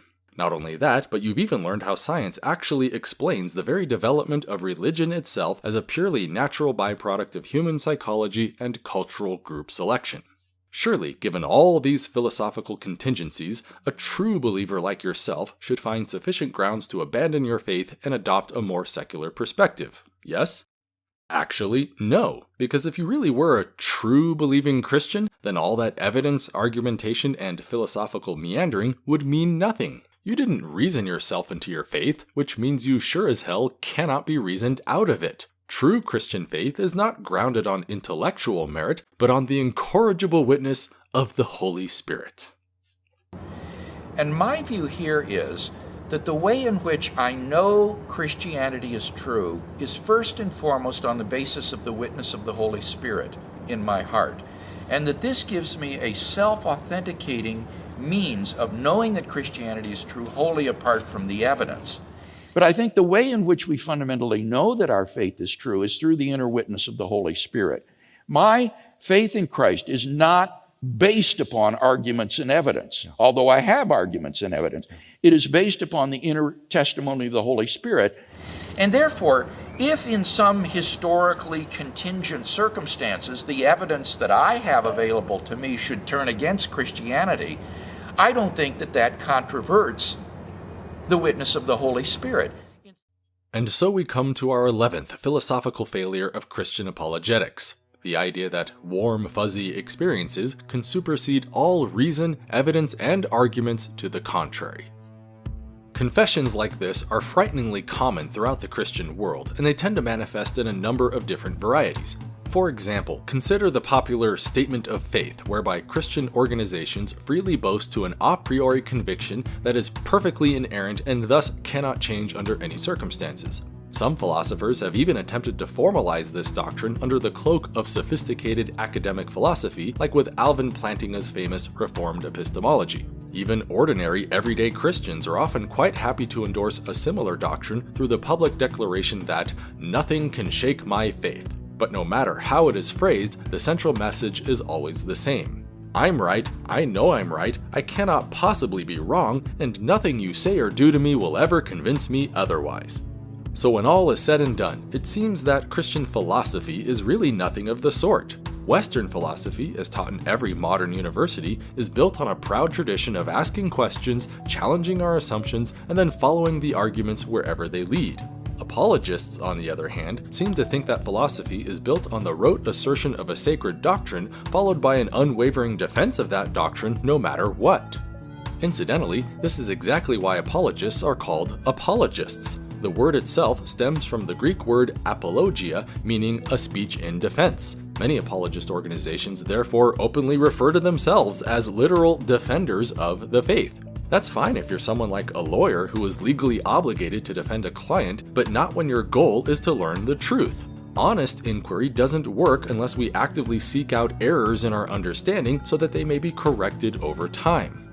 Consider again those classic top 5 arguments that apologists are so fond of defending. The ontological argument, the cosmological argument, the teleological argument, the fine-tuning argument, and the moral argument. Ask yourself, what possible purpose do these arguments serve? By their own admission, most apologists were not actually convinced by any of that goofiness, so what on earth would give them the naive impression that we should be convinced either? They practically brag openly that neither evidence nor arguments played any role in their beliefs, but a combination of warm, squishy feelings and sheer force of will. That is not a good faith argument, but an implicit admission that Christian apologists are being willfully duplicitous, and they know it. It's ironic that apologists are so weirdly reticent about this whole special witness thing, because in principle it's actually a really compelling argument. After all, if God is real, and if God indeed wants to have a deep personal relationship with us, then what better way to demonstrate that fact than by personally revealing himself to his creations? It's everything that the skeptical community has been demanding this entire time, an empirically reproducible demonstration of God's existence. Yet, for some strange reason, both professional and amateur apologists alike seem to go out of their way to avoid any mention of this stuff in front of a skeptical audience. Read any book, listen to any lecture, or watch any formal debate, and it's nothing but endless rhetoric about first causes, maximal greatness, and transcendent, immaterial, spaceless, timeless what have yous. The Spirit, if it's even mentioned at all, is usually little more than a philosophical afterthought. But then, ask apologists point blank what finally convinced them to believe, and it's perfectly normal to suddenly hear stories about personal revelation from God himself. It's like an ace up their sleeve that conclusively settles the issue once and for all, yet they only ever play it when there's nothing at stake. You almost have to wonder if apologists collectively share an unspoken realization that, just maybe, the Holy Spirit is not quite the philosophical slam dunk they pretend it is. But what is the Holy Spirit really? Because if we're going to talk about this thing in any serious detail, then it's important to establish what exactly that idea represents. So according to mainstream Christian doctrine, the Holy Spirit is simply the third person of the Holy Trinity. That means, for all practical purposes, any experience with the Holy Spirit is quite literally a direct communication from God himself. God is, after all, a single being comprised of three entirely separate but co-equal persons, all of whom are individually also God. If that all sounds a bit strange to you, then just remember that this is absolutely a fundamental doctrine of Orthodox Christianity. It's an extraordinary concept that all began in the 4th century when some guy had the audacity to argue that Jesus Christ was separate from and subordinate to God the Father. You'd think that such a trivial piece of theology could be debated peacefully, but apparently it was a hugely passionate ordeal of violent politics. Thankfully, the facts of the matter were finally settled through the time-honored tradition of voting about it, followed by the usual state-sponsored oppression against all further dissent. It therefore goes without saying that this is a totally consistent and trustworthy fact about God, of which there can be no further debate. Setting aside that philosophical can of worms, what exactly is it like to experience the Holy Spirit? How do I recognize his presence? Can I sit down with him and interact with him somehow? Maybe talk to him or shake his hand? Can I detect his presence through a local disruption of temperature, or the air pressure, or background radiation? Will he perform miracles on demand? No, of course not. The Spirit is, after all, an immaterial being, which means nothing he does will ever produce a tangible empirical manifestation. It's a classic hallmark of our old friend substance dualism, whereby the universe is neatly divided into two completely separate categories of fundamental stuff. The first kind of stuff is our familiar material universe, comprised of atoms, quarks, electrons, and photons, all doing their thing in accordance with the laws of physics throughout space and time. The second kind of stuff is then comprised of raw consciousness, or mind stuff, apparently just floating around and thinking all on its own, completely independent of any physical laws or material interactions.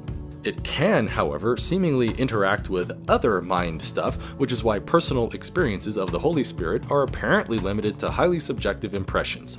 For example, some people have described the Spirit as barely noticeable intrusions, almost like a thought in your head that wasn't really your own, but inserted there from an outside force. Others may describe it as an innate awareness of God's existence, as if we all had a sixth sense for the divine presence in the world around us. Some people report feelings of intense euphoria, as if overcome by an electric frenzy of pure joy. Others may testify to hearing the voice of God directly as an audible sound from another person in the room.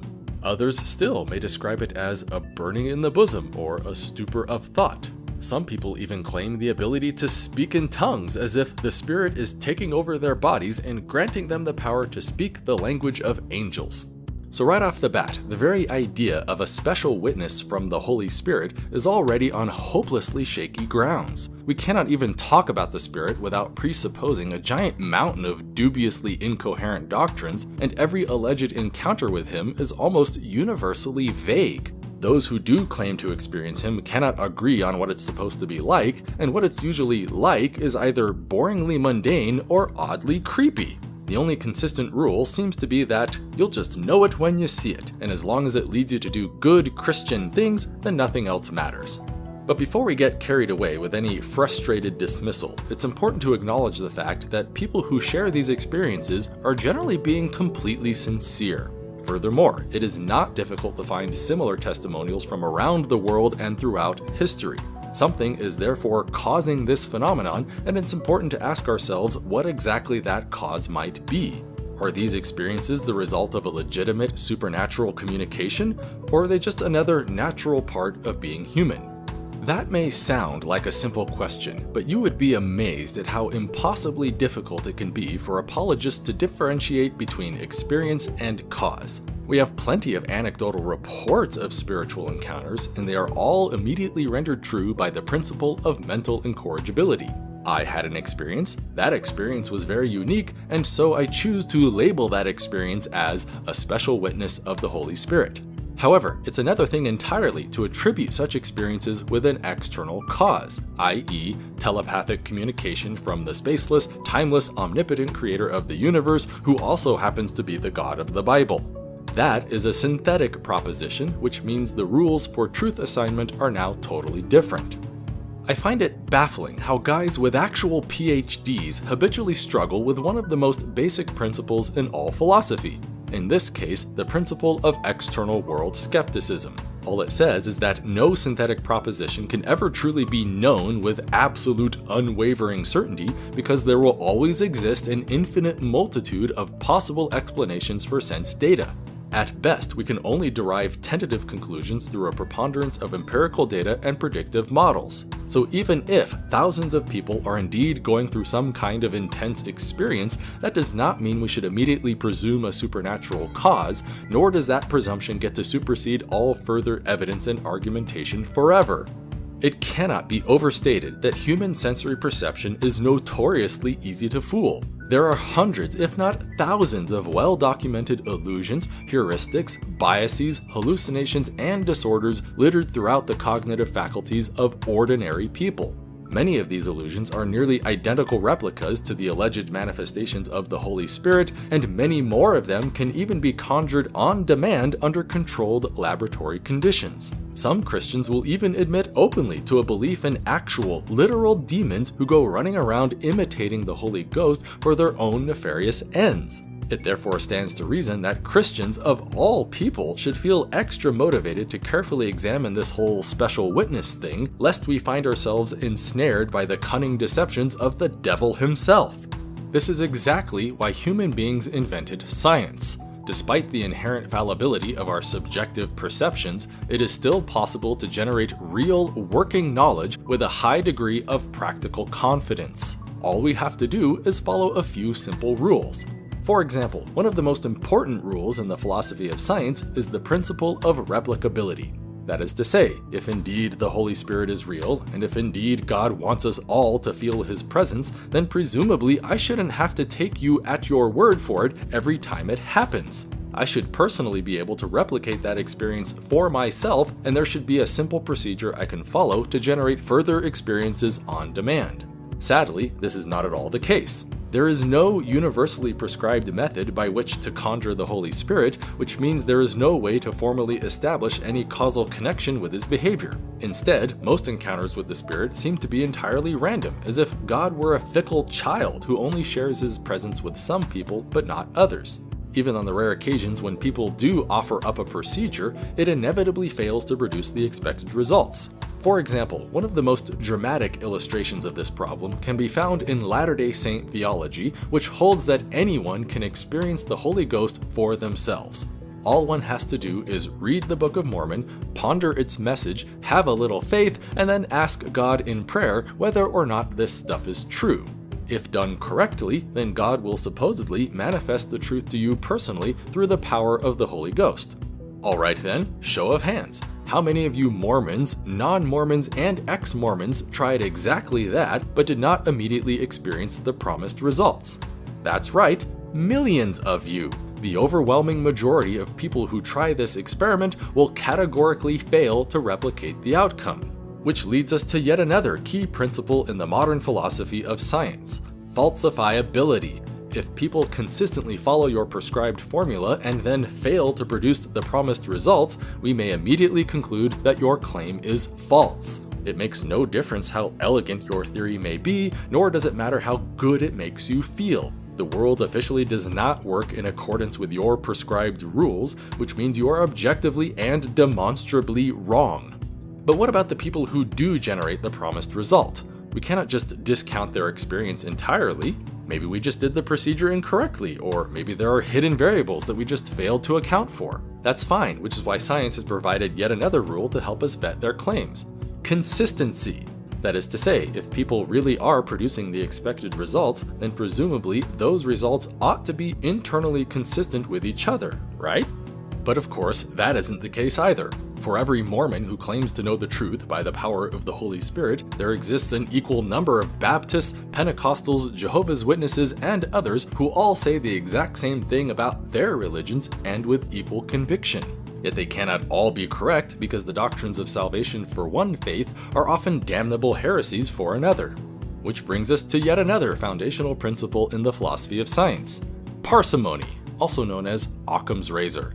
When given multiple explanations for the same phenomenon, all of which have equal explanatory power, the one with the fewest assumptions is always to be preferred. So given the fact that people around the world are having regular experiences of an apparent spiritual nature, which explanation do you think makes more sense? That a fickle god would manifest himself entirely at random using inconsistent and barely perceptible impressions towards mutually incompatible conclusions?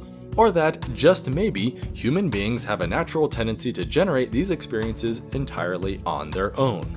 Remember that this is still a perfectly valid question to ask, even if the Holy Spirit really is a thing. So let's be completely generous and just assume anyway that a small subset of all these experiences are indeed perfectly legitimate. By admission, apologists would still have to accept the fact that millions of other people are still having similar counterfeit experiences through perfectly naturalistic means. I myself have personally experienced countless psychological intrusions, intense euphoria, deep guilt, vague intuitions, and even outright voices, but never once did it occur to me that this stuff was the result of supernatural telepathy. It's perfectly normal and even healthy to have these experiences, and virtually everyone has them on a regular basis. That little voice in your head looking out for you and prompting you to make good decisions? It wasn't a magical disembodied spirit, it was you all along.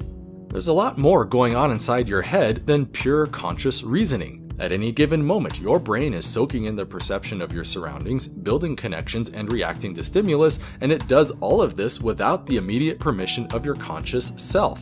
That's a good thing. We don't always have the luxury to carefully reason through difficult problems, but must instead react in the moment out of pure intuition. That same intuition, however, is only as good as the training we put into it, which is why religious organizations fight so hard to co-opt that intuition with a supernatural bias. It's a deliberate ploy designed to sidestep our rational minds and replace them with impulsive, uncritical loyalty. So, how exactly do you think apologists respond when faced with such an overwhelming preponderance of contradictions, null results, and alternative theologies? Most of the time, they don't even really talk about it at all, as if it never even occurred to them that other religions might exist, or that other believers might have equal conviction to their own, or that some people might just honestly fail to replicate any spiritual encounters. It's like an institutionalized rejection of basic human experience, whereby the spiritual manifestations of other people are just ignored or denied. Then on the rare occasions when they do muster the courage to acknowledge this issue, the responses are almost comical in their smug arrogance and outright bigotry. For example, Reformed epistemology holds to the existence of a sensus divinitatis, or divine sense, that unambiguously reveals God's existence to everyone. Not just any God, mind you, but specifically the Christian God of the Holy Bible. That way, anyone who claims ignorance to the reality of Christianity is without excuse and may thus immediately be dismissed as a damned liar. Or, alternatively, if they really are being sincere, then it must be the result of a malfunction in their divine sense, almost like a kind of spiritual blindness whereby our innate God receptors just get clogged up somehow. However, the only thing that can allegedly cause that problem is sin, which means we can now dismiss any such individuals as a bunch of wicked Hitlers who simply love evil more than God. Or alternatively, again, if you really do experience the Holy Spirit, but just not in the same religious context as they do, then obviously you must be mistaken. The Holy Spirit is, after all, unmistakable for those who truly feel it, which means whatever it is you think you felt was necessarily some kind of spiritual counterfeit. So there you have it. According to mainstream Christian apologists, all those Jews, Muslims, Hindus, Buddhists, pagans, animists, atheists, and everyone else throughout history who failed to convert to Christianity are either spiritually blind, intellectually dishonest, or just outright sinful. So let's stop beating around the bush and just summarize this doctrine for what it is, shall we? We're right, you're wrong, and if you disagree, then you're stupid and evil. That really is the ultimate foundation for the majority of Christian apologists. They know it, and they admit it. It's hard to fully articulate just how terrifyingly dangerous this kind of doctrine can be. When people cease to believe in their own fallibility, then it's only a matter of time before violent fanaticism enters the equation. By definition, a dogmatist cannot be reasoned with, nor can a false doctrine ever be defended reasonably. Reason itself therefore cannot settle any disputes, which leaves blunt authority as the only viable alternative. To make matters even worse, the very act of disagreement is not interpreted as a simple intellectual confusion, but an implicit moral failure. Non-believers are automatically presumed guilty of unspecified crimes by the mere virtue of their non-belief. Violent oppression is thus easily justified, which makes violent resistance an eventual necessity. So in the end, the Holy Spirit is yet another embarrassing pile of philosophical failure compounded with dangerous social undertones. We're talking about an absolute, unwavering conviction in confusingly nonsensical doctrines derived entirely from squishy subjective sensations that every competing religion on earth can apparently replicate, only to then lie about it after the fact by pretending that this was a serious academic debate. It's a shameless betrayal of everything that Western philosophy stands for. It exploits vulnerable human psychology, it demonizes non-believers, it justifies violence, and it rejects every known standard of honest inquiry. It allows no possibility for the correction of error, which means any errors within it shall remain errors forever, because error is not even the point. Truth doesn't matter to these people, but only the imposition of conformity.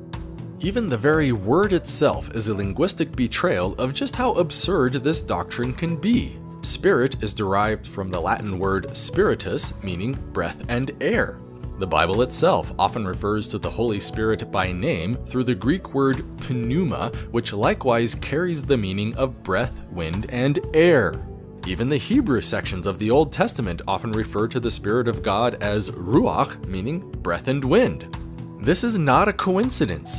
Ancient cultures almost universally equated wind and breath with the idea of a spiritual life essence.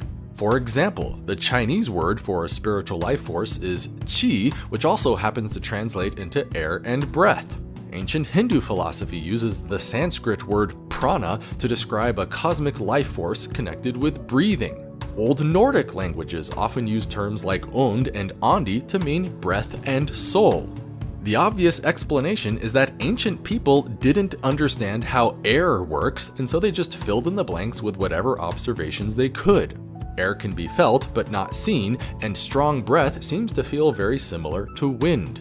Living things have a tendency to breathe a lot, and things which die tend to stop breathing altogether. The only natural conclusion is that air itself must be comprised of a mysterious vital essence that animates living creatures.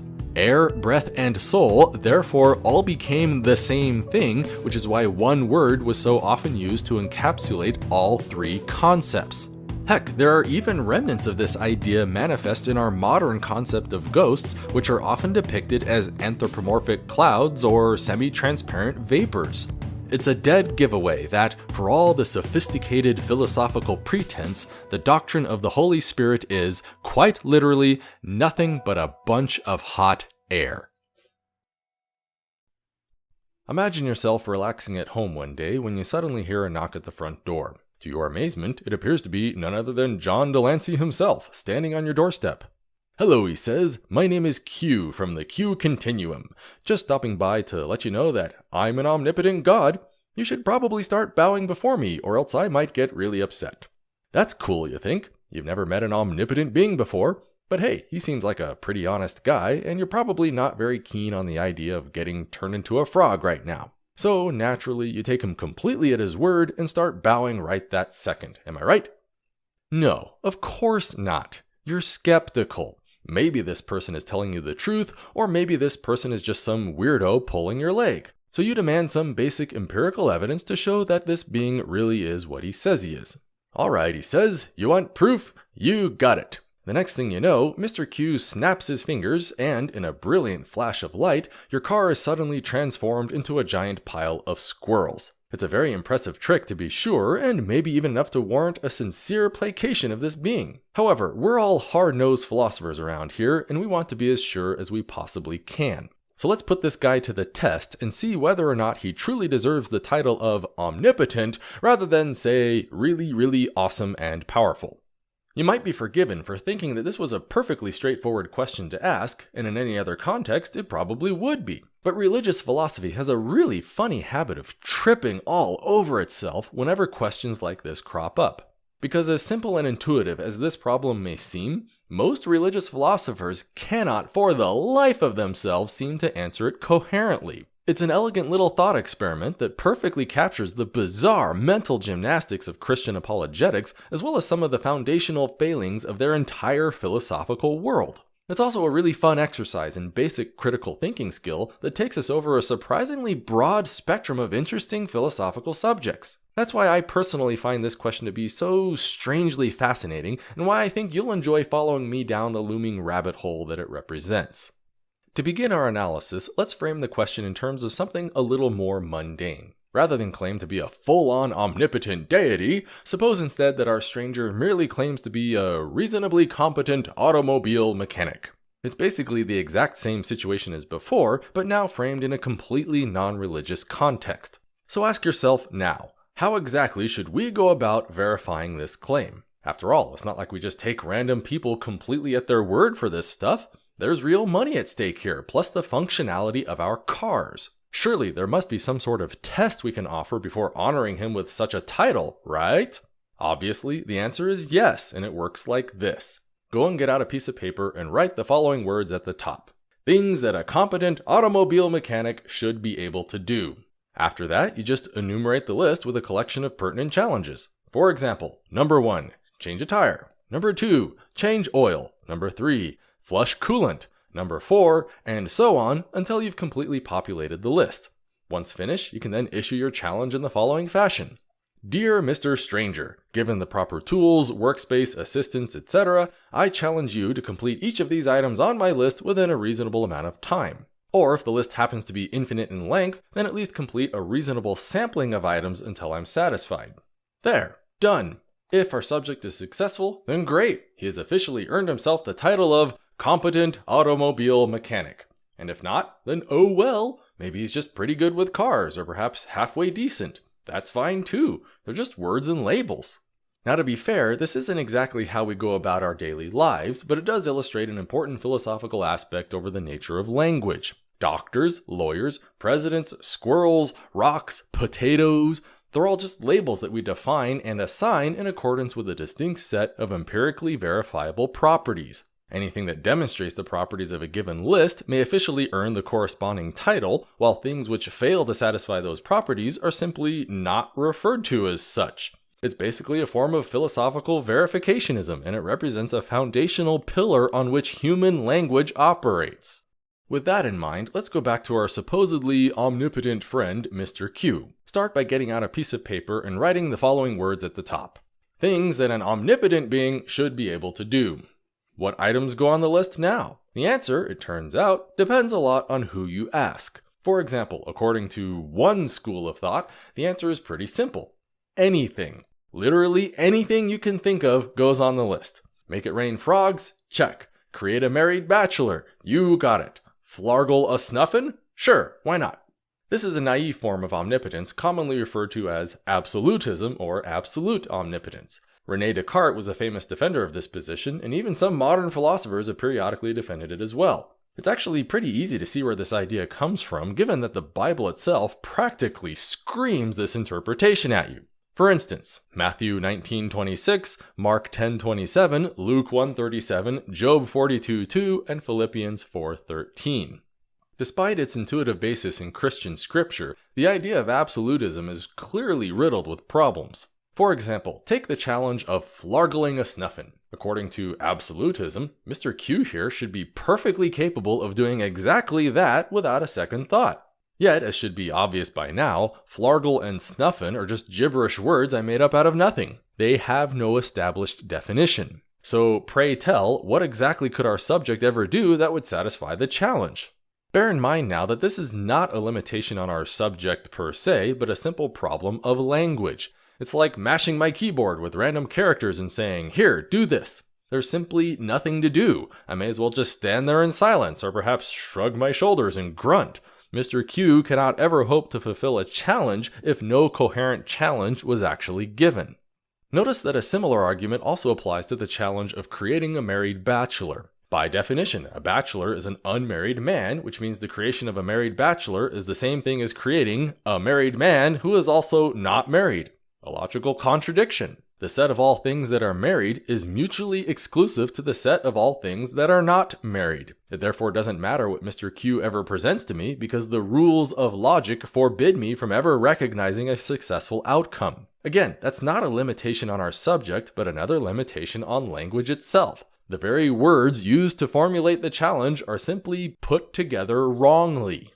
This is exactly why absolutism is generally regarded as a pretty terrible form of omnipotence. Nevertheless, it is important to recognize that the death of absolutism does not necessarily imply the death of God. All it says is that, whatever things are out there for us to give labels to, none of them will ever be able to demonstrate omnipotence to any rational satisfaction. And since no being can ever possibly earn itself such a title, even in principle, the title itself is essentially meaningless. If, however, we simply redefine omnipotence to mean something slightly different, then all of the problems we just talked about would immediately vanish in a puff of logic. Remember now that all we're trying to do here at the end of the day is define a word. If that word is coherent, logical, and verifiable, then great, we can use it to describe various entities in our environment if and when we ever happen to encounter them. But if the word is incoherent or logically inconsistent, then oh well, it's not like the universe cares one way or the other. All it means is that we can't use the word to meaningfully describe stuff. Time to go back to the drawing board and see if we can't think of something better. Much to the credit of religious philosophers today, that seems to be exactly what happened. Rather than literally be capable of doing anything, a far more common view of omnipotence is the ability to do all that is logically possible. It's a perfectly straightforward revision that specifically seeks to avoid the incoherence of absolutism while still preserving the totality of power we've come to expect. And that's a good thing. So let's all get out a piece of paper and write the following words at the top. Logically possible actions. What exactly does this mean? How do we determine whether or not some particular task should go on the list? Here's how I interpret it. Consider a simple challenge like, eat a taco. If I can imagine some logically possible world wherein that task is being performed by some agent, then good, it goes on the list. For example, I can imagine a logically possible world where it is true that the President of the United States is eating a taco. Therefore, it seems to me, it must be logically possible to eat a taco. It is officially something that can be done, and therefore it must go on the list. Anything that wishes to call itself omnipotent must therefore be able to replicate that feat. That was easy enough, so let's shake things up a bit by asking a very simple question. Is it or is it not logically possible to tell a lie? Obviously, the answer has to be yes, because people around the world tell lies all the time. Therefore, by modal axiom B, it must be logically possible to tell a lie. Therefore, by the definition of omnipotence, all omnipotent beings must be able to tell lies. Strangely enough, however, the Holy Christian Bible says outright that lying is something God cannot do. Not just something that God doesn't do or chooses not to do, but literally cannot do. See, for example, Titus 1:2 or Hebrews 6:18. So right off the bat, the very definition offered by professional Christian philosophers themselves has immediately precluded their very own God from being omnipotent. Isn't that funny? But let's ignore that little problem anyway and see what else we can find wrong with this definition. How about this? Go outside and start collecting rocks into a giant pile. Keep piling up rocks until the pile is so heavy that you cannot ever hope to lift them. Congratulations, you have just created a finite pile of rocks that officially satisfies the description of being unliftable by its own maker. Therefore, it must be logically possible to create a pile of rocks, or even a single rock, that satisfies the description of being unliftable by its own maker. Therefore, all omnipotent beings must be able to replicate this task. So let's pose the challenge, shall we? Dear Mr. Q, I challenge you to create a finite rock such that its own maker cannot lift it. Go. So far so good, right? But what happens if Mr. Q actually succeeds in this challenge? After all, last time I checked, it is always logically possible to lift a finite rock. Notice how this is just a simple variation on the paradox of the stone. Can God create a rock so heavy that even God himself cannot lift it? It's a famous philosophical challenge to the idea of omnipotence because it logically prevents any being from ever demonstrating such a property. By definition, all omnipotent beings must, at any given moment, possess the power to both create rocks and to lift rocks subject to certain specifications. Yet the moment our subject creates a rock he cannot lift, he cannot possibly satisfy the definition of omnipotence anymore. That means no being can ever possibly earn the title of omnipotence because the very act of proving it requires them to not have it. Notice also that we could just as easily frame this exact same problem any number of ways. For example, one of my personal favorites is to stand before a podium and truthfully speak the words, "I am not omnipotent." Again, it's a perfectly logical task in that I can imagine a logically possible world where this is taking place. Therefore, at any given moment, an omnipotent being must, by definition, be able to replicate that task. Stand before a podium and truthfully speak the words, "I am not omnipotent." Unfortunately, the only way to actually possess such a power is by not being omnipotent. Bear in mind now that this is not some clever philosophical trick, but a fundamental property of binary propositional logic. Self-referential propositions, when coupled with logical negations, tend to produce really goofy inconsistencies.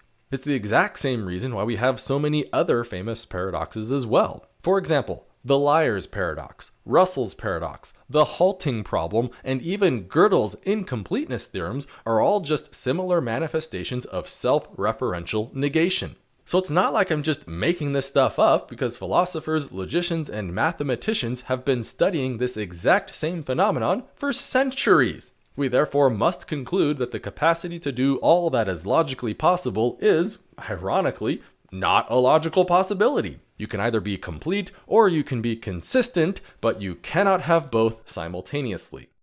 At this point, you would think that most Christians would simply say something like, "Why, yes, that seems to be a bit of an issue. Perhaps my conception of omnipotence is just a little bit too greedy. Let's maybe learn from the last 100 years of mathematical logic and see if we can't find something a little less contradictory." But of course, the exact opposite is generally true, with hack philosophers around the world dogmatically clinging to their precious definition anyway. For instance, one complaint that you might hear is how the challenge itself is inherently ambiguous. When I create a rock, the word maker refers to myself, the person speaking to you right now. Yet when someone else performs the same task, the meaning of maker suddenly changes. In other words, the challenge shares the same type of proposition, but not the same token. Thus, in order for the challenge to be comparable, Mr. Q would not need to create a rock that he cannot lift, but only create a rock that I cannot lift. This may sound like a somewhat reasonable point at first, but quickly falls apart the moment you actually stop and think about it. For starters, we don't have to use the word maker if we don't want to. We could have challenged our subject to create a rock so heavy that no being in the universe could lift it. Or better yet, stand before a podium and truthfully state the proposition that there are no omnipotent beings. There's still logically possible actions in some logically possible world, which means they still have to go on the list. The real problem, however, is that all actions are inherently self-referential. To see why, simply imagine what would happen if I challenged you right now to eat a taco. Naturally, if you're like most people, the obvious interpretation of that task is to immediately grab a taco and start shoving it into your face. If, however, you were to then challenge me to replicate that task, what exactly do you imagine happening next? Do I begin shoving a taco into my own face? Or must I literally shove a second taco into your face and force you to eat it? Obviously, the former interpretation is the correct viewpoint because that's how every English-speaking human on the planet understands it. The only point of issuing a challenge like this in the first place is to see if you have the power within yourself to replicate a power that I had within myself. Yet, for some strange reason, the moment we try to apply this same line of reason within a religious philosophical context, then all of a sudden people start acting like a bunch of pedantic morons. By invoking the type token distinction in this way, it is literally meaningless for me to challenge you to eat a taco. I have to instead say something horribly obtuse, like, I challenge you to bring about the event of you eating this taco. Well, I'm sorry guys, but events are not the same thing as actions, and I should not have to specify a particular actor in order to coherently define some particular act. When you challenge me to jump 5 feet in the air, you obviously mean that I have to propel myself with my own legs off the ground beneath me. If, however, I then challenge you to jump 5 feet in the air, then obviously you must now propel yourself off the ground with your legs. all logically possible actions are, in some way or another, inherently self-referential. Deal with it. With that taken care of, the next most common objection I tend to hear is that omnipotence doesn't really mean the ability to do all that is logically possible. Rather, it means something more like the ability to do all that is consistent with one's nature. That is to say, if the proposition Y is doing X is logically self-consistent, then for an omnipotent being, it will always be true that Y can do X. Okay, fair enough. If you want to just summarily change the definition of omnipotence again, then that's great. It was a bad definition from the beginning, and we can only grow as philosophers by trying to find something better. But can we please all be grown up enough to admit that this is nothing more than an indirect admission of defeat?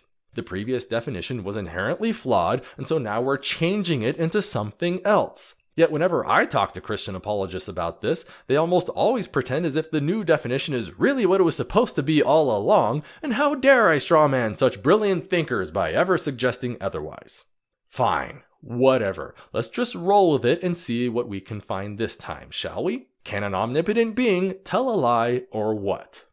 Typically, the answer to this question is that it depends on the being. For example, the God of Christianity cannot tell a lie because doing so would contradict his perfectly honest nature. Thus, to ask God to tell a lie is the logical equivalent to asking a perfectly honest being to not be perfectly honest. Apparently, a logical contradiction. But don't worry, God still gets to be omnipotent anyway, because he can still do all the things that are consistent with his divine, unchanging nature. Likewise, God cannot stand before a podium and shout, "I am not omnipotent," because that would produce a contradiction as well. Omnipotence is an inherent part of God's nature, so therefore it doesn't have to go on the list of things that God can do. Bam! Problem solved. This is usually the part where I begin to lose all patience with religious philosophers, because responses like this are clearly not well thought out. It really gets under my skin, too, because it represents a profound laziness that makes no effort whatsoever to consider the practical implications of what is actually being said. To illustrate, simply imagine God himself standing on my doorstep in all his glory when I issue the following challenge.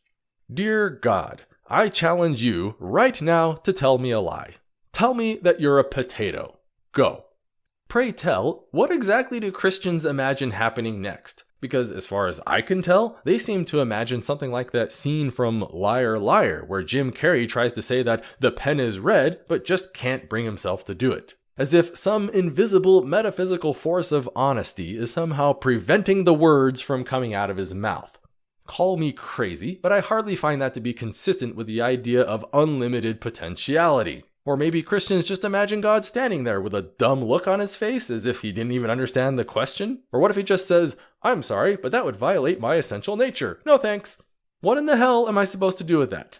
But let's take it one step further. Suppose you challenge me to lift a 1,000-pound car over my head. Oh, except that, I'm sorry, that would violate my essential nature. You see, I'm a being comprised of physical muscle mass that can only lift 200 pounds. When you ask me to lift 1,000 pounds, you're asking me to perform a contradiction.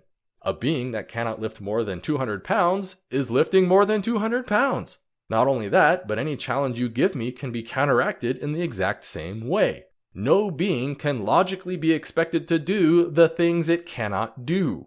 So, congratulations, my dear Christians, you've solved the omnipotence paradox. All you had to do was replace it with the omnipotence tautology. Literally anything and everything in the universe is now omnipotent because nothing can ever logically do the things it cannot do. Aha, I hear you saying, it is only incidental that you cannot lift 1,000 pounds. I can still imagine a possible world wherein you are lifting 1,000 pounds over your head. Therefore, it may be logically possible, but not physically possible.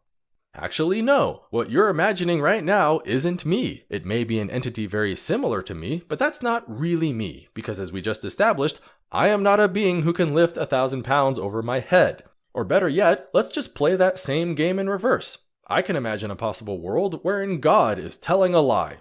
Now what? What's the difference? Why is lying a violation of God's essential nature, but lifting 1,000 pounds is totally consistent with mine? Because as far as I can tell, this entire line of reasoning appears to be nothing more than blatant special pleading. When God can't do a thing, then it must be because it violates his essential nature. Yet when I can't do a thing, then apparently it's little more than a conditional happenstance of my feeble, limited existence.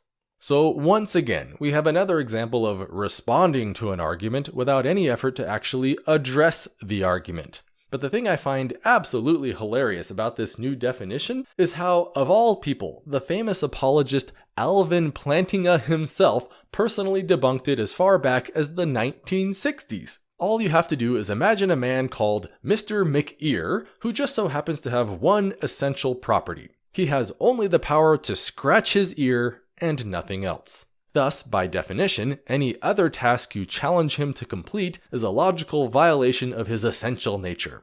Hardly an all-powerful being, wouldn't you say? Yet according to our new definition, Mr. McEar is still just as omnipotent as Almighty God himself. All tangents aside, the real problem with this whole essential nature business is just that. Essentialism, the idea that there exists some kind of intrinsic essence to things which makes them what they are. It's a perfectly natural bias through which human beings tend to look at the world, but it's still completely bogus. Ever since the Greek philosopher Plutarch introduced the Theseus paradox back in the 1st century, philosophers have had very good reasons to reject essentialism as a worthless, incoherent concept. A chair does not have some magically objective essence of chairness that makes it a chair. It's just some arrangement of physical material stuff that human beings have arbitrarily decided to sit on and call a chair. Likewise, there is no such thing as essence of godliness that would make God God. Rather, there is only a distinct collection of empirically verifiable properties, which, if demonstrated, would earn some lucky entity the official title of God. So not only do we have Christians pushing yet another idea of omnipotence that just doesn't work, but it's grounded on philosophical presumptions that have been categorically debunked for almost 2,000 years. However, it really needs to be emphasized that all of these crazy problems would vanish in a heartbeat if only the Christians would just stop insisting on such bungled definitions. It's sad too, because it's really not that hard to come up with something relatively functional. So let's do the theist's job for them and just define omnipotence in a way that isn't stupid, shall we? Omnipotence, the capacity to create, destroy, and rearrange matter and energy in accordance with arbitrary whims. There. Done. If we ever encounter any being with this kind of power, I will be more than happy to refer to such a being as omnipotent. Can he create rocks? Sure. Can he lift rocks? Absolutely. But can he create a rock so heavy that even its own maker cannot lift it? Nope, not a chance. But guess what? That's perfectly okay because it's still logically consistent with the stated definition. Notice how a definition like this also solves all kinds of goofy philosophical issues. For example, one lesser-known problem with omnipotence is the problem of creating two omnipotent beings at once. So let's imagine a possible world wherein two beings are both competing for the official title of omnipotent deity. All we have to do is make a game out of it. Challenge one guy to turn my car into a pile of squirrels, while challenging the other guy to turn it into a sack of potatoes. Whichever outcome occurs will then determine which guy is the loser and which guy earns the title. Done. Or better yet, let's consider another lesser-known problem. I challenge you to truthfully tell me what I ate for dinner last year. You'll notice that this is not really so much a test of power, but rather a test of knowledge. Yet according to most classical definitions for omnipotence, there is no distinction. The omnipotent being must be able to do it because I formulated the challenge as a logically coherent action. If, however, we adopt the new definition, then it is now possible for a being to be omnipotent, but not necessarily omniscient. All-powerful and all-knowing are now philosophically distinct concepts, as we should reasonably expect them to be. Notice also how there are still many possible ways to potentially break the definition. For example, could an omnipotent being create another omnipotent being? Or what if I challenged the being to kill itself? Would that violate the definition? Maybe, maybe not. But you'll notice I'm not racking my brain with obtuse rationalizations just to protect a stupid definition. If it works, then great, and if not, then oh well, we'll just think of something better later. The ultimate irony in this entire discussion is that when all is said and done, I'm basically just fixing the theist's philosophical problems for them. Yet if past experience is any guide, the overwhelming majority of them will never see it that way. Instead, they'll probably view this entire discussion as a literal attack on God himself, as if the words used to describe some possible entity might have real power over whether or not it actually exists. That's what happens when you live your life defending dogma rather than honestly searching for a better understanding of the world. But the thing I find really embarrassing about this entire debate is that by clinging to their philosophically warped definitions, it's the Christians themselves who are logically forcing their God squarely into the realm of non-existence. Even if there were a godlike thing somewhere out there in the cosmos for us to meet, the rules of language would prevent us from ever rationally calling it such. Thanks for listening. Hey everybody, this is going to be a response to some objections I've been seeing about the nature of omnipotence and how it relates to the omnipotence paradox. Now, as you may recall from part 3 of the Philosophical Failures series, the omnipotence paradox is a simple rhetorical argument that goes like this. If God can do anything, then let's see God create a rock so heavy that even God himself cannot lift it. Okay, so it's a pretty straightforward argument and maybe even a little tongue-in-cheek, but apparently a lot of religious philosophers out there are taking issue with it.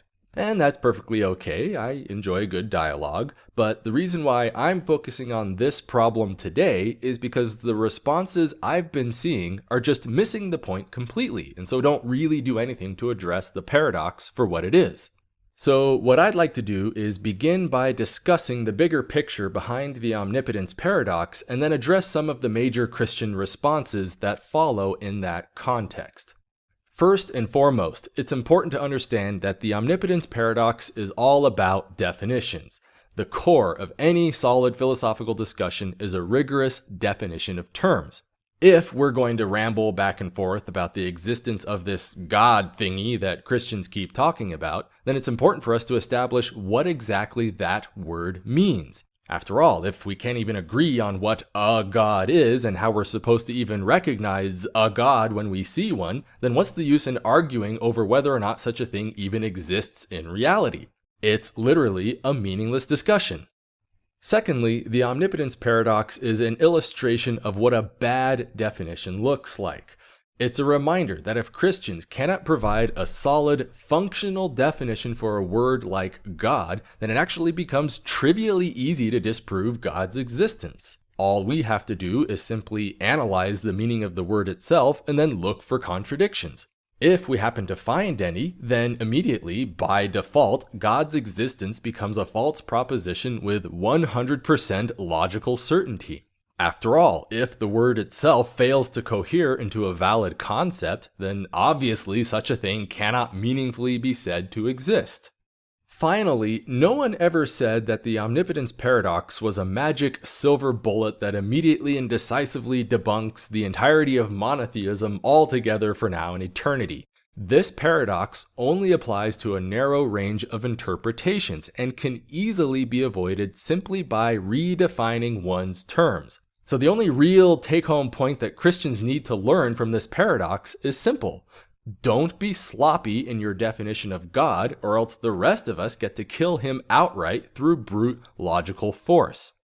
Okay, so that being said, what is omnipotence? What does that word mean? Like, if I get out a piece of paper and write omnipotence at the top, what specific properties should we enumerate as an expression of that idea?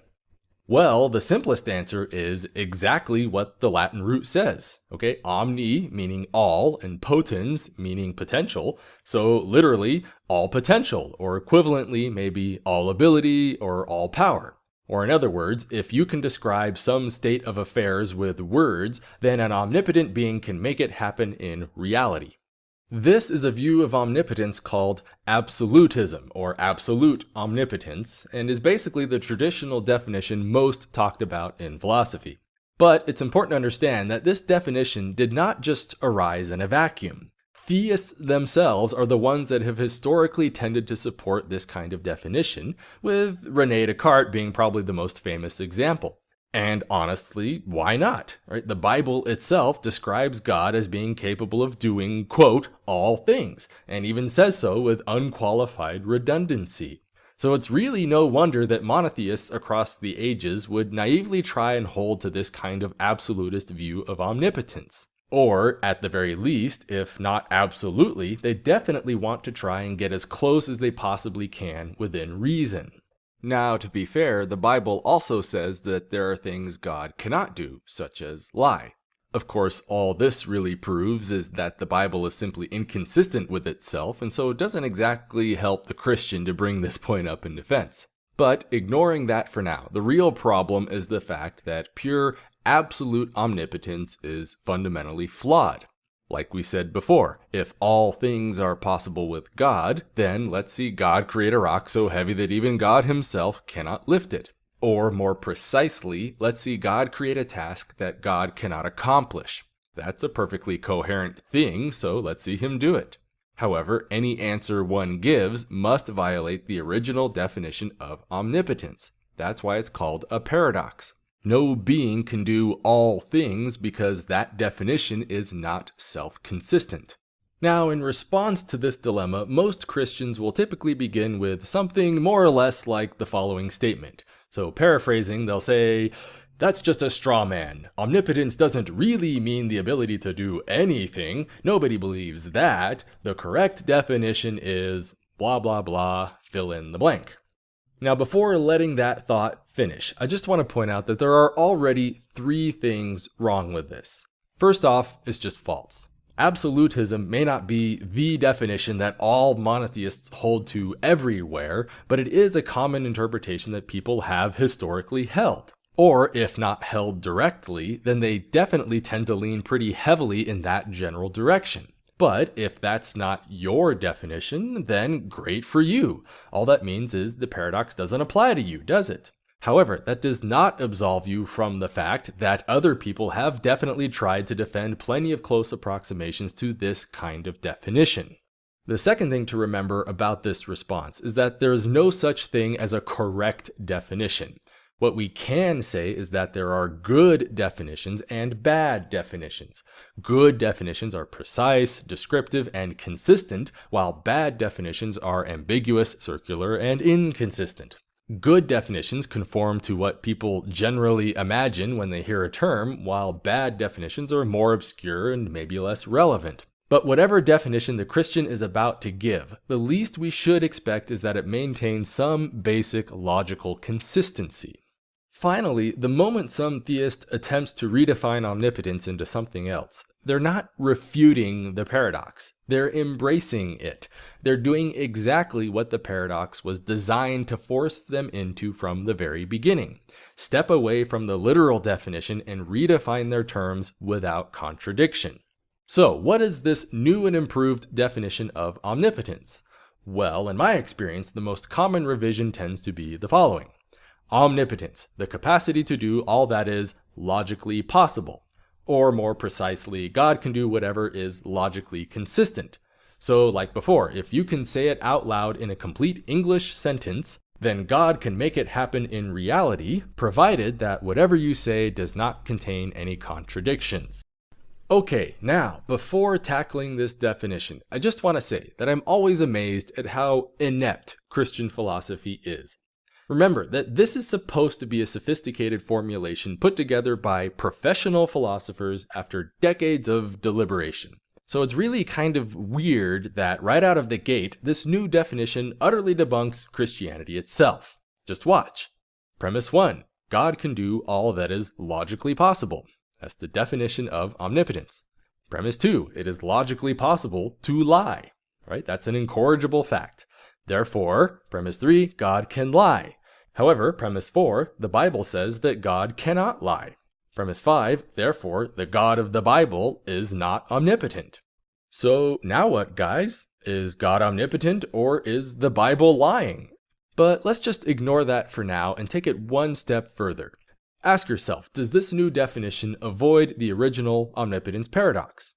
Well, let's find out. Premise 1. God can do all that is logically possible. Again, the definition of omnipotence. Premise 2. Given any force F and acceleration A, it is logically possible to compile a mass m such that m's acceleration is less than A. That's Newton's second law of motion. Premise 3. Therefore, God can compile a mass to negate any force, from 1 and 2. Premise 4. Given any pile of mass m, it is logically possible to produce a force F that will accelerate m beyond a. Again, Newton's second law of motion. Premise 5. Therefore, God can provide enough force to accelerate any mass, from 1 and 4. So let's ask the question again. Can God create a rock so heavy that even God himself cannot lift it? No matter what answer you give, either premise 3 or premise 5 must be violated. So please excuse me if this sounds a little harsh for all of our Christian friends out there, but the paradox is still there, you idiots. You haven't solved anything. The major problem that apologists don't seem to appreciate is that infinity is not a terribly well-behaved concept. Sure, it's possible to devise coherent ideas of infinities if you're careful, but you can't just throw it around willy-nilly into things and expect them to be consistent. Yet that's exactly what they're doing with God and omnipotence. They're trying to endow God with infinite capabilities, and as such, they are inherently going to be inconsistent with each other. It's important to understand that two things can potentially both be logically possible in isolation, but not necessarily possible when joined together in the same set. Either God can create immovable objects or create unstoppable forces, but not both at once. The mere potential of one negates the other. So any attempt to write down an actual list of God's abilities must therefore pick and choose. The list is therefore always going to either be incomplete or inconsistent. It is logically impossible to have it both ways. So in response to this point, one common claim by Christians is that the question itself is simply malformed, like asking if God can create a squared circle. Therefore, the question itself is meaningless, and you haven't actually challenged God to do anything. The problem, of course, is that this is just plain false, and it's kind of insulting whenever some Christian makes this argument. So for example, if we simply replaced God with you, then the paradox immediately vanishes. You can personally go outside right now and pile a bunch of rocks together and lift. Repeat this process long enough, and sooner or later you will either fail to lift the rocks, or you'll just run out of rocks trying. So obviously, the challenge is just fine. The only reason a paradox arises is because God himself is the thing that's ill-defined. Another common response you might hear is that God's omnipotence only means that God can do all that which is logically possible, provided that it's also consistent with God's nature. So for example, it's in God's nature to be honest. Therefore, God cannot lie, because that would be like asking if God can become an honest liar. Or equivalently, we could even say that God cannot die, because God is immortal. So asking God to die is a lot like asking if God can become an immortal mortal. The challenge itself is now a contradiction in terms, which is again not logically possible to do. So once again, you'll notice that the paradox has done its job by forcing the theists to revise their definitions. And it's actually kind of ironic, because they'll often claim to have refuted the paradox when really they just unwittingly did exactly what they were supposed to do in the first place. And to their credit, this definition does seem to avoid many of the usual paradoxes. However, it only does so by effectively reducing God into a meaningless tautology. Here, just watch. Premise 1. God's nature is to be omnipotent. That's the definition of God. Premise 2. Omnipotence is the ability to do all that is logically possible, provided that it is consistent with one's nature. That's our new definition of omnipotence. So, what is God's nature? Well, premise 1, God's nature is to be omnipotent. Do you notice the problem here? The ability of an omnipotent being is nothing more than whatever that being can do. And the only reason God is omnipotent is because God can do the things that God can do, and God cannot do the things God cannot do. It's a tautology. God's nature as an omnipotent being is God's nature. Hell, by that definition, I'm omnipotent. After all, it is in my nature to be mortal and operate under the restrictions of physical laws. But that's okay, because I can still do all that is logically possible within the constraints of my nature. At this point, it should be pretty obvious that Christians are utterly incapable of giving us a coherent definition for omnipotence. But the thing that really makes this whole stupid argument especially sad is the fact that it's so trivially easy to avoid. All Christians have to do is simply stop being so damned greedy in their definition of God, and all of their problems will immediately vanish in a quiet puff of logic. For example, one philosophical definition for omnipotence simply states that God is extremely powerful, like way more powerful than everything else in existence. He can create universes, he can make it rain frogs, and he can even move black holes around with his mind. But there are also things that he simply cannot do, like maybe he cannot lie, or maybe he cannot exist in two places at once. It's a perfectly valid and self-consistent concept known as Almighty, and it even contains everything we typically would like to associate with a word like God. But honestly, are Christians ever going to use this definition? No, of course not. They don't want to worship a merely finite deity, but instead want their deity to possess infinite capabilities. And let's face it, the only reason they cling to this incoherent mess is because that's what the Bible commits them to. Again, they want to have their philosophical cake and eat it too. Well, I'm sorry, Christians, but you can't have infinite. There's nothing wrong with God possessing many powers, but under no circumstances can God possess all powers. And I'd hate to be the bearer of bad news, but this has been proven mathematically well over 100 years ago. For all of these pretentious assertions of philosophical sophistication on the part of religious apologetics, it's frankly embarrassing that none of you morons has ever heard of a thing called Russell's paradox, because what you people are trying to do with God is define him in terms of what is called a naive universal set. Literally, if you can say it out loud, then it is a member of the set of things God can do. Well, as it turns out, any attempt to define such a set of all sets is just begging to be inconsistent. It logically cannot be done without first imposing some very specific restrictions on your definitions. Consequently, the set of all logical possibilities is, oddly enough, not a logical possibility. It's inconsistent. It does not contain itself. Finally, it's important to bear in mind that this is just omnipotence we're talking about here. And if omnipotence has this many problems with it, how consistent do you think omniscience is going to turn out to be? Or what about omnibenevolence? And even if we could manage to invent consistent definitions for all of those omnis out there, how exactly do you think they'll play out when we decide to lump them all together into one entity? Do you think that's really going to have any logical consistency to it?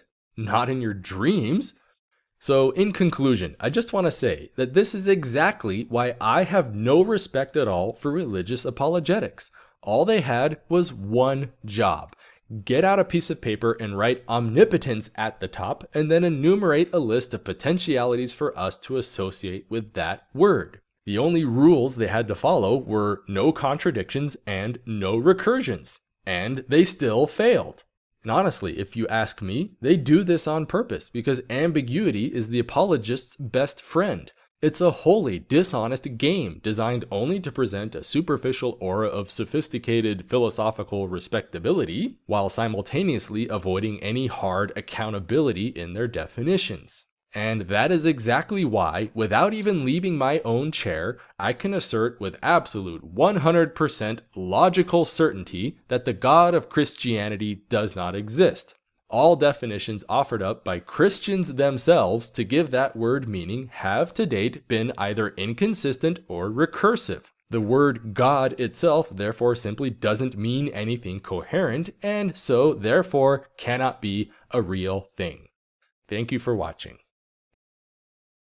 Imagine yourself sitting on the jury box for a courtroom trial of the infamous Neckbeard the Pirate. Looking over the list of charges, you see what appears to be quite the nefarious career. Looting, pillaging, extortion, raping, kidnapping, murdering. The list goes on and on. Not only that, but the defendant doesn't even deny his actions. He confesses outright to every last crime, plus a few extra that didn't even make the list. It seems to be a textbook, open and shut case, except for an unusual plea made by the defense. "Please don't send me to prison," says Captain Neckbeard. "I had no choice. You see, years ago, the Canadian government installed a microchip in my brain that forced me to do their evil bidding. It wasn't really me who committed those horrible crimes. It was the agency controlling me through the implant. I was just an unwilling puppet in the whole ordeal."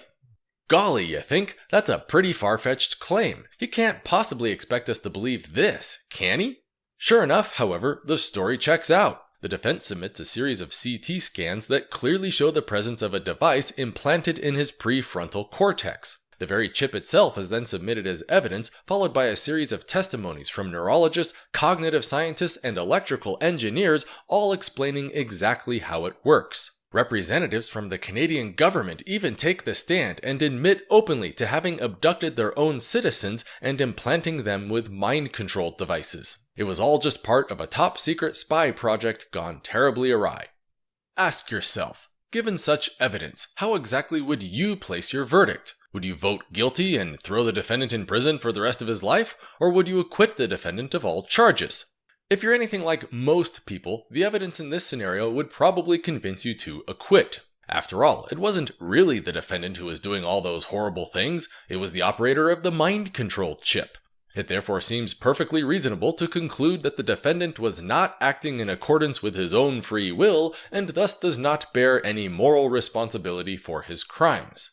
Now, to be fair, a full-on mind-controlled chip is a pretty fantastic idea, but there really are actual courtroom cases that closely resemble this exact scenario. At least one classic example was the case of a Virginia man who developed severe pedophilic tendencies after sprouting a tumor in his right orbital frontal cortex. Rather than directly force his actions, however, the tumor released a frenzy of antisocial desires while simultaneously blocking the part of his brain that was responsible for impulse control. Fortunately, once the tumor was surgically removed, the defendant was eventually restored to normal social behavior. So ask yourself now, how would you cast your vote if you were on his jury? Would you vote to acquit, or would you vote to convict? Again, if you're anything like most people, you would probably vote to acquit, and that's exactly what happened in this particular case. But how far can this kind of thinking reasonably extend? For example, what if for every act of piracy, a full $1 million was donated to the Red Cross and then used to save 100 lives? Thus, being the perfectly moral agent that he is, Captain Neckbeard had no choice but to engage in a few acts of lesser evil for the sake of a much greater good. Or better yet, what if Captain Neckbeard just really enjoys being a pirate so much that absolutely nothing else in his life could possibly bring him happiness? Or what if Captain Neckbeard just got into piracy one day because he felt bored on a Sunday afternoon? At what point do we transition from complete merciful forgiveness to the usual imposition of criminal justice?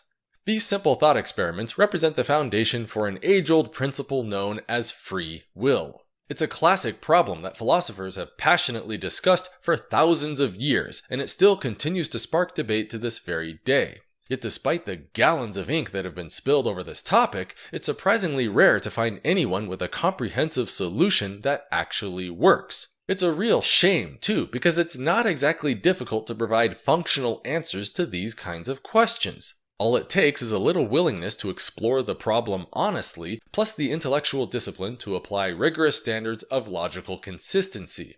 That's why I personally find the issue to be so fascinating, and why I think you'll all enjoy following me along as we finally settle the problems of free will once and for all.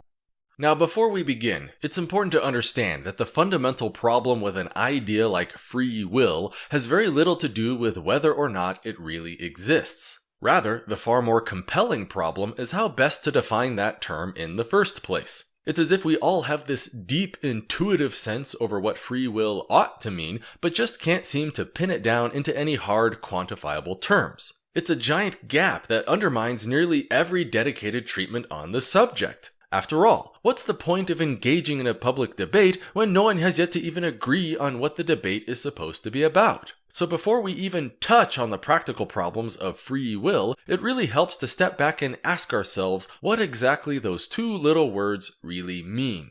To help answer that question, simply imagine yourself sitting in a room behind a table. Across from you are what appear to be two identical twins. They look the same, they act the same, and in all physical respects, they seem to be as alike as two people can possibly be. There is, however, one key difference that sets them apart. One of these entities has free will and the other does not. Your job is to figure out which one is which and do so with repeatable, reliable consistency.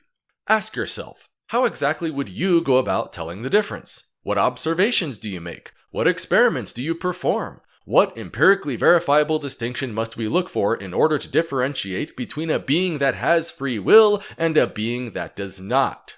Bear in mind now that whatever answer you give to this question is effectively your definition for free will. It's a textbook application of a well-known principle called verificationism, and it represents the ultimate foundation on which all human language operates. It's an amazing philosophical tool that works wonders at cutting through the pseudo-intellectual background noise and getting right to the heart of such difficult ideas. To illustrate, suppose someone tries to tell you that free will is an immaterial construct and thus cannot be detected or measured using the empirical methods of science. Okay, that's fine if you want to think that, but it immediately runs into a pretty glaring problem. When Captain Neckbeard says, "I was not acting out of my own free will," and then the prosecution says, "Yes, you totally were," pray tell, how exactly are we supposed to figure out who's right? Do we just randomly guess? Should we assume one side is always telling the truth no matter what? Because the moment we reject the application of any objectively verifiable criteria, then the only way to settle such disputes is by pure, unfettered say-so. Microchip in your brain? Sorry, that's an empirically verifiable distinction. How about a brain tumor? Nope, still verifiable and thus material. Nothing whatsoever to do with free will. Clearly, any attempt to sidestep verificationism is little more than a philosophical dead end. Yet despite this obvious limitation, it can still be like pulling teeth just to get a clear definition out of people. It's infuriating too, because it means that any attempt to pin free will down with a hard definition will inevitably be met with angry accusations of straw man from every corner of the blogosphere. Nevertheless, we have to start somewhere, and there are at least some popular definitions that do provide a workable framework for verification and analysis. One statement in particular that tends to occur over and over again is the famous expression that free will inherently represents a capacity to have done otherwise. What exactly that means is open to some interpretation, but it nearly always involves an explicit rejection of predetermination. It's a classic philosophical viewpoint known as libertarian free will, or metaphysical libertarianism, and it holds that free agents are not necessarily bound by the initial conditions of their circumstances when making decisions.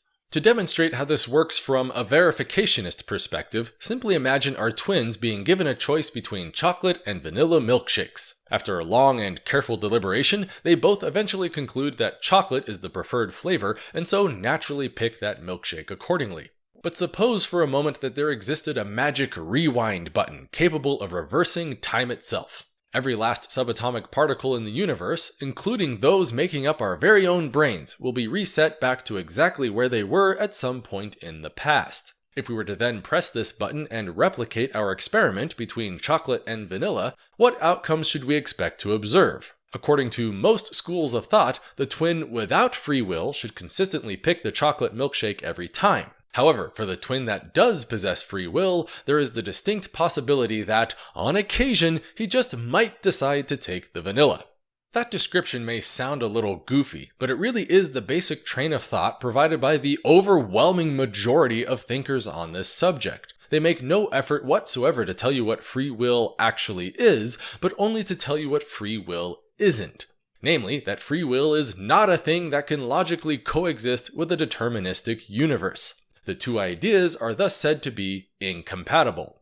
Clearly, there are some pretty serious problems with this viewpoint that need to be addressed. For starters, there are no magic rewind buttons with which to reset the entire universe. Consequently, the distinction between a being with free will and a being without is completely immeasurable. Again, when Captain Neckbeard claims that he was not acting in accordance with his own free will, how exactly are we supposed to verify such a claim? Do we really need an honest-to-goodness time machine with which to observe his actions? And exactly how many times must we watch him repeat his crimes before we're convinced that his actions were predetermined?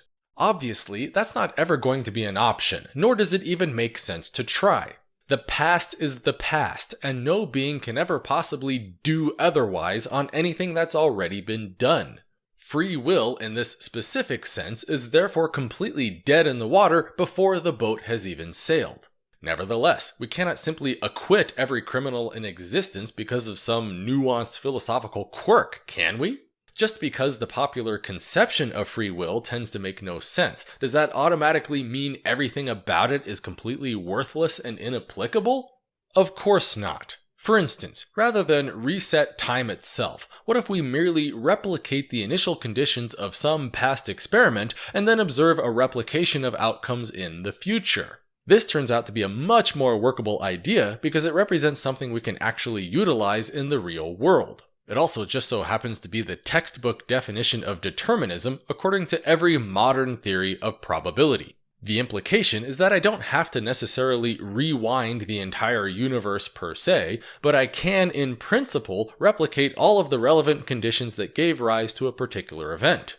If our universe is indeed deterministic, then for any physical experiment you may ever hope to contrive, I can predict and replicate the outcome of that experiment with perfect consistency. It also means that, for all practical purposes, your future might as well be set in stone because every outcome that occurs will always be causally predetermined by the conditions that came before it. So given this slightly tweaked definition, is it safe to conclude that people have free will or what? In short, probably not. After all, if our decisions are merely the product of neural connections within our brains, then in principle I could reset those conditions and watch you repeat the exact same decision under a given scenario. Or equivalently, if I knew the exact arrangement of every last neural connection in your brain, then I could, in principle, predict exactly how you will behave when presented with a choice. One of the most dramatic demonstrations of this principle was recently published by neuroscientists at the Max Planck Institute in Germany. Using functional magnetic resonance imaging, human subjects had their brains scanned while randomly pushing buttons with either their left or right index fingers. Upon post-analysis of the data, it was found that decisions could actually be predicted with greater than 50% accuracy a full 10 seconds in advance of the subject's own awareness. The uncomfortable implication is that, given enough computational power and scan resolution, even human behavior itself could be predicted with the exact same accuracy as any other natural phenomenon. For many, this tends to have pretty devastating implications for the idea of free will, and particularly for our entire concept of criminal justice. After all, if every decision we make is merely the result of physical interactions between atomic states in our brains, then how exactly is that any different from the microchip scenario? Captain Neckbeard didn't choose to commit his crimes any more than a laptop chooses to follow its programming. And since we don't go around tossing laptops into prison for misbehaving, then what's the point of doing the same thing to criminals? If, however, we could hypothetically reset the initial conditions and observe Neckbeard doing otherwise, then most people would generally conclude that he ought to be held morally responsible for making the wrong decisions. Fortunately for the libertarians, there does seem to be at least one ray of hope lurking deep within the bowels of modern physics. To see how it works, simply imagine what would happen if a single neutron were freely tossed out into empty space. At first, all we would observe is a lone subatomic particle floating along at a constant velocity. If, however, we waited around long enough, then we would eventually observe a phenomenon called free neutron decay, wherein the neutron spontaneously bursts into a proton, an electron, and a neutrino. If we then repeat this experiment many times over, we will eventually observe that exactly half of the decays seem to occur in about 10.3 minutes or less, while the other half take longer. None of this is particularly compelling so far, except for one major detail. No matter how perfectly we replicate the initial conditions, we will never be able to consistently replicate the exact moment of individual neutron decay. Try as we might, it will always be a matter of pure, unfettered probability. Nothing specifically causes this event to occur, and it is a fundamental property of nature herself that subatomic particles should behave this way. It's a famous principle called the Copenhagen interpretation of quantum mechanics, and it is a very well-established interpretation among physicists today. The implication is that if our brains are fundamentally made of atoms and atomic behavior is not predetermined, then it stands to reason that human behavior itself should likewise contain some trace elements of indeterminism for free will to hide in. This may sound a little crazy at first, but it really is a popular argument getting promoted by scientists and philosophers today. It's weird, too, because the Copenhagen interpretation isn't exactly well liked among modern physicists. While it may be common practice to teach this interpretation in most schools, there is also an open admission among everyone involved that it's both a logical and philosophical mess. There are plenty of alternative interpretations that arguably do better, and it's only a matter of time before someone finally demonstrates a clear empirical distinction. If anything, we really just begrudgingly accept Copenhagen out of respect for tradition rather than any strict adherence to philosophical parsimony.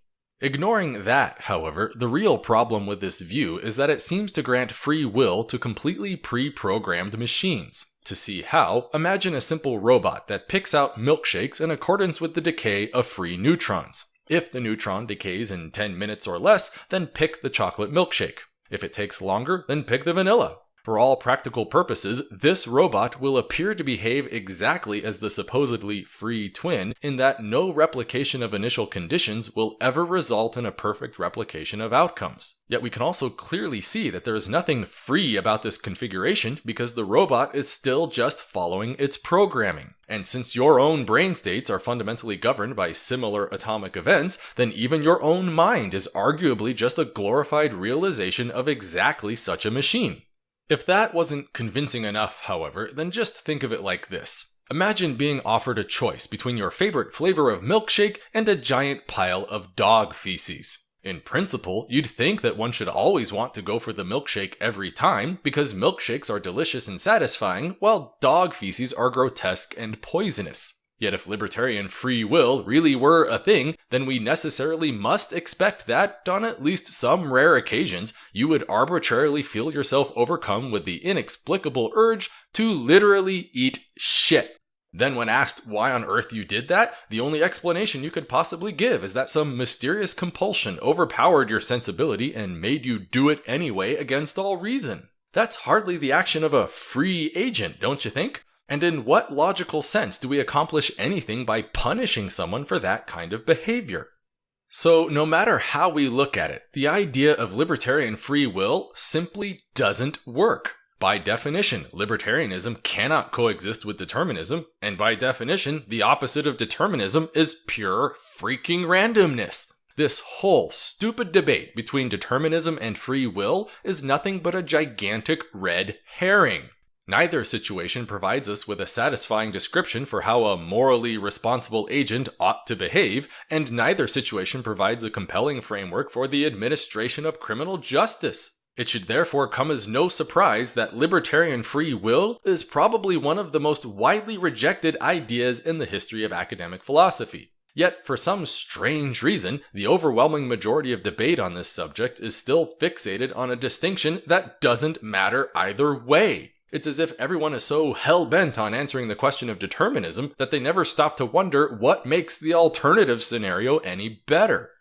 Remember now that all we're really trying to do here is define a word. Libertarianism is just one possible definition for free will, and there are still plenty of untapped definitions we have yet to explore. But it's important to always keep in mind that there is no such thing as an objectively correct definition. There are only good definitions and bad definitions. Good definitions are clear, consistent, concise, and generally capture the intuitive understanding we typically associate with such terms. Bad definitions are either unclear, unverifiable, convoluted, or logically absurd in their implications. Metaphysical libertarianism is nothing more than a bad definition because it fails to cohere into anything meaningful or practical. If that means free will is absolutely dead in your eyes from today until eternity, then fine. We'll all say it together right now.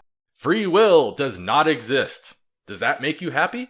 But guess what? We still have to deal with the fact that crime exists in this world, and we can't expect to manage it properly without a viable concept of moral accountability. To that end, philosophers have developed all kinds of alternatives to libertarianism, collectively known as compatibilism. The idea that, whatever we decide free will happens to be, it is still logically compatible with a deterministic and/or random universe. It's a huge variety of competing theories unto itself, and we could easily spend hours picking apart the more noteworthy contenders. But rather than get bogged down in an endless spiral of even more bad definitions, let's just step back for a moment and ask ourselves why on earth we care so much about free will in the first place. That is to say, when we sentence people like Captain Neckbeard to a life in prison, what exactly are we trying to accomplish? What's the goal here? What consequences are we trying to actualize through the act of punishment that cannot be achieved by simply letting him go? You would be amazed at how hard it is to find any notable philosophers in history that come close to addressing these kinds of questions. It's as if we're all so hyper-focused on the minute details of free will itself that hardly anyone ever stops to ask themselves what the point of all this is supposed to be. It's amazing, too, because it's not like this is some kind of deep philosophical mystery for the ages. According to every official legal doctrine in the entire Western world, there are exactly 5 reasons for the punishment of criminal behavior. Starting with number 1, we have the doctrine of restitution, the idea that punishment exists to fix or set right any harm that was caused by a particular act.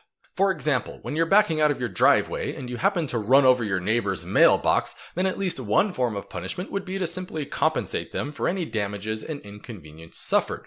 At number 2, we have the doctrine of deterrence, the tendency for people to refrain from certain behaviors if they believe that doing so will prevent any undesirable consequences. For example, everyone knows that speeding is generally dangerous, yet the temptation to do so can also be very intense. Thus, to reduce the likelihood of everyone driving too fast for their own good, we set limits on our top vehicle speeds and then impose a modest fine for anyone caught breaking the rules. Moving on to number 3, we have the doctrine of rehabilitation, the tendency for individuals to modify future behavior after personally suffering the effects of a punishment. For example, maybe you didn't believe that a certain stretch of highway was really being patrolled, and so you figured that you could get away with speeding. If, however, you are caught and fined, then the credibility of the punishment gets reestablished, and you become much more likely to follow the rules in the future.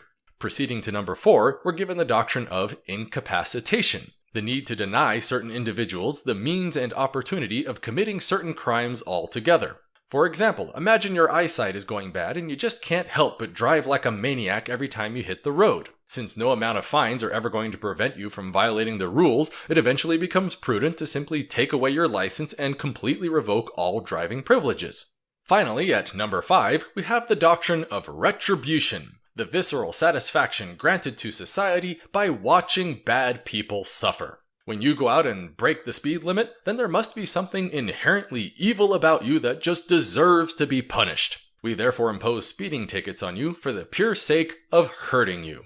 You might have noticed that the doctrine of retribution is conspicuously out of place on this list. While the other doctrines exist to serve clear, pragmatic goals, the last one is essentially just institutionalized revenge. Even the very word itself literally means payback in Latin. When you inflict harm onto society, then society tends to get very angry. And the only way to quell that anger is, apparently, to inflict some sort of proportionate harm back onto you. It should therefore come as no surprise, then, that retribution and libertarian free will nearly always go hand in hand. They treat good and evil as if they were ethereal forces interwoven into the fabric of space and time, and that only the actions of metaphysically free agents are somehow capable of offsetting this delicate cosmic balance. That's why retribution is incidentally the most controversial doctrine of criminal punishment by far. Philosophers and legal experts around the world have written heavily about the absurdity of this doctrine, and it is only by sheer institutional inertia that it still remains an official part of our criminal justice system today.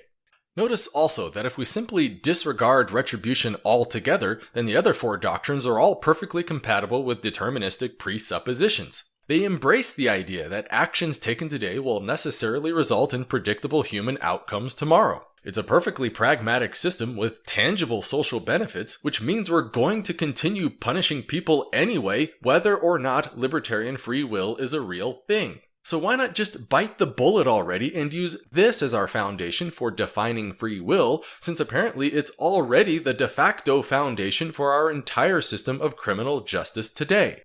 For example, imagine our two identical twins again and offer them a choice between chocolate and vanilla milkshakes. All other things being equal, we should naturally expect both twins to pick the chocolate over the vanilla and do so continuously upon repeated iterations of this experiment. But now imagine what would happen if we tried to convince the twins to choose vanilla. For example, we could try bribing them, begging, pleading, threatening, anything we like. Just make it known that actions taken in the present will have positive or negative consequences in the future. For the twin that does not possess free will, no amount of reward or punishment will ever alter his behavior. You could offer him $1 million, or you could physically beat him senseless, but he will always go for the chocolate no matter what. For the twin that does possess free will, there will exist some distinct threshold of reward and or punishment that will alter his behavior. He can be convinced to choose the vanilla rather than the chocolate.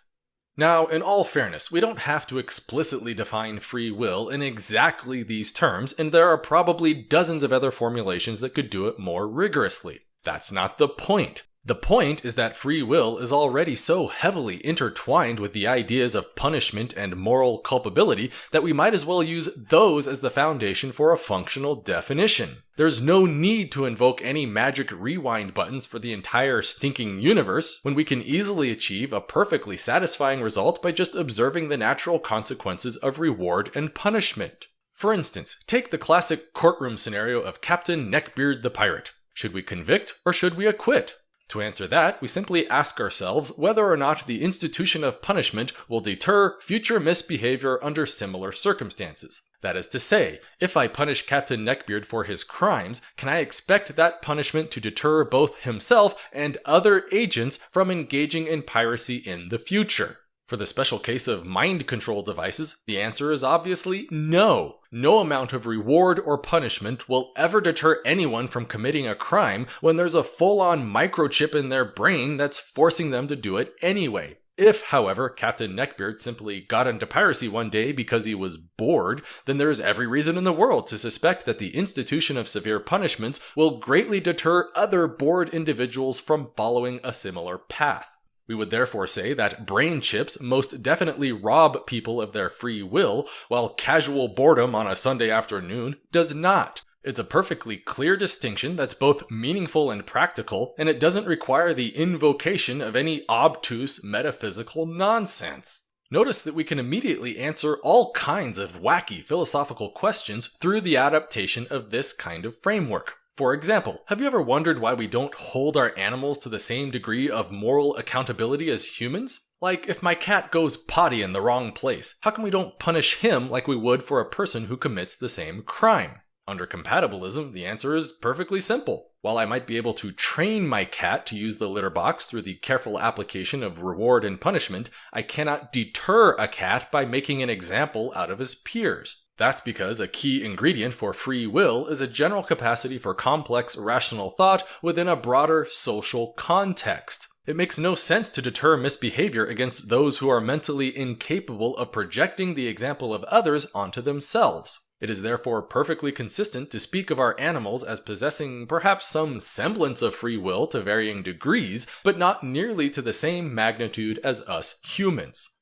What about robots? What would it take to finally declare that some artificially constructed robot has officially passed the singularity and developed a free will of its own? Again, it's not a hard question to answer so long as we consistently apply the definition. At what point will the institution of reward and punishment either deter or encourage certain behaviors? To illustrate, imagine a possible world wherein every home comes pre-installed with its own robot butler. Now imagine that, for whatever reason, our butlers tend to act out in strange ways. For instance, maybe they smash up our dishes and then rearrange our furniture while we sleep. Under most circumstances, we would simply correct the malfunction by tracking down the faulty lines of code and then updating them accordingly. In the future, however, there might not be any code to fix. Most machine learning algorithms today are not based on pure iterative logic, but on neural networks derived from fitness functions acting on the raw experience of the environment itself. Thus, if we ever want to correct our robots' misbehaviors, we may actually have to train them through the institution of reward and punishment. And if, by some happenstance, our robots reach a point wherein they can learn from the experiences of each other, then we wouldn't have to train them all individually to achieve the desired result. Instead, we could single out an individual robot and then make a very public spectacle out of its punishment. If doing so results in a marked deterrence of future misbehaviors, then we will have officially satisfied the definition of free will. And why not? For all practical purposes, that's basically how we govern human social behaviors already, so it makes perfect sense to describe a hypothetical robot population in exactly the same terms. But hey, maybe that's not good enough for you. Maybe you think it's either libertarian free will or nothing at all. That's fine if you want to think that, but it's not going to change our presently accepted doctrines of criminal justice. Whether the universe is deterministic or not, we're still going to use reward and punishment as our philosophical basis for moral culpability. And since the notion of free will is already inextricably linked to that principle, then we might as well just call it by the same established name. Thus, when libertarians speak of a capacity to have done otherwise, they literally have it backwards. It's not about changing events that already took place in the past, but about steering events that might take place in the future. We don't have to replicate initial conditions down to the very last atom when we can easily achieve everything we want by merely altering the initial conditions of some similar situations that have yet to pass. So the next time you find yourself in a courtroom wondering whether or not to throw someone in jail, there now exists at least one philosophical foundation on which to guide that decision. It doesn't even have to be perfect either, but just good enough so as to provide functional justification to the pragmatic satisfaction of society. I'll even freely admit that there are probably dozens of gaps in my presently described compatibilism, and everyone is more than welcome to chip in and help refine it over time. But you can't replace something that works with nothing that doesn't. Metaphysical libertarianism cannot help you in this situation or any other. Compatibilism does. Thank you for listening. Apparently, there's a lot of popular Christian apologists who think that if evolution is real, then naturalism is not.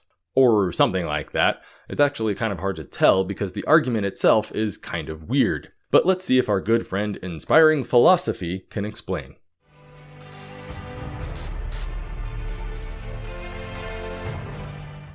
One of the most aggravating things about apologists like Inspiring Philosophy is how they can't go more than 10 seconds without saying something incredibly dumb. For example, let's take this quote here. The only logical way this statement could ever be true is if the idea of naturalism somehow contradicted the idea of reason. That literally, the very proposition, reason is a natural phenomenon, must entail some kind of logical impossibility like married bachelors or square circles. However, that cannot possibly be the case unless the definition of reason already presupposes an inherently supernatural process. So the argument hasn't even officially begun yet, and this dumb bastard is already begging the question. He's effectively declaring in advance that he has categorically rejected the very possibility of a natural explanation for human reason.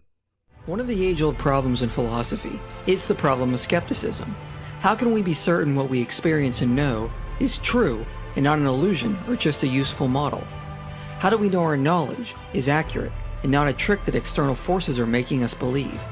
This is another one of those little things about religious apologists that always gets under my skin. What he's saying here about skepticism isn't exactly wrong per se, but it is being expressed in a lazy, incompetent way. For example, what does it mean for an experience to be true? Because last time I checked, truth was a property of propositions and not experiences. Trying to ask whether or not an experience is true is like trying to ask whether or not my music is colorful. It might loosely mean something to some people in some figurative context, but from a purely technical standpoint, it's just meaningless gibberish. What he's actually trying to ask is how we can be certain that our experiences are representative of a real objective reality, as opposed to, say, some illusion like a matrix simulation. That is the fundamental problem of skepticism, and it's a perfectly valid thing to be concerned about when studying epistemology. It's just kind of hard to address such problems when you're terrible at expressing them in the first place. The usual way this is addressed is through the position of epistemic particularism, which is basically the position that our knowledge is innocent until proven guilty. There is no reason to doubt our knowledge, beliefs, and intuition unless we can find an actual reason to cause us to doubt. Do you see what I mean? Let's read that back again. There is no reason to doubt our beliefs unless we can find an actual reason to doubt our beliefs. Well, thank you so much for that brilliant insight.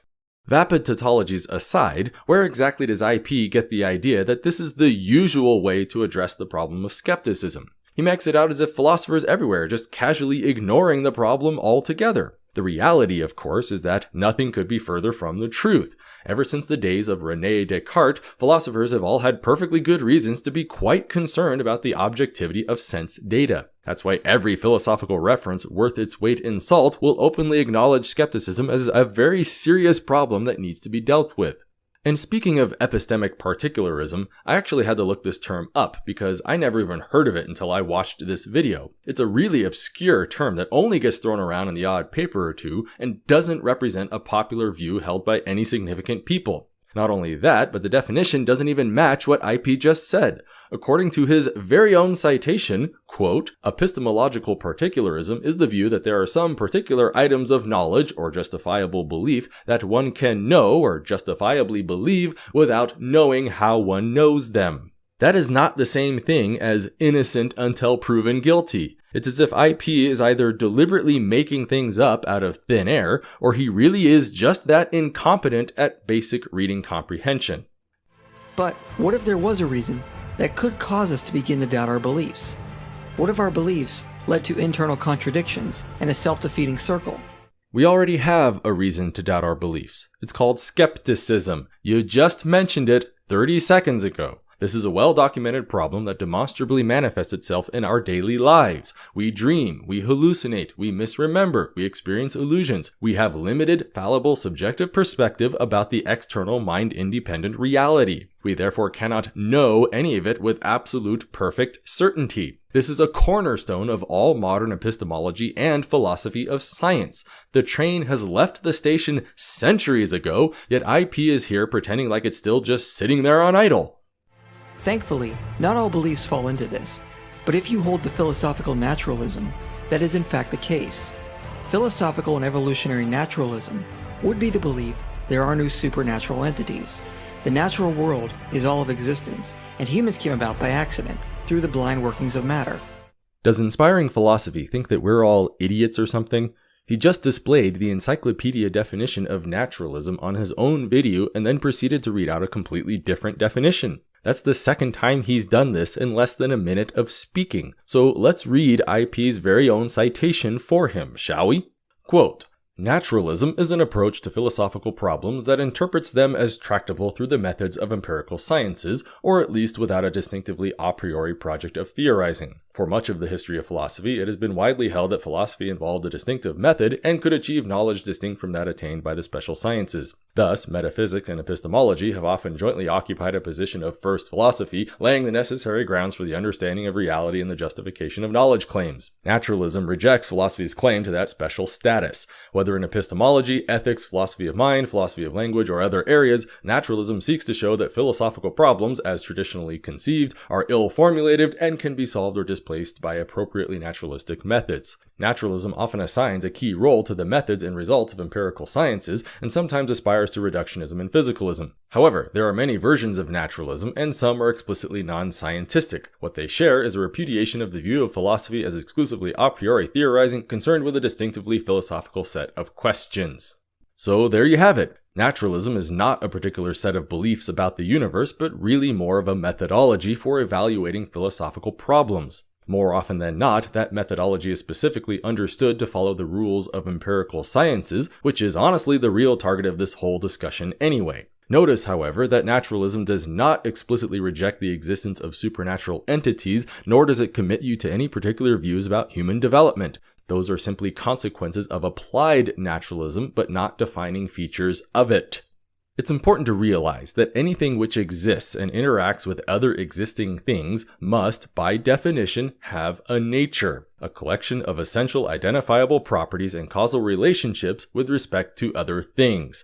We can formally state those properties through purely analytic methods, but any claim to their existence can only be justified through the use of empirical data. Supernatural entities, in contrast, are philosophically meaningless to even talk about. How do I identify an entity that, by definition, is above any need for essential properties? How do I prove that such a thing even exists when, by definition, such things fail to behave in accordance with any causally predictive patterns? Naturalists don't reject the existence of supernatural entities through some rote a priori conviction. They reject them because the idea itself is incomprehensible.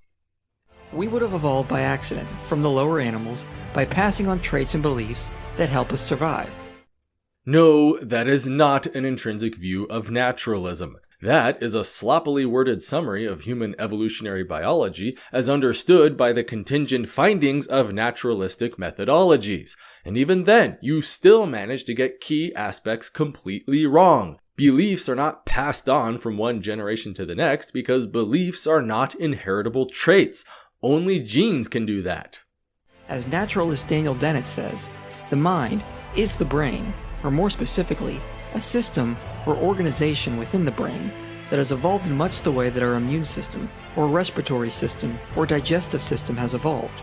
Like many other natural wonders, the human mind is something of a bag of tricks, cobbled together over the eons by the foresightless process of evolution by natural selection.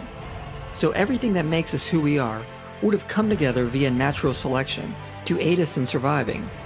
However, that would include everything about us, which includes the chemistry of the brain and how it functions.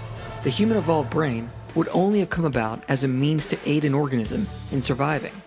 Nowhere did Dennett ever imply that literally everything which makes you is determined entirely by genetics and natural selection. He's just talking about the natural development of human brains and explaining how your mind is simply a product of that brain in action. However, there is also a lot to be said about the importance of environmental circumstance and personal experience as potent factors towards building a coherent sense of self-identity. It's not just evolution and nothing else. So if naturalism is true, everything the brain does is for survival, which must necessarily include all the beliefs and thoughts it has, which would entail the fact that all the beliefs we think are true of reality are really just formed in the brain to help us survive, but consequently, this would also include the belief in naturalism. So if you believe naturalism is true, then you also have to believe you believe naturalism is true because your brain has decided this belief is beneficial for survival, not because it is true.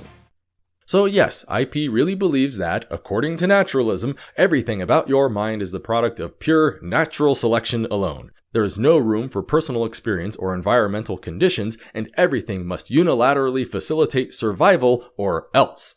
First off, nothing about philosophical naturalism requires you to hold any position for or against evolution. It is only by applying the naturalistic methods of science that one arrives at the strong indication of an evolutionary history behind human development. Since that development already encompasses everything from basic morphology to fundamental biochemistry, why not also include cognitive capacity as well? We know that physical brains are specifically responsible for our memory, sense processing, behavioral responses, and language, so why not also our faculties for higher reasoning? Nothing about this presumption is inherently troubling unless one has already decided in advance that human reason is literally the product of magic, as if no natural process whatsoever is remotely capable of producing a reliable cognitive faculty.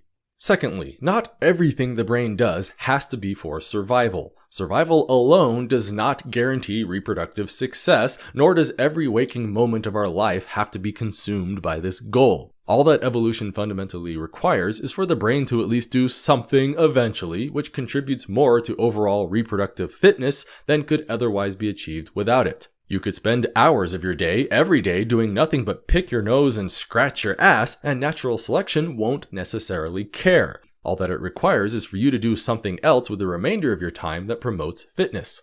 Thirdly, inspiring philosophy seems to be hopelessly confused about the distinction between a process and the product. The mind is not just some collection of stored memories and beliefs, nor does it randomly poke blindly at arbitrary philosophical perspectives. Rather, the mind is a very complex, interrelated set of processes. Individual beliefs are the result of those processes acting on sensory data as perceived naturally through the environment. Natural selection cannot select for individual beliefs in any direct sense, but can only select for processes that are more or less capable of producing good beliefs out of the information they're given. Remember that if what you believe about the world is true, then in principle, you ought to be able to use that belief to make testable empirical predictions. What consequences tend to follow specific actions under specific conditions? Likewise, by contrapositive, if the predictions of your beliefs fail to produce the expected outcomes, then by definition, such beliefs have to be false. That is the pragmatic scientific measure for truth itself, which is perfectly consistent with naturalistic philosophy. We may therefore presume, as a matter of rote definition, the existence of a very profound connection between true beliefs and overall reproductive fitness. Natural selection does, in fact, highly favor the development of cognitive faculties that are perfectly capable of producing lots of true beliefs.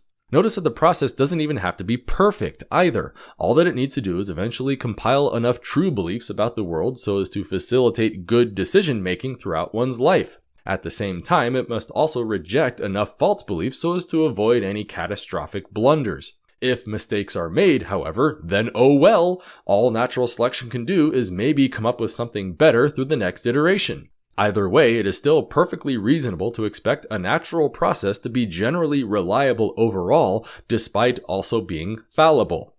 Thus, as Alvin Plantinga identifies. Seriously? Alvin Plantinga? The very same Alvin Plantinga who once argued, and I quote, "It is entirely right, rational, reasonable, and proper to believe in God without any evidence or argument at all." Are you sure you want to hang your philosophical hat on this guy's arguments? Philosophical naturalism falls into a self-defeating circle, where your belief naturalism is true must entail you are a product of evolutionary naturalism alone, and therefore all your beliefs are programmed into you to help you survive, including your belief naturalism is true. I choose to believe what I was programmed to believe. Let's just assume for a moment that this train of logic is perfectly valid. However, I'm going to replace naturalism with monistic idealism because that's IP's favorite little worldview.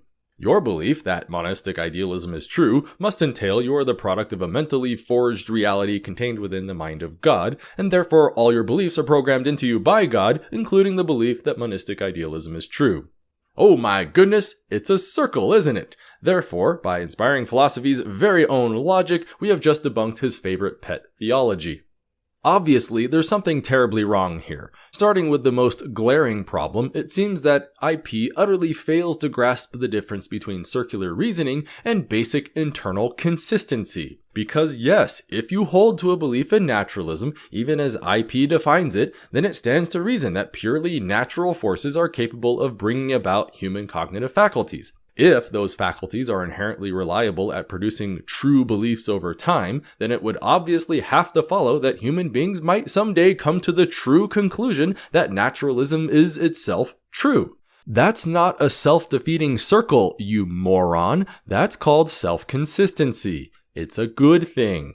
But of course, it gets worse than that. Starting with the very first premise, IP gives the proposition, "I believe naturalism is true." Yet as we already discovered using his very own encyclopedic citation, naturalism is not a specific belief about anything, but rather a formal statement of methodology. To say that you're a naturalist simply means that you probably tend to evaluate synthetic propositions through the methods of empirical science rather than any sort of naive a priori system of armchair philosophy. It says nothing about the ultimate nature of reality itself, but only commits you to a specific methodology when investigating claims about reality. The very proposition, "I believe naturalism is true," has never once been uttered by an actual naturalist because it's technically not even a coherent thing to say out loud. The correct phrasing would be something more like, "I choose to evaluate truth claims through the methods of naturalistic science." But hey, let's ignore that problem too and just assume IP's definition anyway.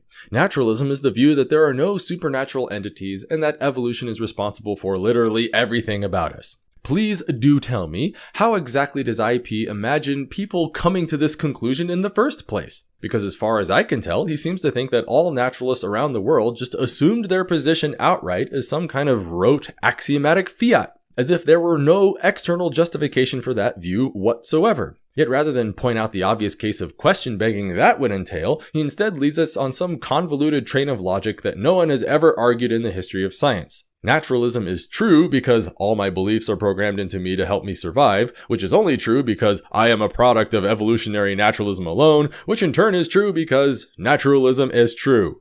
Remember that the reason why naturalists reject supernatural entities is because the very idea is fundamentally meaningless to talk about. How do you prove the existence of an entity that, by definition, has no properties and no empirical manifestations? So obviously the justification for naturalism is not because nature programmed me to believe in naturalism, nor is it a position that we just presume outright for no apparent reason. The train of logic is not a closed circle, but in fact contains perfectly reasonable justification, wholly independent of the claims being presented here. In fact, several experts have identified this consequent. Philosopher Richard Rorty says, "Oh look, an appeal to authority. How cute." Time reported that biologist J.M. Smith never understood why organisms have feelings. "Oh look, another appeal to authority. And this one is a bald-faced argument from ignorance too. It's like a 2-for-1 logical fallacy. Some random guy you've never heard of doesn't understand feelings, so therefore all biology is completely incapable of explaining them. Is that how this works?" Even the great Charles Darwin worried, "With me the horrid doubt always arises, whether the convictions of man's mind, which has been developed from the mind of the lower animals, are of any value or at all trustworthy." This is the third brainless appeal to authority that IP has made in barely 30 seconds. All it shows is that, apparently, Charles Darwin didn't have the best handle on philosophy of mind or philosophy of science.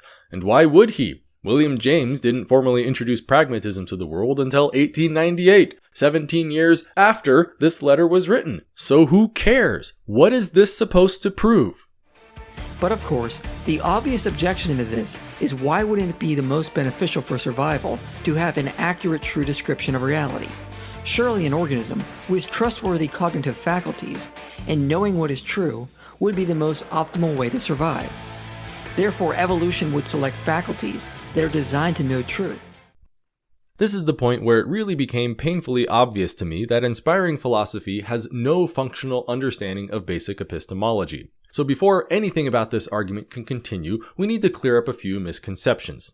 It's important to understand that anytime we talk about a thing like truth, we're not talking about some intrinsic metaphysical quality of reality itself. Technically, what we're really talking about is a property of propositions. That is to say, propositions can either be true or they can be false, but there is no such thing as raw essence of truth interwoven into the fabric of space and time. Speaking more formally, a truth value is classically defined as a member of a binary set that contains the elements true and false. The purpose of this set is to serve as a kind of marker for linguistic propositions in order to help us measure their epistemic correctness. What exactly that means is open to some interpretation, but we can give it a rigorous definition through a mechanism known as a truth assignment. Speaking formally again, a truth assignment, also called a truth valuation or an interpretation, is defined as a mapping function between the set of simple linguistic propositions and the set of binary truth values.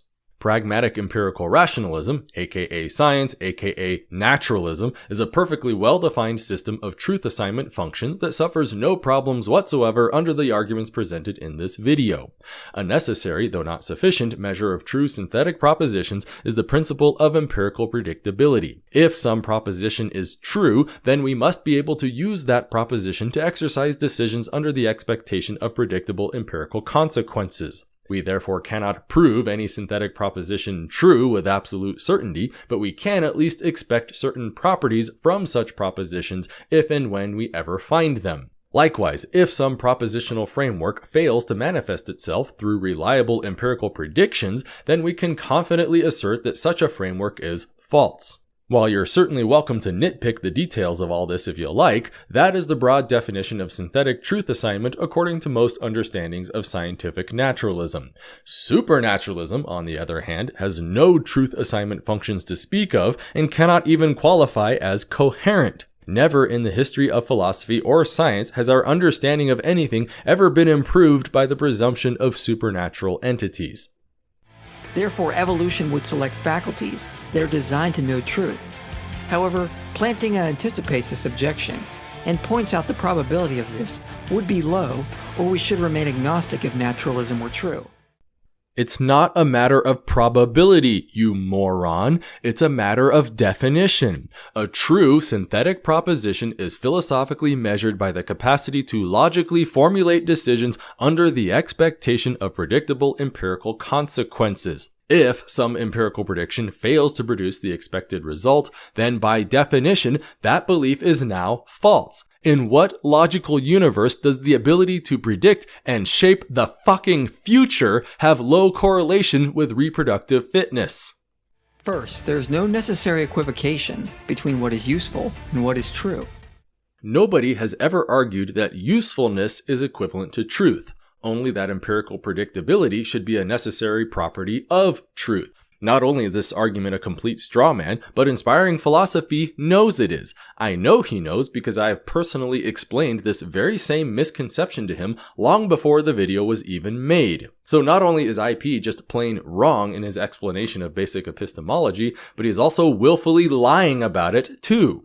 The pragmatic, scientific perspective of truth has always been grounded on the idea that empirical predictability is a necessary, though not sufficient, measure of true synthetic propositions. You don't have to apply every proposition towards something practical or useful in order to call it true. However, in order for some belief to eventually produce practical applications, then it probably needs to contain at least some reasonable approximation of the truth, doesn't it? Maybe not perfectly true or inerrant in every detail, but certainly closer to the truth than the alternative.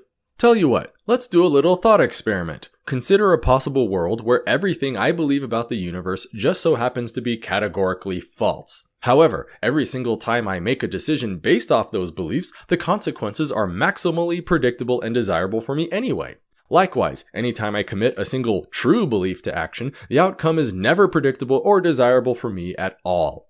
I ask you, given such a world, is it even meaningful to call any of my beliefs false? And if so, why would I ever want to believe anything that was true? I could spend my entire life being completely wrong about absolutely everything and actually be better off for it. So yes, we do have to conclude that, while not perfectly equivalent, true beliefs are necessarily correlated with usefulness and reproductive fitness, don't you think? Some things can be useful while not being true. Take Ptolemaic astronomy. For centuries, this model was used to help us in navigation and star charting. It was useful, but not a true description of reality. And of course, later it was replaced by a more accurate model. Pray tell, Mr. Inspiring Philosophy, but how exactly would you go about disproving the geocentric model of our solar system? Do you really think that a supernatural, immaterial force is responsible for planetary motion? Did Jesus tell Copernicus in a dream that the sun is the center of the solar system? Or, just maybe, do you think that geocentric models consistently fail to make reliable empirical predictions? You know, pragmatic scientific naturalism? Let's not forget that the primary reason why people objected to heliocentrism in the first place is precisely because it violated the supernatural presuppositions of religious dogma. It wasn't naturalism that censored Galileo's findings, but the immaterial supernatural convictions of the Roman Catholic Church. How stupid do you have to be when your best example of the failures of naturalism is actually one of its greatest triumphs? However, if naturalism is true, our knowledge could be analogous to Ptolemaic astronomy, simply a useful model to help us get through the world.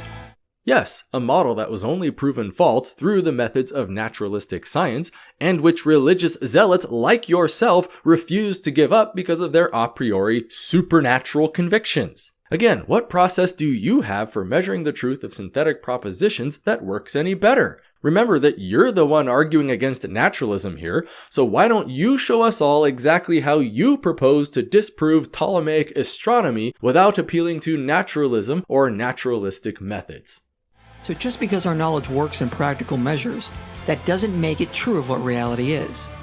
Take another example, qualia, specifically color. In nature, external objects reflect electromagnetic waves, which hit the human eye to create biochemical states, which is transmitted to the brain as neural patterns in the primary visual cortex. If naturalism is true, the brain would somehow create color from this data as a useful model. The original wavelengths have no color. Color is, as John Locke said, secondary qualities, or contents of the mind. They emerge when wavelengths are perceived in the eyes and created in the brain. And apart from the brain, color doesn't exist. So color is simply a useful model created by the brain, not actually what exists in nature. Where is IP even going with this? He seems to be claiming that, according to naturalism, color is just a subjective sensory perception. It doesn't exist in any objective sense of the word, but simply manifests as a purely mental construct. Okay, and? Is this supposed to be controversial or upsetting in some way? That's just basic color theory. Everyone already knows that color doesn't really exist as some intrinsic property of real objects. So where's the beef? What's the alternative? How exactly does the presumption of supernatural entities change any of this? Even if magic were real and God was in charge of everything, then color would still only exist as a subjective human perception. And if the brain does this with color, it can equally be argued it does it with our knowledge. It is not necessarily true, but a useful model we are programmed to think is true to help us survive.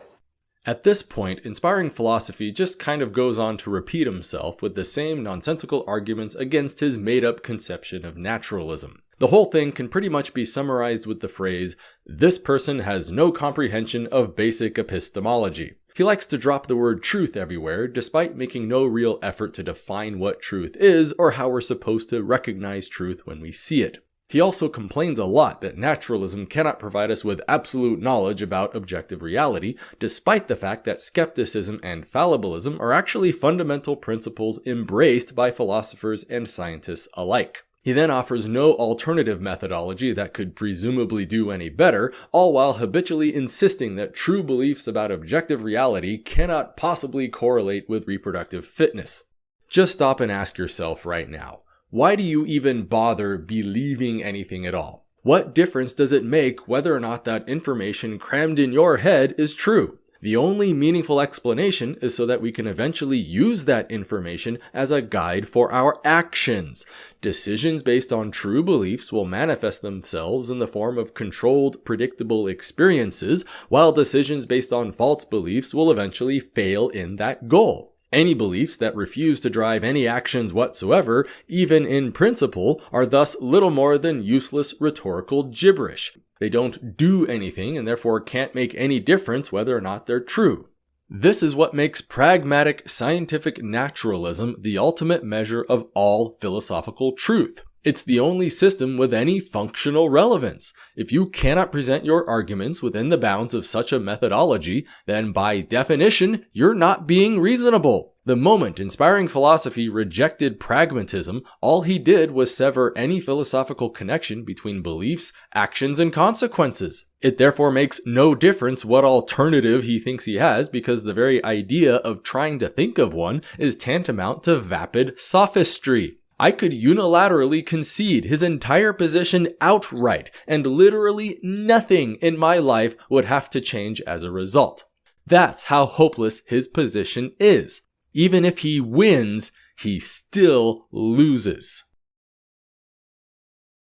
One of the best things about making videos here on YouTube is the ability to discuss deep philosophical issues with a real community of sincere, like-minded people. I love engaging with you guys and reading your critical feedback because it's a great way to dig out errors in my understanding and correct them for future reference. But if there's one thing that really gets under my skin, it's when people openly tout their credentials as expert philosophical thinkers only to follow through with the most asinine rebuttals you can imagine. For example, consider YouTuber Philosophy Lines, who has the following to say about the Philosophical Failures series and New Atheism in general.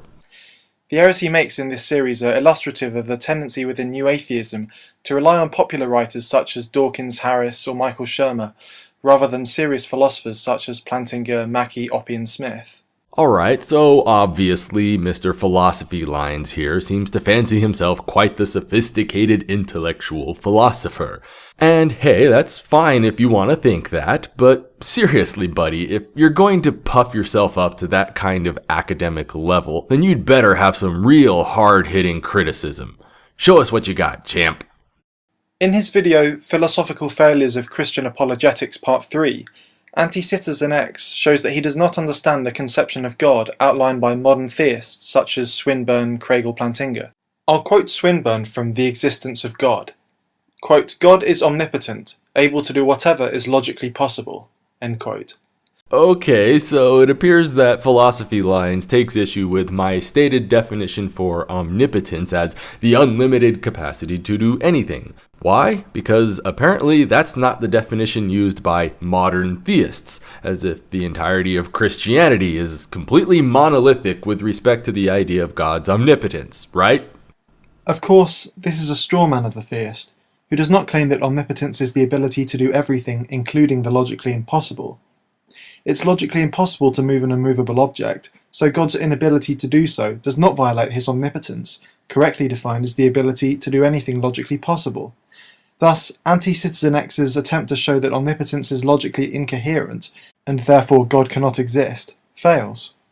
And that's it. That's pretty much the sum total of his entire response. My stated definition is not his preferred definition, so therefore I'm an incompetent boob who should just get off the internet. Thank goodness we have Philosophy Lines to set me straight. Which brings us to our first installment of a new video series called Where Do I Even Begin?, wherein I'm just going to angrily vent at self-important assholes who think that they're God's gift to philosophy. Because this response is so completely asinine that I almost don't even know where to begin. Like, for starters, when it comes to an idea like omnipotence, there really is no such thing as a correct definition. There are only good definitions and bad definitions. For example, if you take a look at the Wikipedia entry on omnipotence, you'll find at least a half dozen variations for that word right there, plus who knows how many more scattered throughout the literature. And as it just so happens, absolutism is a perfectly valid conception that many Christian philosophers and lay people alike have historically used. So if my offered definition for that word happens to be different from your definition, then good for you, Phil. All it means is that whatever arguments I'm about to offer no longer apply to you, now do they? So what's your problem? That still does not absolve you from the fact that other people definitely have held to my definition and so deserve to be addressed. And, as we all know, absolute omnipotence is a definitely bad conception of God because it falls victim to the paradox of the stone. The idea that if God can do anything, then let's see God create a rock so heavy that even God himself cannot lift it. The whole point of the paradox is to simply show that certain definitions for God are obviously not logically tenable. Therefore, if the theists are not careful with their definitions, then I can axiomatically disprove God's existence through the use of brute logical force. It's like you completely missed the forest for the trees. But even ignoring that, the one thing that really aggravates me about this response is that even if we do adopt the modern academic definition for omnipotence, it still doesn't actually resolve the paradox. It just changes the wording a little bit. And what's even more embarrassing is how trivially easy this is to prove. Just get out a piece of paper, write logical possibilities at the top, and start enumerating the list. Like, for example, item 1, is it or is it not logically possible to make rocks? Well, sure, of course it is. There are no intrinsic contradictions to that claim, so therefore it goes on the list. Item 2, is it logically possible to lift rocks? Well, again, yes, put it on the list. Item number 3, is it logically possible to make a rock that has the distinct property of being unliftable by its own maker? Is that or is that not a logically possible thing to do? It absolutely kills me how many people seem to struggle with this simple question, despite the fact that I have personally performed this very action on myself just fine, and so can you. Therefore, it axiomatically must be a logically possible thing for me to do. And if it's logically possible for me to do it, then it necessarily must be a logically possible thing that can be done. Therefore, it goes on the list. And if it goes on the list, then by definition, it has to qualify as a distinct thing God can do. It really is that simple. But of course, there's a problem. How can God lift any finite rock, yet still have the distinct capacity to create a finite rock that he cannot lift? It's a contradiction, isn't it? The capacity to do all that is logically possible is apparently not a logically possible thing. So I'm really sorry if this sounds a little harsh for all those modern, serious philosophers out there, But the paradox is still there, you idiots. You haven't solved a damn thing. So really, Phil, whose philosophical ignorance is being exposed here? You obviously haven't thought this thing through because all you did was replace one paradox with another. I mean, for a guy who claims to only read serious philosophers, how is it that you've never once encountered Bertrand Russell? Because if you actually did your homework on this stuff, then you would know that the omnipotence paradox is really just a roundabout variation on Russell's paradox. Does the set of all sets which do not contain themselves contain itself? There is no logically decidable answer to this question, and there are well understood explanations for why this is the case. You see, the reason why omnipotence is such a bad idea is because it's grounded on a principle known as unrestricted comprehension, basically a kind of you name it then God can do it mentality. And it just so happens to be a logical and mathematical theorem that any theory which contains the slightest shred of unrestricted comprehension must also necessarily be inconsistent. So when Christians try to wiggle out of the omnipotence paradox by claiming that God can only do what is logically possible, they still haven't solved the fundamental problem. It still contains elements of unrestricted comprehension, and all I have to do to break it is simply feed it back onto itself. Notice how this is exactly what the paradox of the stone accomplishes by simply asking, what happens when God pits himself against himself?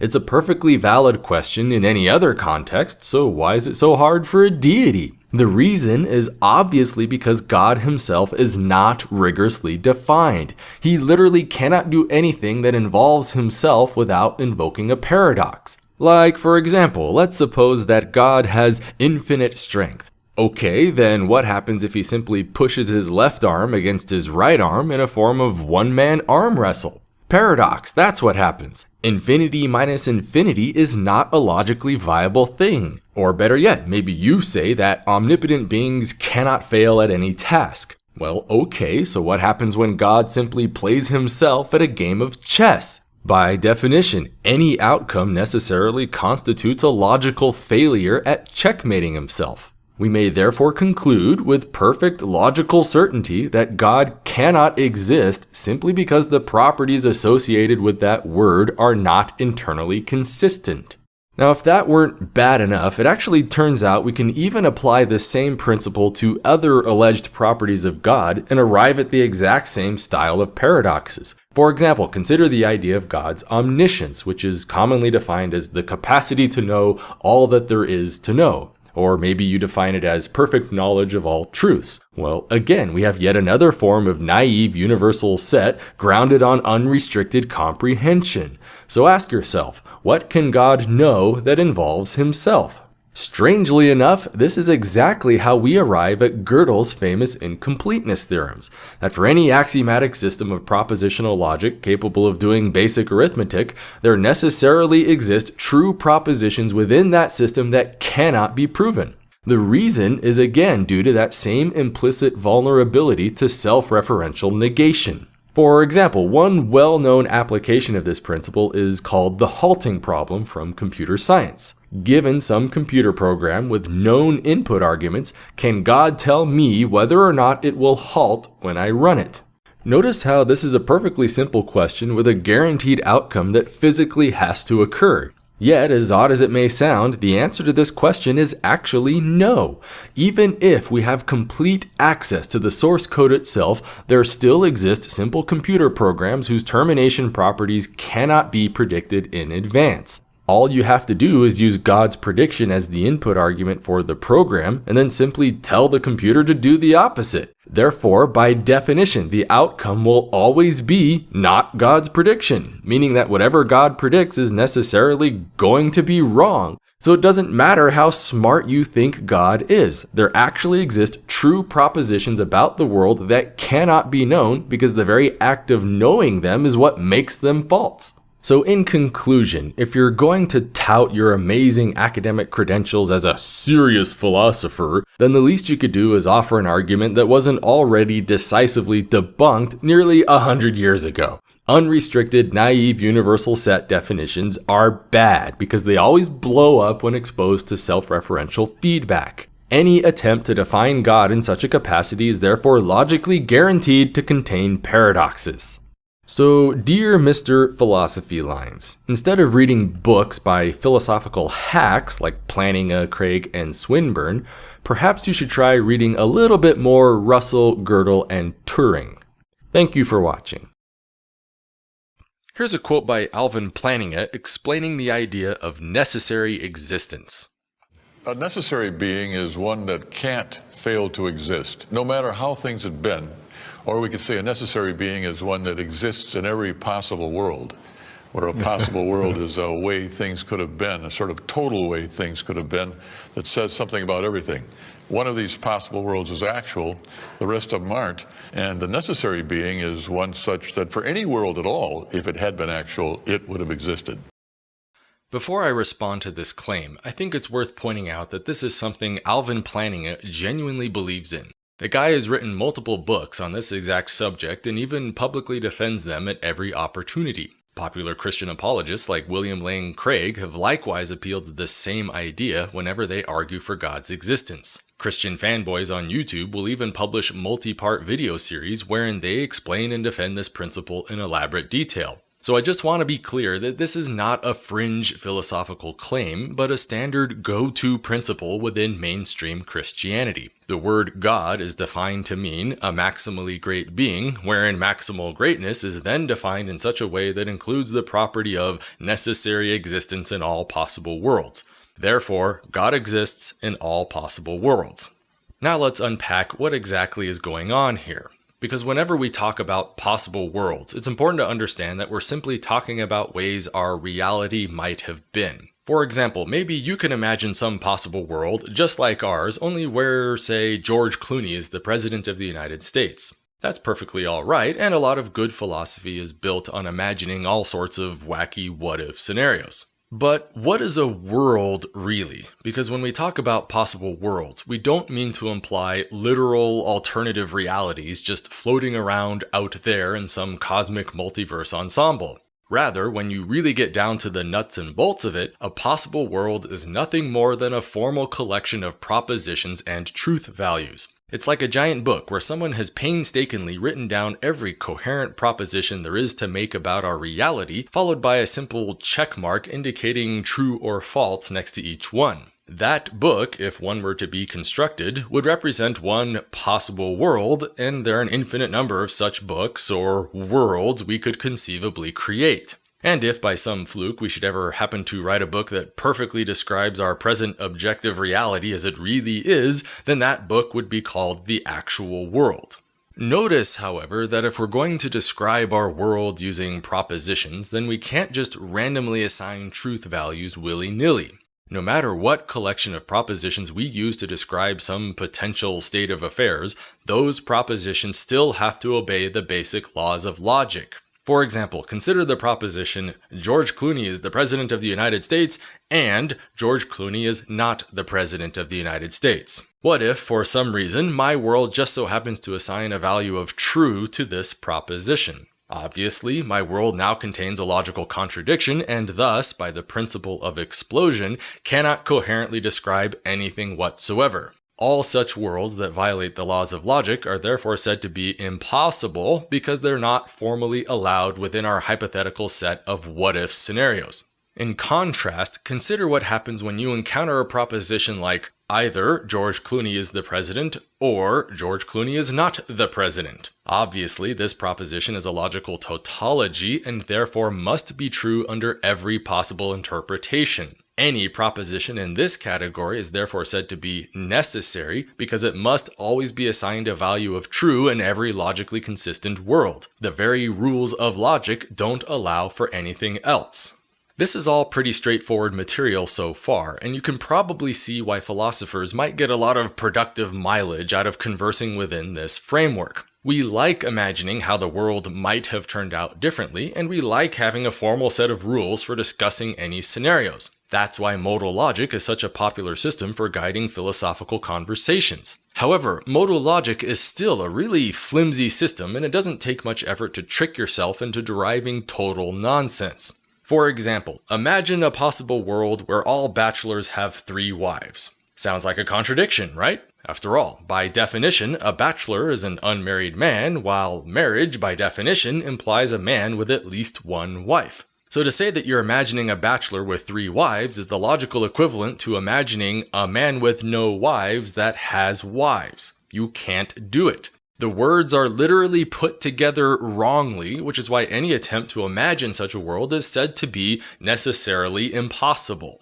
Now watch what happens when I arbitrarily decide to redefine the word bachelor. Instead of being an unmarried man, I want the word bachelor to mean a married man with 3 wives. After all, it's just a word, right? And I'm free to define my terms however I please, am I not? Maybe I can even convince the staff at Webster's Dictionary to go along with my definition, thus rendering it totally official within the English language. Now it's not only logically possible for bachelors to have 3 wives, but also logically necessary.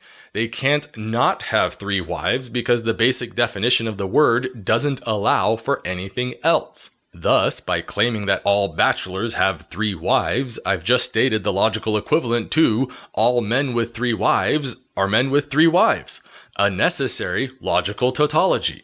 Hopefully you can see why this might be a problem, and that I can now derive any necessary truth I want simply by playing with my definitions. I could define Santa Claus as a being that exists, and that fact would necessarily be true in all possible worlds because any being that exists is, tautologically, a being that exists. Any attempt to imagine a possible world without Santa Claus is now logically impossible because the very phrase, Santa Claus does not exist, is now the logical equivalent to saying, a being that exists does not exist. It cannot possibly be true. Notice how this is exactly what Christian apologists are trying to do whenever they describe God as a necessary being. God is, by definition, a maximally great being, and maximal greatness, by definition, includes the property of existing in all possible worlds. Therefore, by definition, God is necessarily a being that exists in all possible worlds. God cannot fail to exist because, again, the very phrase, God does not exist, is the logical equivalent to saying a being that exists does not exist. Obviously, something is terribly wrong here in that you can't just go around defining things into existence. After all, if you get to define God as a being that exists, then I get to define God as a being that does not exist. Not only is God's existence now false, but also necessarily false in all possible worlds. So now what, Christians? My definition is just as valid as yours, so who wins? This is a really interesting dilemma to me because it forces us to address 2 fundamental philosophical questions. First, how do language definitions really work? That is to say, what is the point of even defining things in the first place? And secondly, what does it mean to say that a thing exists? And why is existence different from other ideas in language definition? To begin, simply consider the tautological proposition that all unmarried men are unmarried men. A necessary proposition to be sure, but also completely vapid and meaningless. Sure, I can go ahead and define the word bachelor to mean unmarried man, but you'll notice that nothing about this situation fundamentally changes. The proposition that all bachelors are unmarried men is still the same vapid tautology, but just spoken in fewer syllables. So unless you're perfectly satisfied with empty, meaningless substitution, we need to find something outside of mere wordplay on which to ground our use of language. Alright, so with that in mind, consider what happens when we formulate our language definitions in the form of a conditional empirical proposition. If, on some rare occasion, I should happen to encounter the empirical manifestation of an entity that is apparently both a man and unmarried, then I will formally choose to call such a thing a bachelor. Now we have a definition with real functional merit. Rather than mindlessly swap words for other words, we instead use language to place labels on distinct sensory experiences. It's a little thing called the verifiability criterion of meaning, and it represents the ultimate foundation for all human language itself. Anytime I state some language definition, then in principle I have to be able to use that definition to identify distinct elements within my immediate sensory environment. Without this empirical foundation, then all human language immediately collapses back into a meaningless tautological void. Now that we have a working conception of what definitions are supposed to accomplish in practice, we can finally consider what happens whenever I try to lump existence into the definition of some word. For instance, if, on some rare occasion, I should happen to encounter the empirical manifestation of an entity that is apparently a man, unmarried, and existing, then I will formally choose to call such a thing a bachelor. You may not notice it right away, but there's something strangely off about this statement. Because if I should ever just so happen to encounter the empirical manifestation of anything, then it seems pretty safe to conclude that this is also apparently a thing that exists. Likewise, if I should ever happen to imagine a world that contains no bachelors for me to ever empirically identify, even in principle, then it should go without saying that bachelors don't exist in such a world.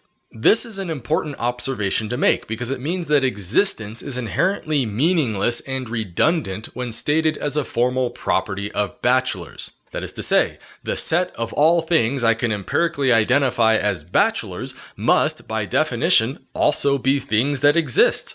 It therefore makes no difference whether or not I define bachelors as existing because the set of all things that qualify for such a label is logically identical either way. However, since we can readily imagine a logically possible world that contains no bachelors, it immediately follows that we can likewise imagine a possible world that contains no bachelors that exist. Again, this has to be the case because the two sets are still logically identical. Yet the very idea of a world without bachelors is quite literally the textbook definition of a world where bachelors don't exist in the first place. We therefore must conclude that things which exist as a matter of definition can apparently still not exist.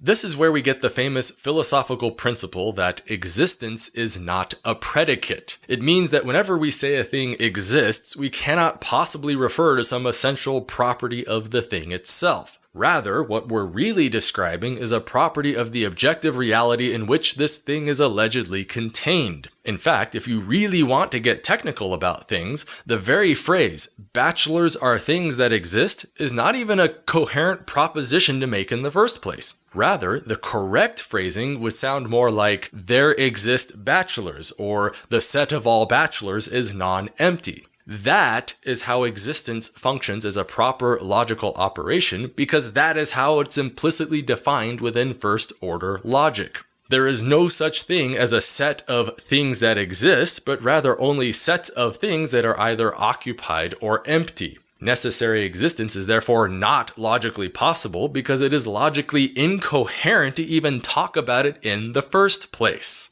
Bear in mind now that all this practically boils down to at the end of the day is the rather obvious principle that reality doesn't care how you define words. I could define myself as the undisputed King of America, but that does not mean I can just waltz up to the White House and expect everyone to start treating me like royalty. Christians can likewise define God as a thing that exists, but that does not magically require objective reality itself to contain anything worthy of that label. Yet that's exactly what Christian philosophers like Alvin Plantinga are trying to do whenever they describe God through this nonsensical property of necessary existence. So let's just cut through the bullshit for 1 second and state the obvious out loud. Imagine a possible world where God does not exist.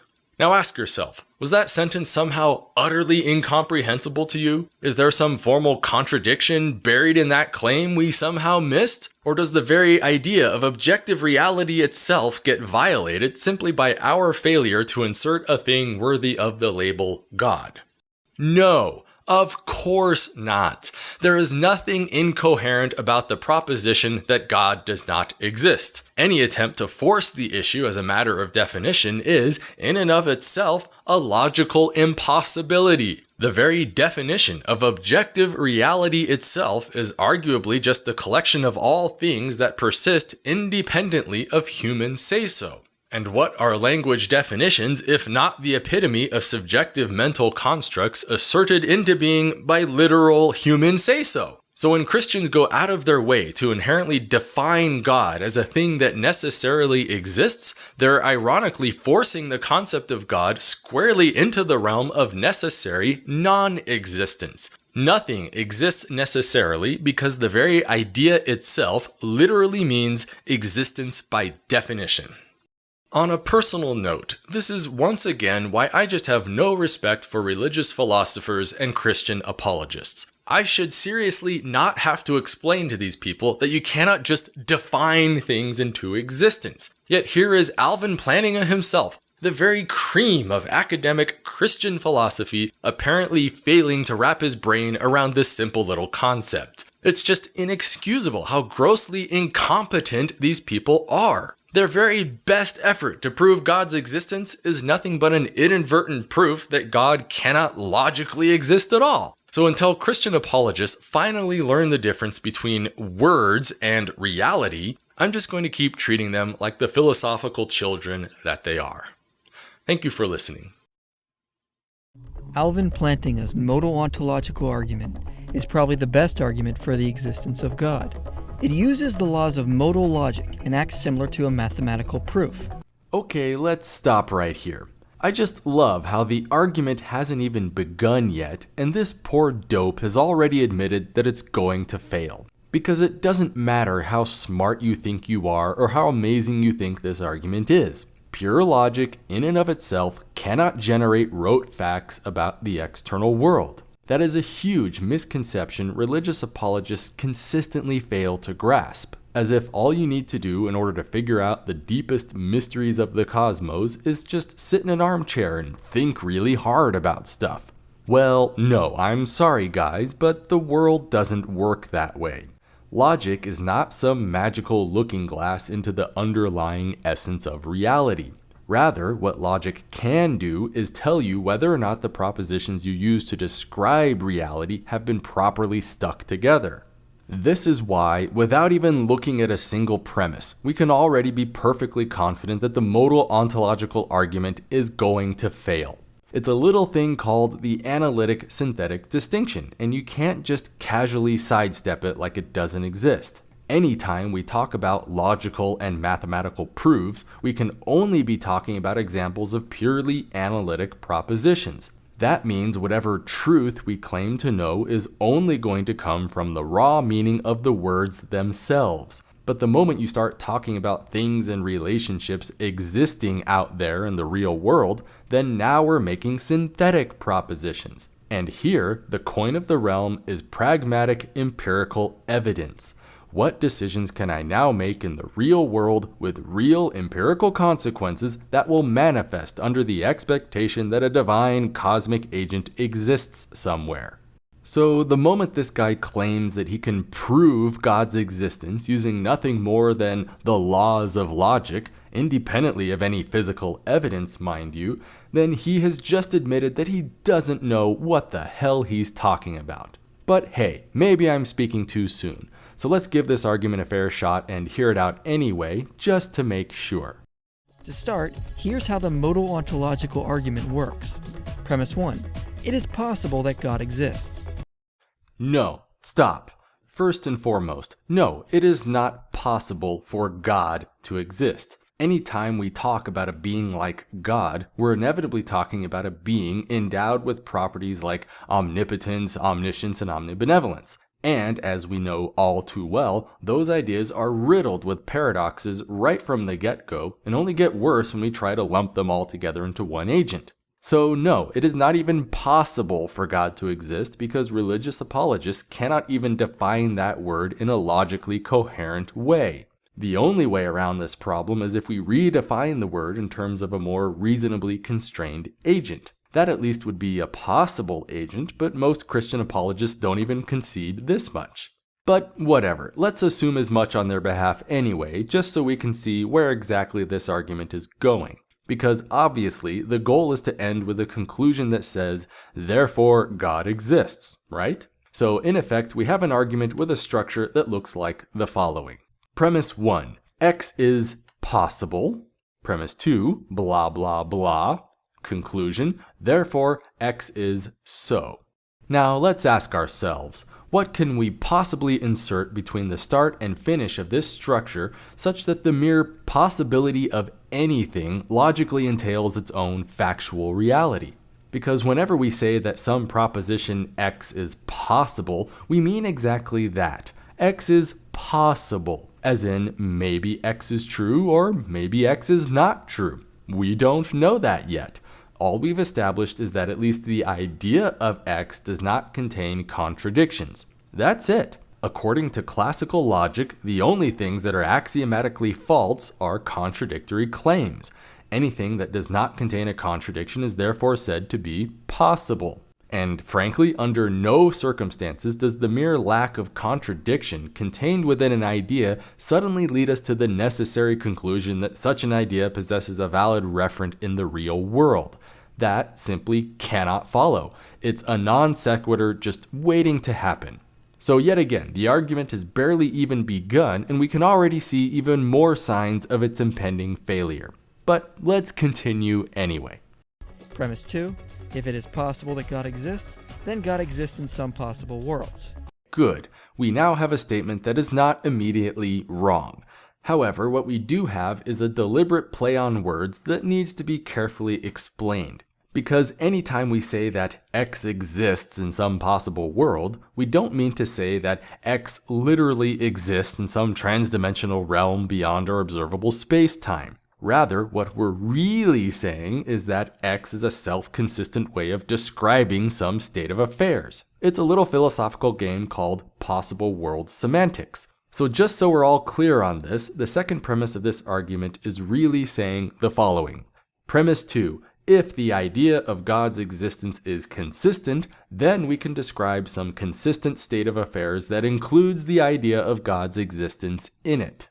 For example, here's a set diagram of possible worlds versus impossible worlds. On the right here, we have the set of all impossible worlds, meaning descriptions of the world that cannot possibly be true.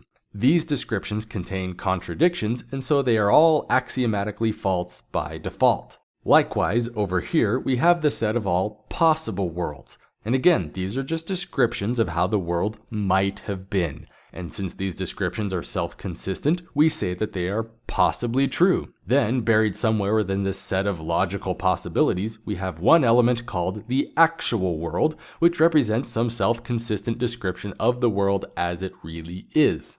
So to summarize the ontological argument thus far, we have the assertion that God's existence is a self-consistent proposition, and so therefore God is an element of the set of possible worlds. Maybe he's an element of the real world, maybe not. We don't know that yet, but perhaps our good Christian friend can show us how that logical step works.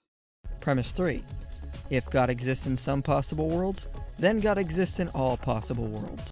Whoa, what? Where the hell did that come from? That's like saying if God owns a home in California, then God owns a home in every state in America. That totally does not follow. The correct logic would work backwards, like maybe if God owns a home in every state in America, then God owns a home in California. Or maybe you could say that if God owns a home in California, then God owns a home in America. Those would be valid deductions, but not this. So no, I'm sorry, Mr. Inspiring Philosophy, but you just completely failed at basic logical set theory. Just because some A's are B's does not lead us to the assertion that all A's are B's. Likewise, God's own self-consistency does not magically require us to insert his existence into all possible descriptions of reality. That is called a non sequitur. So there you have it, the smoking gun. I said the argument was going to fail, and sure enough, it did. The rest of the argument is therefore completely bogus, and we can all just stop talking about this miserable attempt at logic, right? Well, not exactly. Just watch. Okay, here's the problem. They are falling into the typical error of misunderstanding how God is defined. Dude, stop. Just stop. You are embarrassing yourself. I mean, for a guy who practically advertises his philosophical expertise in his own name and avatar, you of all people should know that it does not matter how God is defined. Mere definitions alone do not magically translate into physical presence in the real world. Any idiot can tell you this. The only way you can even come close to that kind of goal is by implicitly defining God as an element of the set of things that exist. But you can't just summarily do that because God's existence is the very thing you're trying to prove in the first place. If all you're going to do is simply define it outright, then it's no longer an argument, it's an assertion. Now, there are three ways to define a being or an entity in the ontological argument. An entity can either be impossible, which means it exists in no possible worlds. An example would be a square circle. An entity can be contingent, which means it exists in some possible worlds, like a unicorn. A unicorn could exist in some possible worlds, but not in others. Last, an entity can be necessary, which means it has to exist in all possible worlds. Do you notice how he's still admitting that this is all just pure definition? I mean, hell, it even says so right there at the top of the screen. Ways entities are defined. And since a necessary entity is defined as existing in all possible worlds, then it must be so, right? Look, champ, the only way for anything to exist necessarily is if its non-existence somehow implied a logical contradiction. And the only way for non-existence to imply a contradiction is if existence is already an implicit part of the definition of the thing itself. That way, a non-existing necessary being is the logical equivalent of a being that does not exist that exists. That's why absolutely nothing in the entire universe can possibly exist by necessity, because the very idea itself literally means existence by definition. Seriously, what examples can anyone possibly give to say otherwise? Well, examples of necessary entities are numbers, absolute truths, and shape definitions. For example, take the number 2. No one created it, it just exists necessarily. It can't not exist. Take a shape definition for another example, such as a square must have 4 sides. A square cannot exist with only 3 sides, because that would be logically incoherent in any possible world. No.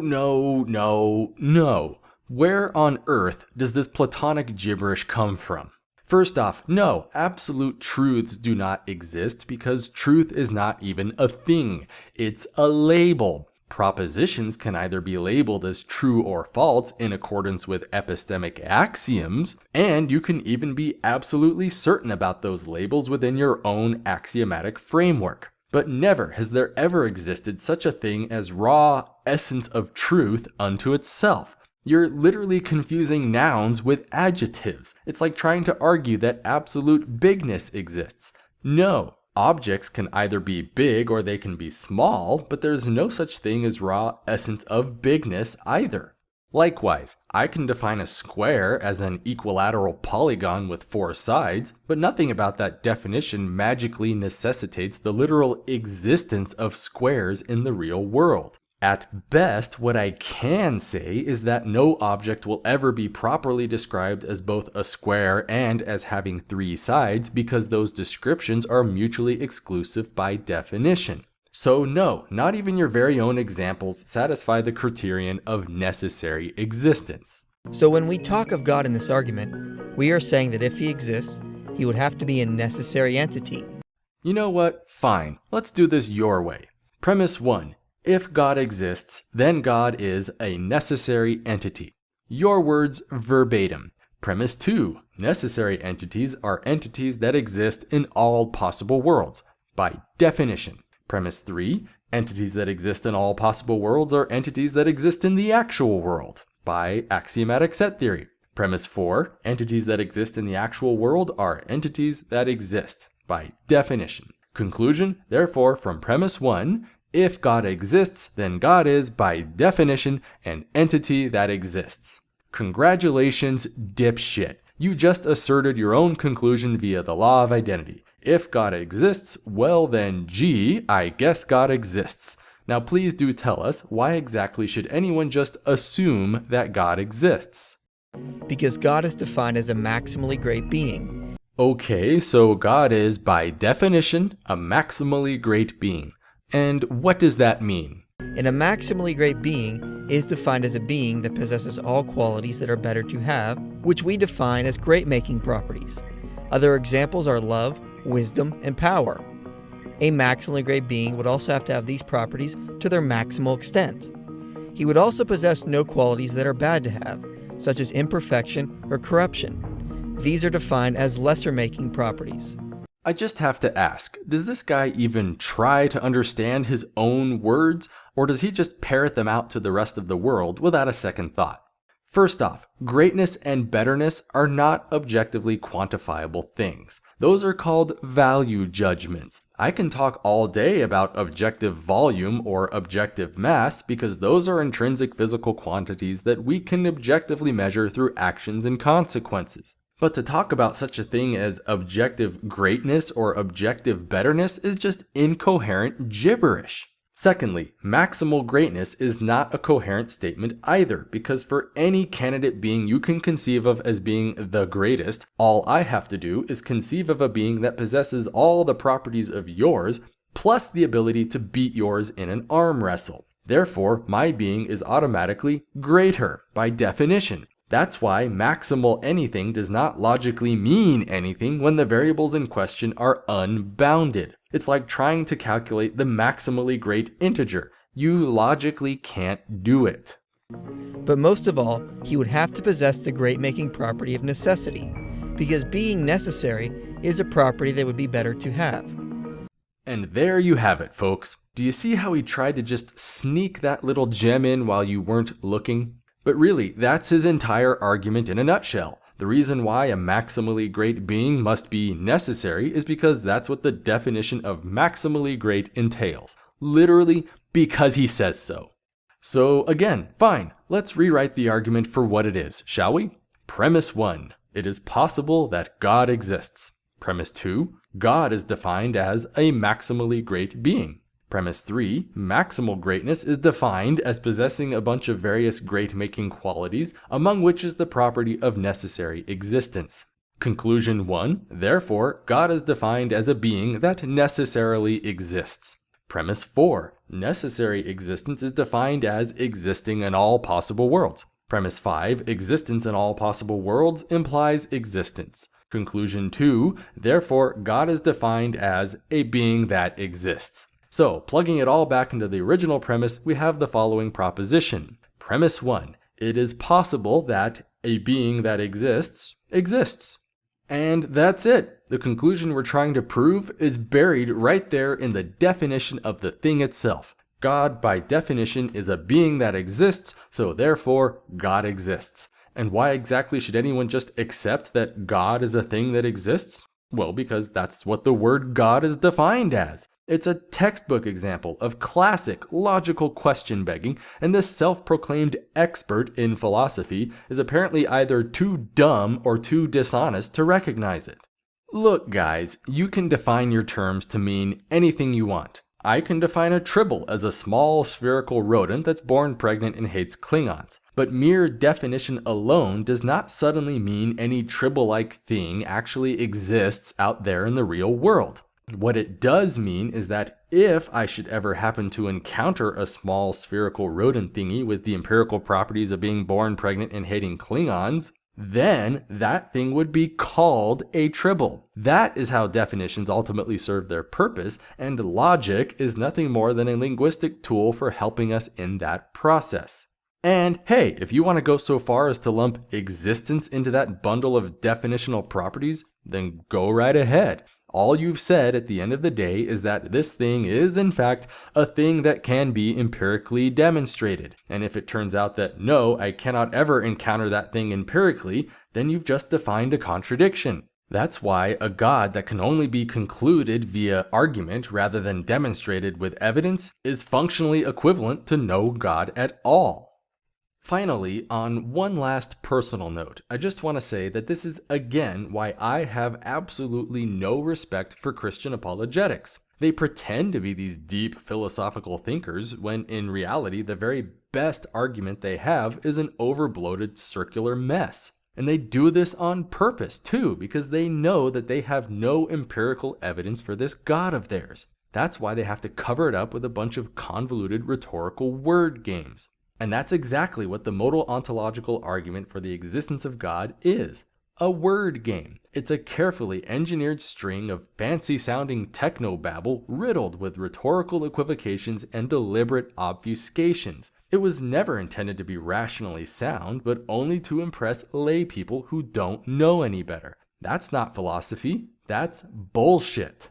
For example, just look at the first premise. It is possible that God exists. Notice how the wording itself has been meticulously crafted to appear innocuous and conceal the true structure of the argument. After all, we're all open-minded people, right? Surely it's possible that God exists, right? Yet the moment you naively accept that first premise, they've got you. The word God itself was implicitly defined in advance as literally a thing that exists. It's so patently brazen, too, that on some fundamental level, apologists have to realize what it is they're doing. You simply can't spend that much time and energy studying the nuances of logical modality and possible world semantics without eventually realizing the deceptive use of language being employed. So, in conclusion, if you ever encounter any Christian apologist who openly defends the ontological argument, then my advice for you is don't even deal with them. These people are not interested in honest discourse, but only care about how many popularity points they can score by out bullshitting you in front of an audience. So don't give them the satisfaction. When Christians want to act like grown-ups and make a case for God that utilizes pragmatic empirical rationalism, then we'll be right here waiting. But if all they want to do is play rhetorical word games built on known fallacies, flat-out assertions, and willful contortion of language, then they can just go sit in a corner with all of the other amateurs, frauds, and snake oil salesmen. Thank you for watching. We believe that the God who created the universe is capable of writing a book, and the God who is perfect is capable of writing a perfect book. And that would be what the doctrine of inerrancy affirms, that the Bible is true in all that it teaches. That is, its complete and absolute freedom in its entirety of any error of any kind whatsoever. God the Father can't err. The Bible is the Word of God. Therefore, the Bible can't err. So in all things that they affirm and in all things that they deny, they are completely truthful because they are God's words. If biblical inerrancy is not true, then God is not God. Biblical inerrancy, the doctrine that the Bible is the inspired, inerrant, and perfectly truthful Word of God.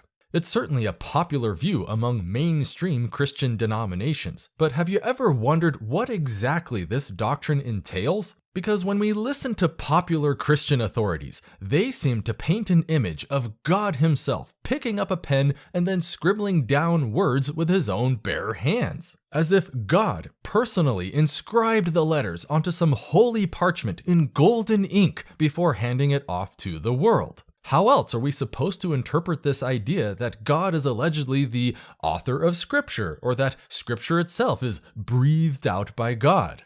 The reality, of course, is very different. We know that God could not have possibly written the Bible with his own hands because the Bible itself explicitly names human authors. It's right there in the very titles to half of its books. The Gospel according to Matthew, the Epistle of Paul to the Romans, the Song of Solomon, the Book of Isaiah, all human authors. Even when the books aren't declaring their own authorship outright, it's at least pretty well understood that a human being is the one who originally wrote down the words. So when Christians continually describe the Bible as God's Word, I tend to get very confused. How exactly do the words of men get elevated to the words of God?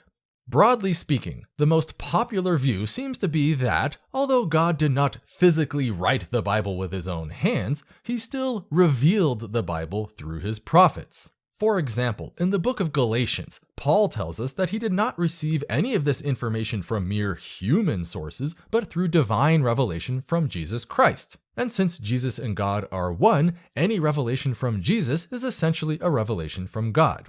Likewise, the four Gospels make no claim to being the personal autographs of Jesus, but merely secondhand accounts of what Jesus supposedly said and did. Some books make no particular mention whatsoever about their sources, but are at least believed to come from God.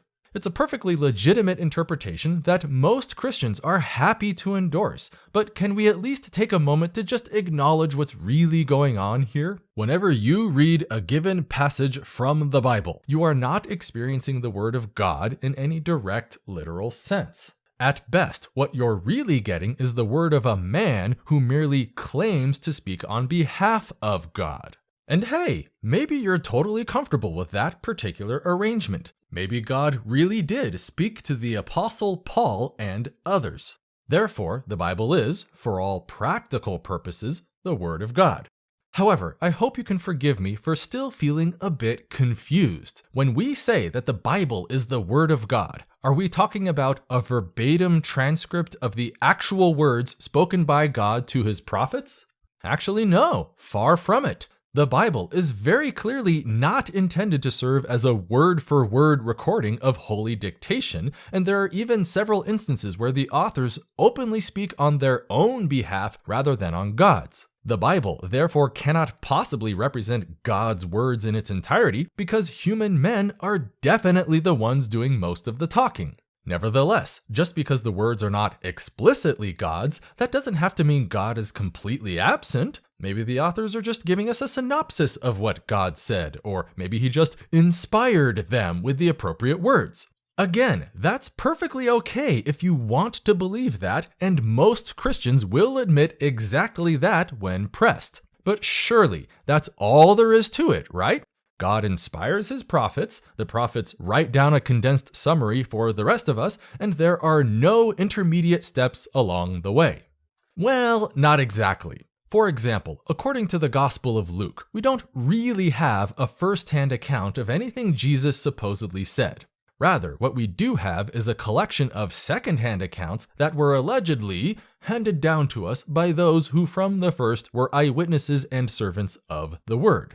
Furthermore, even though the other three Gospels neglect to say it out loud, it is at least strongly indicated that the authors are not eyewitnesses. None of these intermediate sources are even identified either, leaving us entirely in the dark as to who these people supposedly were. We have no idea how many people were interviewed, what vetting process was used in their selection, or how far removed they were from the original events. Let's not forget that these alleged sources are not exactly contemporary either. For example, most biblical scholars agree that the book of Mark wasn't actually written down until at least 30 years after Jesus' death, and that the other three Gospels were almost certainly recorded even later than that. So anytime you read a story about Jesus and his ministry, it's important to realize that you are not getting the word of God through some prophet. At best, what you're really getting is the word of some guy who merely claims to know some other guy who apparently heard it from yet another guy who totally swears that he was there decades ago when Jesus did all of the things. Bear in mind now that none of this stuff is particularly controversial, given that the Bible itself is the primary source for this information. But let's just ignore all of that and assume anyway that everything written down by the biblical authors is the inspired, inerrant, and perfectly truthful Word of God. Could someone please now tell me where exactly I might find an original manuscript so that I might read it for myself? Yeah, about that. Did we forget to mention that none of the original manuscripts survived? The printing press wasn't invented until the 15th century, which means every single copy of every single page in every single Bible had to be written by hand. Paper manuscripts also have the annoying tendency to decay over time, which means all original autographs, including their immediate copies, have long since rotted away. Consequently, anytime we speak about a particular book in the Bible, we are definitely not talking about the original writings of the original authors. At best, we can only talk meaningfully about copies of copies of copies of copies that eventually got passed down to us today. Surely, though, we can trust all of those ancient scribes to perfectly preserve the original wording of the biblical authors, right? No, not by a long shot. Ancient scribes were notorious for their tendency to commit errors, and there are countless documented examples of this stuff littered throughout the surviving manuscripts. These aren't exactly harmless spelling mistakes either, but deliberate alterations with significant theological consequences. One of the most egregious examples of this phenomenon is the so-called pericope adulterae found in the book of John. Or, depending on which ancient manuscript you read, not found in the book of John. It's the famous story about Jesus and the woman taken in adultery, and the entire thing is nothing but an honest-to-goodness textual variant. We actually have multiple surviving copies of the book of John dating as far back as the early 3rd century, and the entire story is conspicuously absent from the earliest texts. Even the very titles of the Gospels themselves are known textual variants. Nowhere in the oldest Greek manuscripts will you ever find anything that either says or implies the Gospel according to Matthew, Mark, Luke, or John. Christian scribes deliberately added those titles centuries later because they wanted to give respectable names to otherwise anonymous accounts. This is exactly why many Christian organizations tend to limit the doctrine of inerrancy to just the original autographs. It's weird, too, because on some fundamental level, they must realize the theological can of worms that this entails. There simply do not exist any surviving autographs to point to, which means any attempt to reconstruct an original text is necessarily an educated guess. But let's suppose we're again feeling generous and just assume anyway that none of this is a problem. The Bible is the inspired, inerrant Word of God, preserved with absolute precision over countless centuries, just as the original authors intended and written specifically for us today in modern American English. No, that would be silly. The Bible was not written in American English, but Koine Greek and Ancient Hebrew. Both long-dead languages that no living human being has ever heard spoken aloud. Every time you read a modern English translation of the Bible, you're reading exactly that, a translation. At some point in history, a human being must have physically held an ancient manuscript in his hands before painstakingly translating that document into our own native languages. Yet, as anyone with any experience in translation knows, it is fundamentally impossible to perfectly preserve meaning when translating ideas from one language to another. That's why so many different versions of the Bible exist in the first place. There is no objectively correct way to interpret a language, which means you eventually have to pick and choose which biblical translation you want to read. Is it the King James Bible, the American Standard Bible, the Common English Bible, the New International Bible, the English Standard Bible? Unless you personally happen to possess perfect fluency in multiple ancient languages, then you necessarily must rely on the efforts of fallible human beings whenever you read an English translation of the Bible. To make matters even more complicated, many of the original Greek copies of the New Testament are already translations unto themselves. Remember that Jesus is supposed to have conducted his ministry among the poor, illiterate peasants of ancient Palestine, which means any words he physically spoke out loud would have necessarily been Aramaic. Greek was not the language of poor, illiterate peasants, but rich, educated elites. So it's not just one language barrier we have to contend with, but two language barriers, the first of which is now forever hopelessly lost to time. But hey, maybe none of that matters to you either. Maybe you believe that God perfectly preserved every last bit of a central doctrine throughout the entire history of the Bible so that we could enjoy its message today. Everything from Genesis and Judges all the way down to the Gospels and the Epistles is all perfectly inspired scripture, right? Oh, and let's not forget my personal favorites, the Wisdom of Solomon, the Book of Tobit, and the Book of Judith. Wait, hang on a second. Do you mean to tell me that those last three books are not the inerrant inspired Word of God? Well, says who? The Protestants? That's odd, because the Catholics seem to be telling me the exact opposite. So fine, let's settle this once and for all. Could someone please tell me at what point in history did God personally come to earth and reveal which biblical documents are officially his inspired holy scripture and which ones are just the fallible concoctions of human authors? Oh, that's right, never. The task of picking and choosing which books to include in the Bible was not a matter of divine revelation. Men did that. fallible human men are the ones who ultimately dug through all of the ancient manuscripts before deciding which ones to keep and which ones to toss. This was almost certainly a difficult task too, because forgeries were definitely a widespread problem among ancient Christians. For example, in 2 Thessalonians chapter 2, Paul himself warns openly against the existence of forged letters in his own name. It's ironic too, because modern scholars actually believe that this exact letter was very likely a forgery unto itself. So what criteria could ancient scholars possibly employ that would guarantee a perfect inerrant selection of scripture given the abundance of textual variants, alternative theologies, and even outright forgeries? Let's be clear. It's one thing to believe that God inspired the Bible in some roundabout metaphorical sense, but it's another thing entirely to describe the Bible as some kind of flawlessly divine relic. We're talking about a book that was written by men, oftentimes by interviewing the memories of other men, only to then get translated by men, edited by men, modified by men, summarized by men, copied by men, preserved by men, translated again by men, and then compiled by men, only to finally get promoted by men as the absolutely inerrant Word of God. Not only is that blatantly dishonest, but it elevates the work of fallible, mortal men to the status of godly perfection. There's a word for that in Christian theology, my friends. It is called idolatry, and it is a terrible, deadly sin. Imagine getting into medical school and sitting down for your very first day of class. As a scholarly-looking professor approaches the lectern, you eagerly get out your pen and paper in anticipation for all the amazing knowledge coming your way. "Welcome to the foundations of medicine," says the professor. "I hope you're all as excited as I am to explore the vast, wonderful world of healing."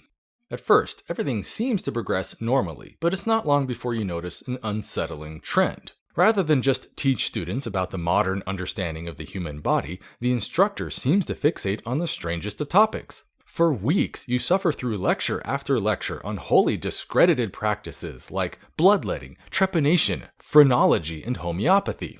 Eventually, about halfway through the semester, the professor seems to settle down with more sensible topics like cell biology and the germ theory of disease, but it doesn't last. Before you know it, you're suddenly delving right back into the medicinal theories of feng shui, acupuncture, and demon possession.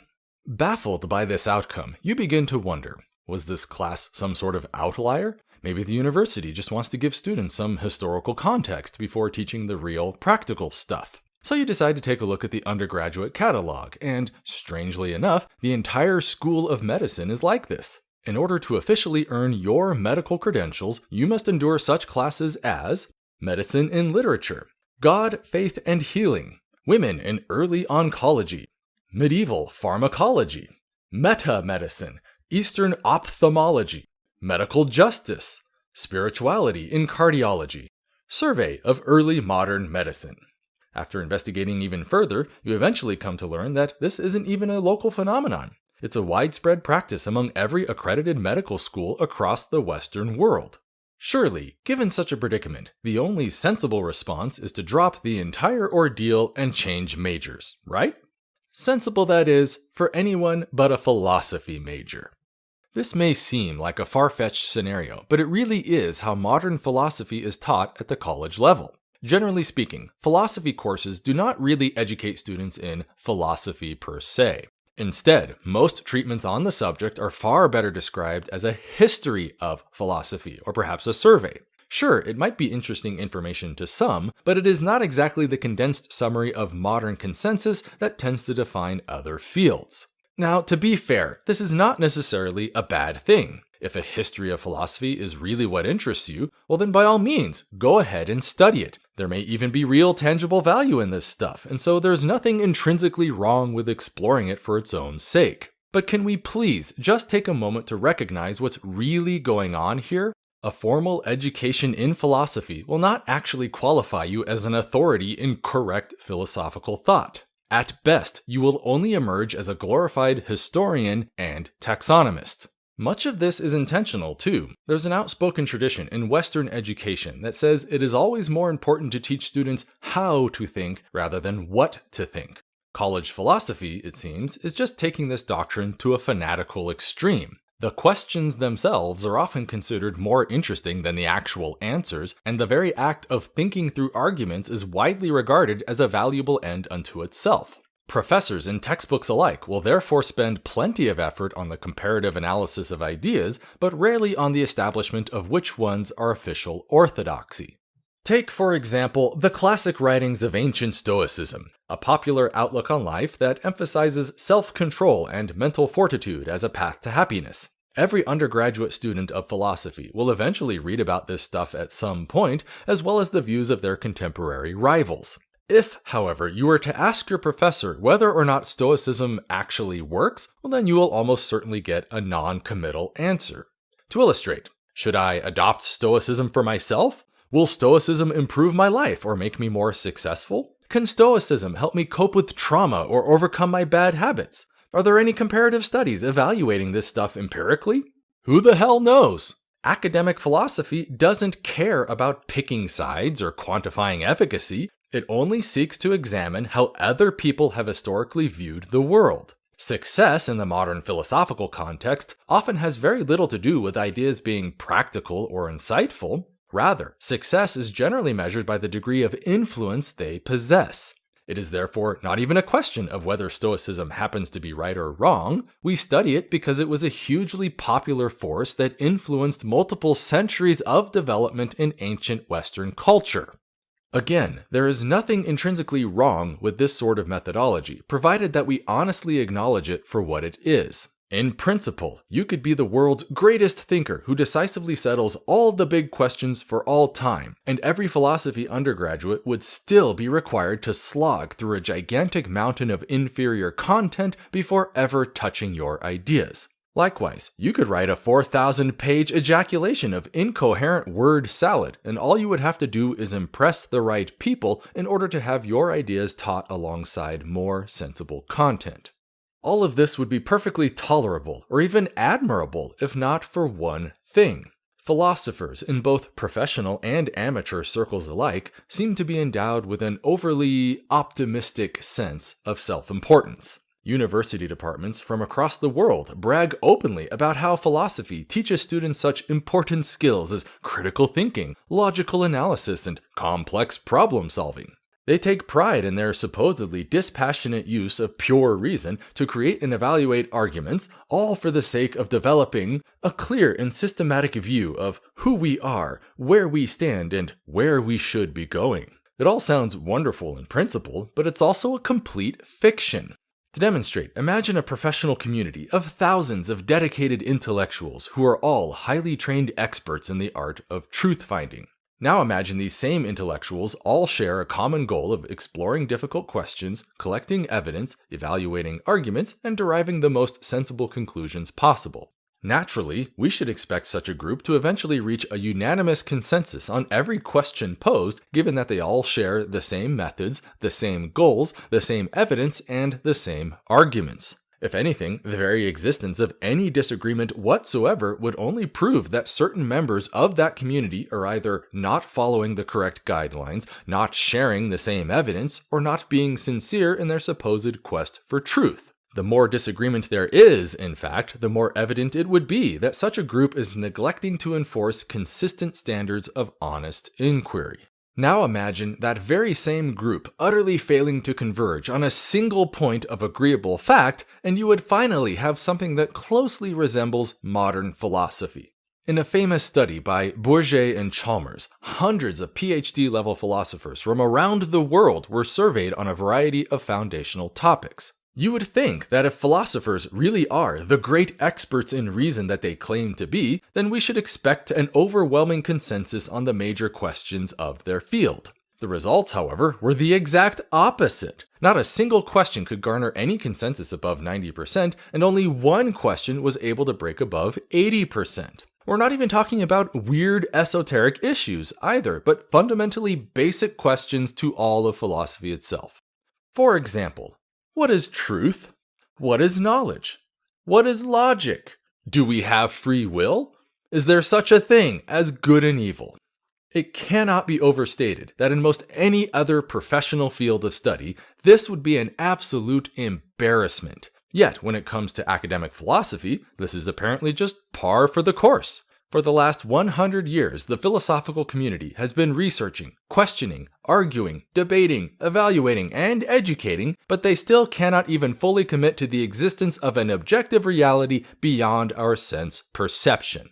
Even more embarrassing for the philosophical community is how many of the traditionally deep philosophical questions have already been long solved by professionals in other fields. Take, for example, the nature of morality and ethical behavior. Biologists and economists collectively solved this problem decades ago in that they both arrived at the same basic description via independent lines of investigation. Self-interest, when coupled with social interdependence and scarcity, naturally gives rise to cooperative pro-social behaviors. This is not a matter of any serious debate either, but a well-established field, complete with its own mathematical formalism, laboratory experiments, and real-world applications. Yet, to this very day, we still find philosophers who obsess endlessly about whether or not pulling the lever is murder. This is exactly why academic philosophy has a less than stellar reputation among professional scientists, engineers, and the public at large. One of the most famous examples of this frustration was even voiced by Professor Stephen Hawking himself when he publicly declared that philosophy is dead.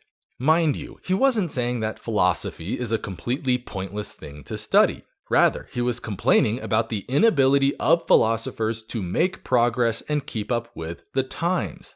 Cosmologists are out there making amazing discoveries every day about the fundamental nature of space, time, and even causality itself. Yet philosophers are still debating such banal questions as, what is the nature of being?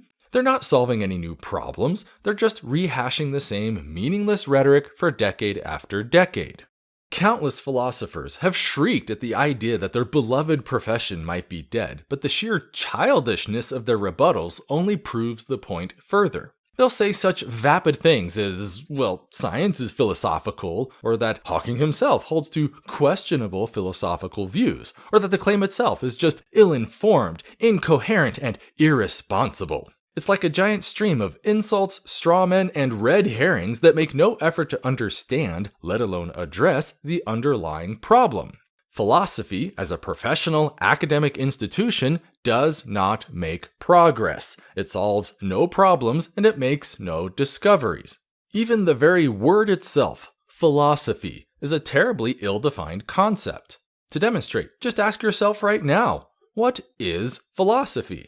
That is to say, when I go out and take a bunch of philosophy courses from the philosophy department to earn my philosophy degree, what exactly am I studying? What knowledge or skills must I acquire in order to officially qualify as an expert in the field? What separates the study of philosophy from, say, the study of physics or art? How do we differentiate between a philosophical problem and a scientific one? How do we measure the difference between good philosophy and bad philosophy?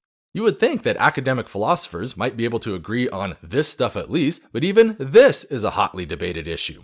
For instance, consider the classic platitude that philosophy is simply the love of wisdom.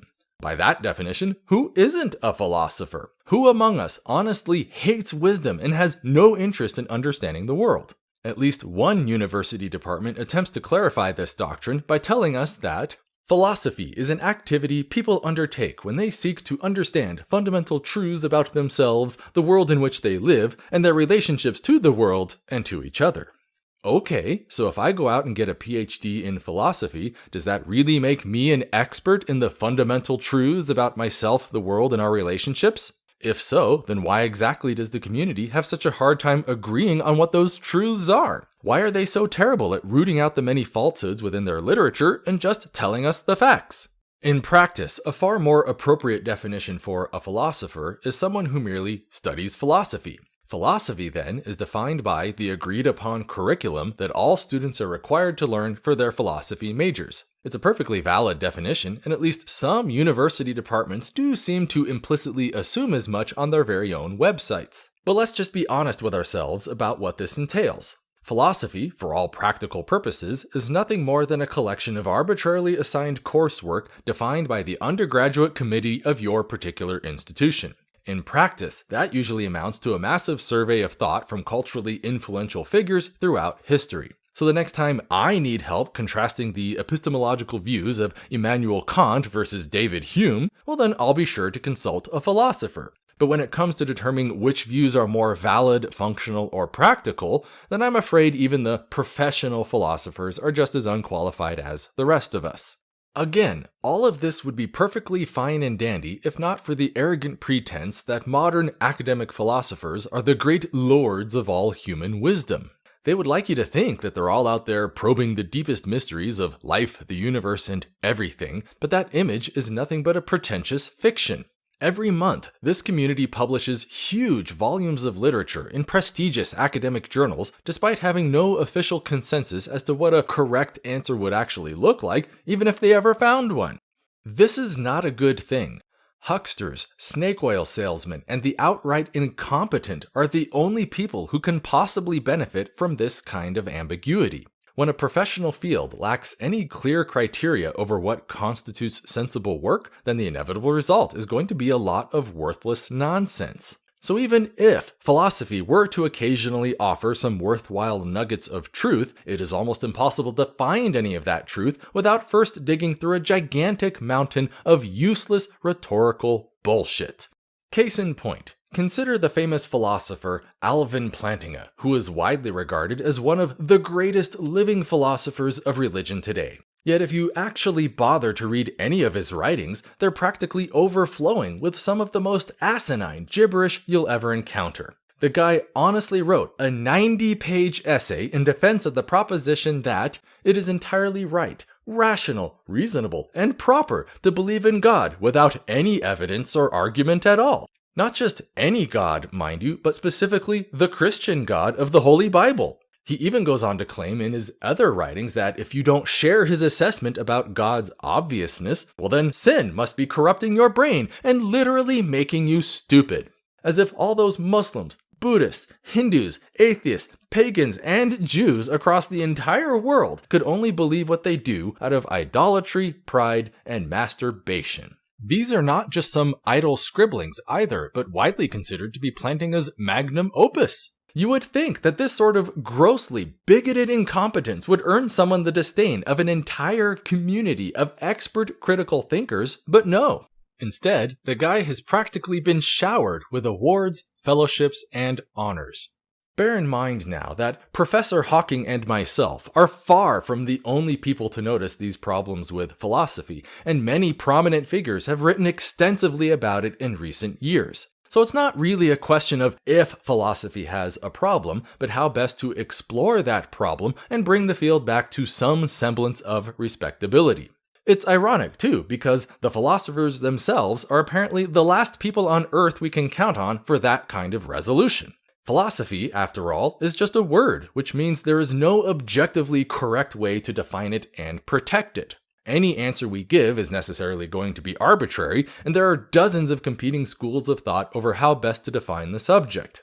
Let's not forget that countless members of the community also have a vested interest in maintaining this lack of standards, as it allows them to essentially get paid for doing nothing. Nevertheless, if philosophers ever want to be taken seriously as academic grown-ups, then sooner or later they're going to have to impose a few boundaries.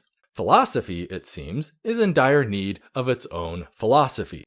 It's interesting when you utter this phrase out loud because it actually provides a subtle clue as to what the word philosophy tends to indicate in practice, namely, the rigorous articulation of what stuff means.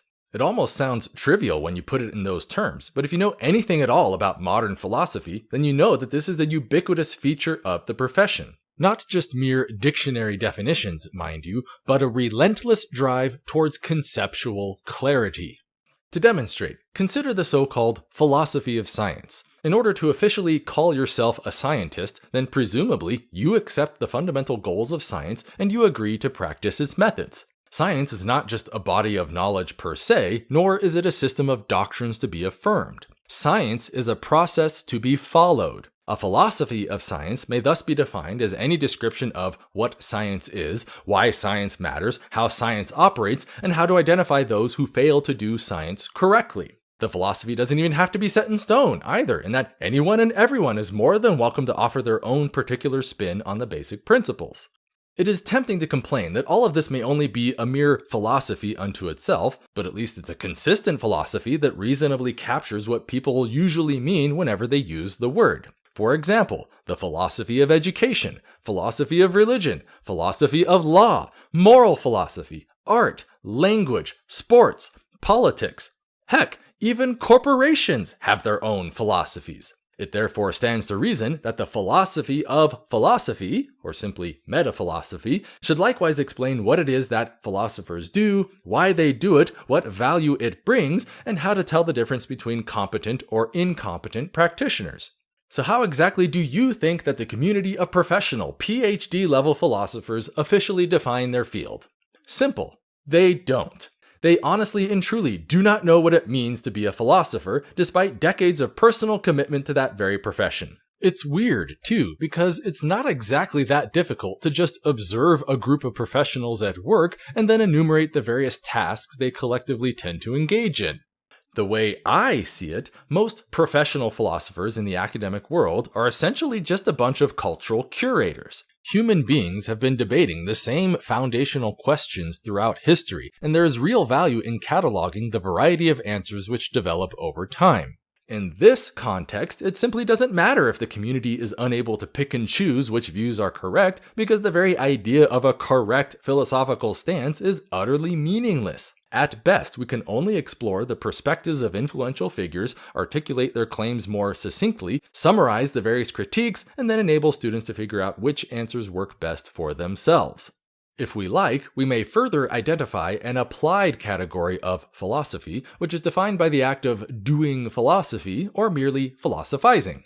Anyone can do it, and it's simply a matter of doing exactly what we just established. A formal articulation of definitions, goals, values, presuppositions, beliefs, whatever, followed by a thorough exploration of supporting arguments, logical implications, and practical consequences. Successful practitioners are thus measured by their overall degree of cultural influence, but I believe that we can also reasonably evaluate their merits by examining certain objective criteria. For instance, I personally think that good philosophers must clearly define their terms, rigorously formulate their arguments in accordance with established rules of inference, and then show how such conclusions are relevant to real-world problems. In other words, what do you mean by that? How do you know that? And why should anyone care? Again, this may only be my personal philosophy, but at least it's a qualified philosophy from an experienced professional within science and engineering. Just because goals and definitions are arbitrary, that does not mean anyone is free to concoct whatever self-serving nonsense they like. If you expect your ideas to be clear, informative, and compelling, then there are just certain rules you're going to have to learn to follow. If, however, you don't care about any of those things, well then by all means, go ahead and mash your keyboard with whatever vapid gibberish comes to mind. Just don't act surprised when the rest of the world tends to have a hard time adopting your conclusions. But who knows? Maybe I'm being overly simplistic. Maybe you have an entirely different perspective on how philosophy ought to be defined. That's great, and I would absolutely love to hear all about the many different nuances within competing schools of thought. But whatever views you have, can we please stop deluding ourselves under the pretentious fantasy that the so-called philosophers possess some kind of magical insight into the fundamental truths of anything? Academic philosophy is not about being right or wrong, but about exploring the questions themselves within some cultural or historical context. If that is how you view philosophy, then it is perfectly safe to say that the field is very much alive and well. If, however, you want hard, definitive answers, then sooner or later you're going to have to start imposing some basic standards. In that sense, I'm afraid to say that philosophy is most definitely dead because it was technically never alive in the first place. Science is the ultimate authority in that realm because science actually has standards for what correct answers are supposed to look like. Science, therefore, doesn't need philosophy in any direct sense because science is a philosophy. So until mainstream academic philosophers learn to impose a philosophy of their own, they shall forever remain on the sidelines as other institutions carry on the real work of research and discovery.